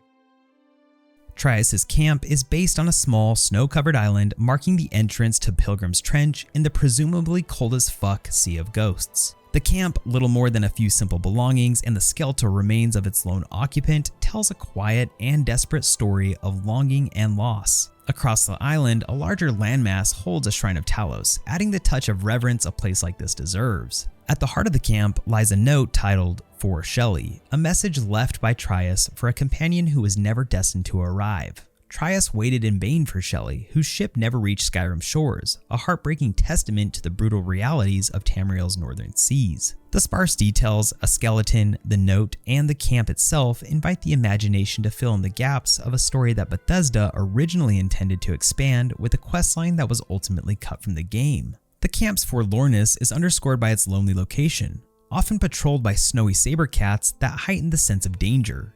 The nearby Shrine of Talos serves as a symbolic counterpoint, its quiet strength looming with the vulnerability of the lone camper who perished waiting for hope that never came. Wismother's Crevasse is placed in an icy gorge north of Journeyman's Nook. This hidden layer is home to a wisp mother, one of Skyrim's more enigmatic foes, accompanied by her spectral wisps that drift spookily through the frozen air. The setting itself amplifies the otherworldly presence of the wisp mother. The crevice, framed by towering icebergs and bathed in a pale ghostly light, feels like a place untouched by time, or maybe frozen in time. Isolated, chilling, and strangely beautiful. The silence of the icy wilderness is broken only by the wisp mother's haunting calls and the faint, unsettling hum of her attendant wisps. Battling the wisp mother within this confined, icy domain tests both combat and strategic thinking, as her spectral abilities and the presence of her wisps create a formidable encounter. If going to a mother's crevasse is your thing, I'd recommend paying it a visit. Skyrim devs clearly love placing hidden locations on remote shorelines, like this one, where Ysra's beachside combustion is along the remote shoreline of the Sea of Ghosts, south and slightly east of Yngvild. This isolated stretch of the beach bears the ends of the catastrophic experiment conducted by Ysra, one of the missing apprentices from the College of Winterhold, whose fate is tied to the unfinished questline, The Missing Apprentices. We did a whole video on this quest, and it's pretty cool. I'd check it out. At the heart of the shoreline lies Ysra's charred body, a sign of her failed flame cloak spell experiment going awry. Beside her remains, you can find the flame cloak spell tome, which is a valuable reward. And also you'll find Ysra's necklace, a unique item that's tied to her story. Ysra's ambition came at the cost of her pursuit for power, and Ysra wasn't the only student seeking out power to the cost of her life. Like I said, you'll find a few stories similar to this one in an unfinished quest for Skyrim. Wet Bones. Based on the name, would you guess this location contains a skeleton? Wet Bones is atop a glacier just west of Sarthal. Perched in the frigid, windswept expanse, this site screams a whispering, severe story through its sparse details. The half-buried skeleton of a person lies alongside the remnants of an elk, their final moments forever frozen in time. Beside the bones rests a Dwemer chest, its ancient design a shining beacon to the organic remains scattered around it. The chest contains varied loot, offering somewhat of a reward for those who venture in this remote spot. This location got me thinking, was the skeleton a treasure hunter, an unlucky traveler, or a victim of the harsh sleet and snow? As with any den, this den is inside a rocky alcove just northwest of Fort Fellhammer. This unmarked site is home to a pack of wolves, their howls echoing ominously throughout the surrounding wilderness. The den itself is little more than a rugged hollow carved out into the rocks. Amidst the remains of the wolves' prey lies the body of a fallen bandit, asking us to speculate if the bandit was looking for refuge on a fateful cold night, or was simply ambushed by these furry hounds. Useless, sure. Interesting, yes. I mean, that's why you're here in the first place, isn't it? Let's jump into a bunch of random secrets and facts you can find in Skyrim. If you take a seat on a stool at an inn or a bar, a waiter or waitress will approach you to serve food. Most players are probably too ADHD to really ever notice a small detail like this. The illusion perk that silences your spell casts also works on your shouts, making them completely silent. But there's one they fear. In their tongue, he is Dovahkiin, Dragonborn. Did you know Briarheart Forsworn literally have Briarhearts as their actual hearts? If you pickpocket it, you'll instantly kill them. Try it next time you encounter one. The Thieves Guild uses a series of rune-like symbols called shadow marks to mark buildings with specific meanings. There's a whole guide to what they all mean and where to find them across the cities. Mammoths come in two types, wild ones and those owned by giants. Since they're grand soul monsters, they're prime targets for soul trapping. To tell them apart, check their tusks. Those owned by giants have runes etched into them. Believe it or not, there are around 40 different types of Khajiit, but we've only ever seen a few in the games. Their forms are determined by the phase of the 2 moons at their birth. Some are as small as house cats, others are quadrupeds used as mounts, and a few are massive, 8-foot-tall berserkers. Speaking of moons, the larger red one is Masser, and the smaller one is Secunda. These aren't just celestial bodies, they're actually the shattered remains of the god Lorcan. That's right, the moons are literally a god's corpse. The Bosmer, or Wood Elves, were once shapeless, eldritch entities. The god Ymir gave them their stable elven forms in exchange for a strict vow. They must be carnivores and consume a piece of any enemy they kill. In dire times, they can unleash a wild hunt, reverting to their old monstrous forms to wreak havoc, before turning on each other in a chaotic, cannibalistic frenzy. Brutal. Argonians have a deep connection to the histories of Black Marsh. If the Hist are ever threatened, they can telepathically override the minds of all Argonians, uniting them into a deadly, hive-minded force. It's fascinating and terrifying. Orcs were created when the god Boethia consumed Trinimac. Trinimac's followers were transformed into orcs, and Trinimac himself became Malakath. Malakath later clarified that consumed might be a little too literal, but the transformation happened regardless. Tamriel actually has an 11th race, the Slowed. They're giant slug-like creatures, skilled necromancers, and naturally cautious. They almost made it into the Elder Scrolls 3 Morrowind, but were cut during development. Fun fact, 7 of the 8 Divines are named after beta testers of the original Elder Scrolls games. Akatosh, for example, got his name from a player whose alias was aka the Old Smog himself. Only Kinnereth's name was fully original. The Sheogorath you meet in Skyrim could possibly be the protagonist from the Elder Scrolls 4 Oblivion. The real Sheogorath has reverted to his original form, Jiggalag, the Daedric Prince of Order. Most probably know this by now, but you'd be surprised about those who don't know. You can equip a pickaxe and manually swing it at ore veins to mine much faster than the slow scripted animation. You can even dual wield them to become the fastest miner in the West. Or North, whatever. Grelod, the not-so-kind at the orphanage, has an interesting little quirk. She only has 2 health points to her name, meaning she can die in some pretty interesting ways. Are there any funny ways you guys know about? The windmill in Solitude isn't exactly pointless. It's actually used to open the East Imperial Company warehouse below. You ever run into the sconces that are unlit? Are you a destruction mage? Perfect. If you use a flame spell on these sconces, you can actually relight them. You can pick up bear traps on the ground and actually throw them, and they'll do damage to your enemies.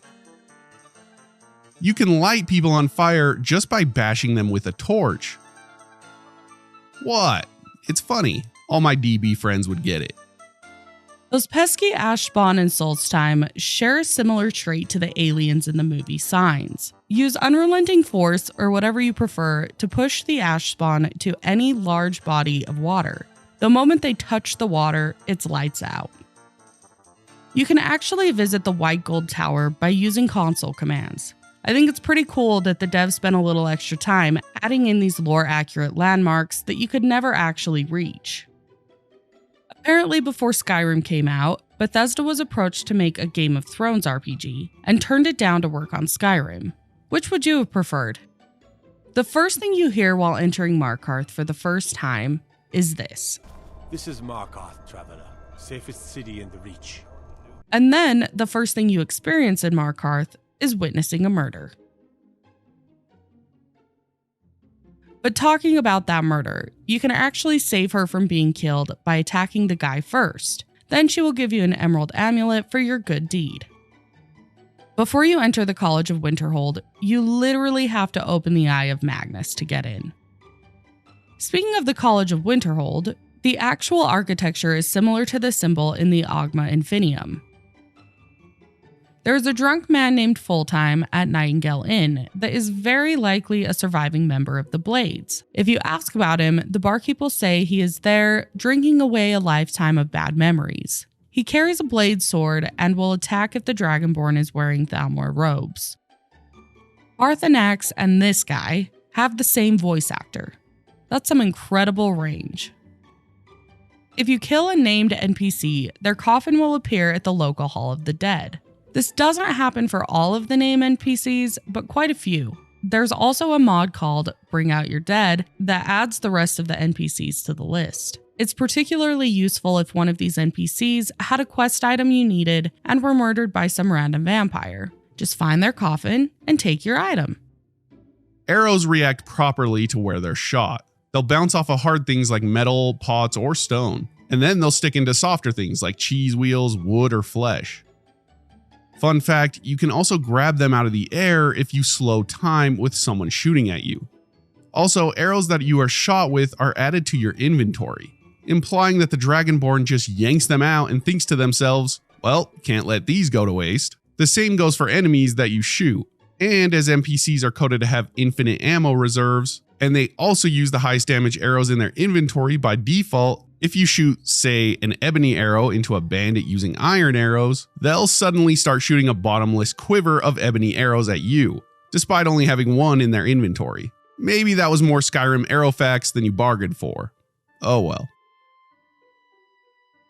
If you've watched these type of videos before, or you're just more astute, you'll know that the reason they gagged Ulfric in the beginning was so that he couldn't shout his way out of the situation. But I'll give you an even better fact. Look at his hands. They aren't tied behind his back. What's stopping him from just reaching up and pulling down his gag? Imperials must have hit him with that lock elbow spell.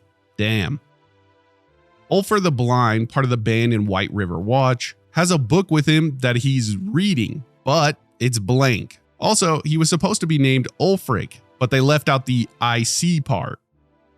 Just kidding on that last part, but I guess you never know. The vampirism outbreak in Skyrim is caused by a completely different disease than the one in Morrowind and Oblivion. In those games, the disease that gives you vampirism is known as porphyric hemophilia, while in Skyrim it's sanguinaire vampiris.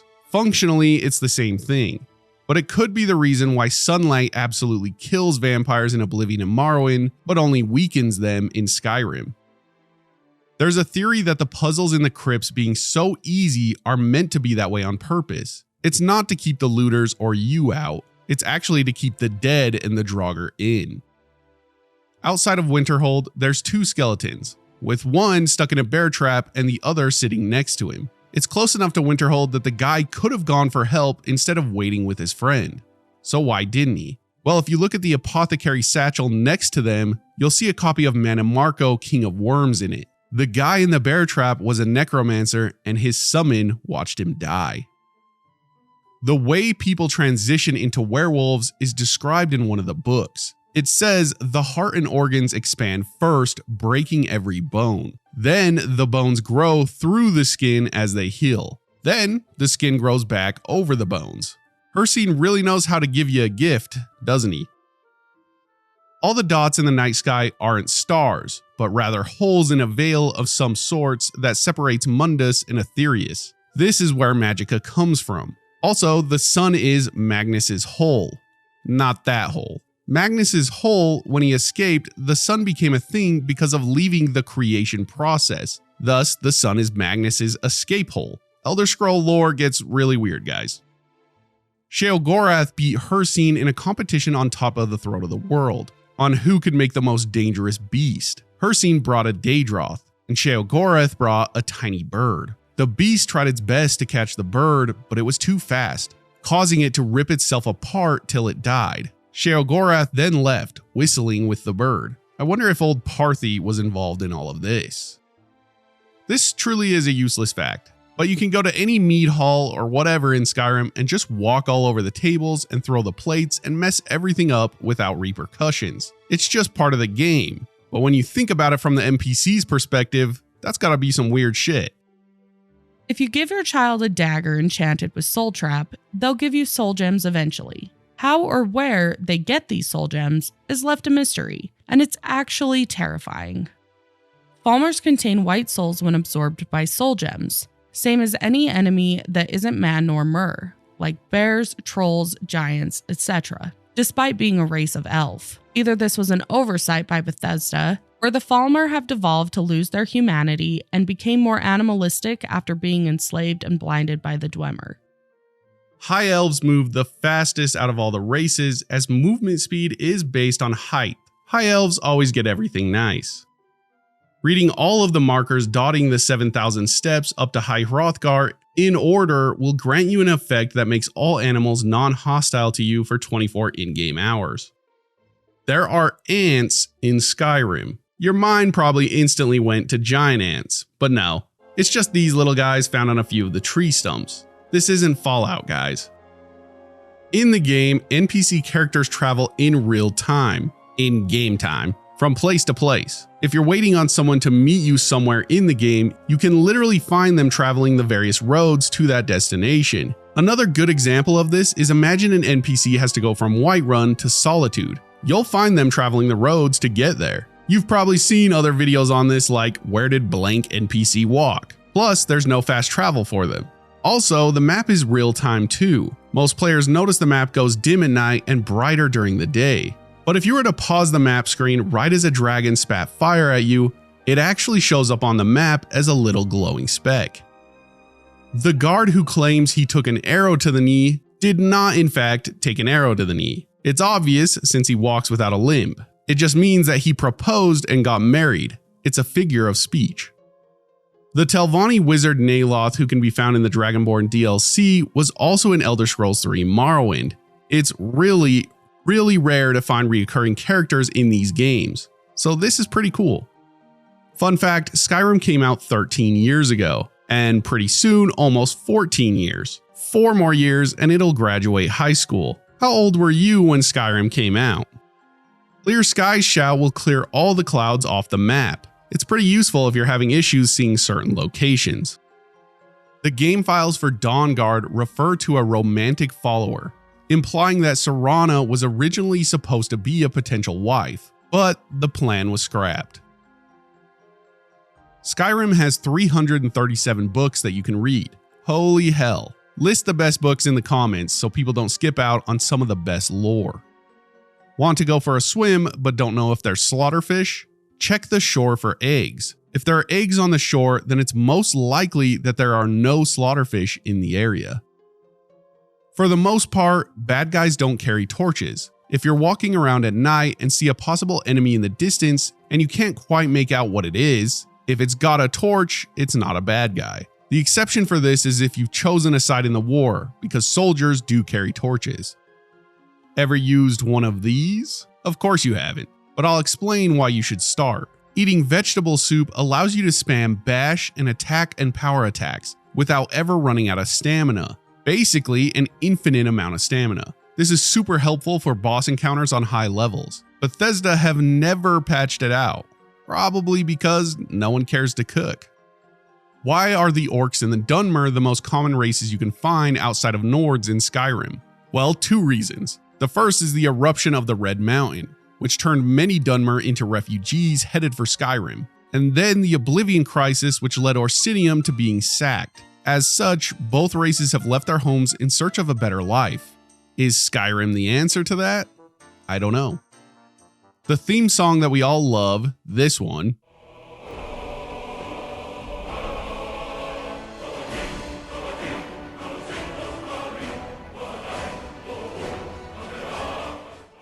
all the lyrics in this song are written in the dragon language.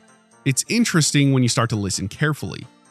Ever wondered where all the dead NPCs go after you kill them? Besides the Hall of the Dead. Let me show you the Dead Body Cell, only accessible using console commands. It does have some weird and freaky feeling when you enter this place. The dragon language that we mentioned and that you can see here is actually made out of scratch marks, which makes sense for how the dragons would have had to use it. I don't think they could have held some quills and ink.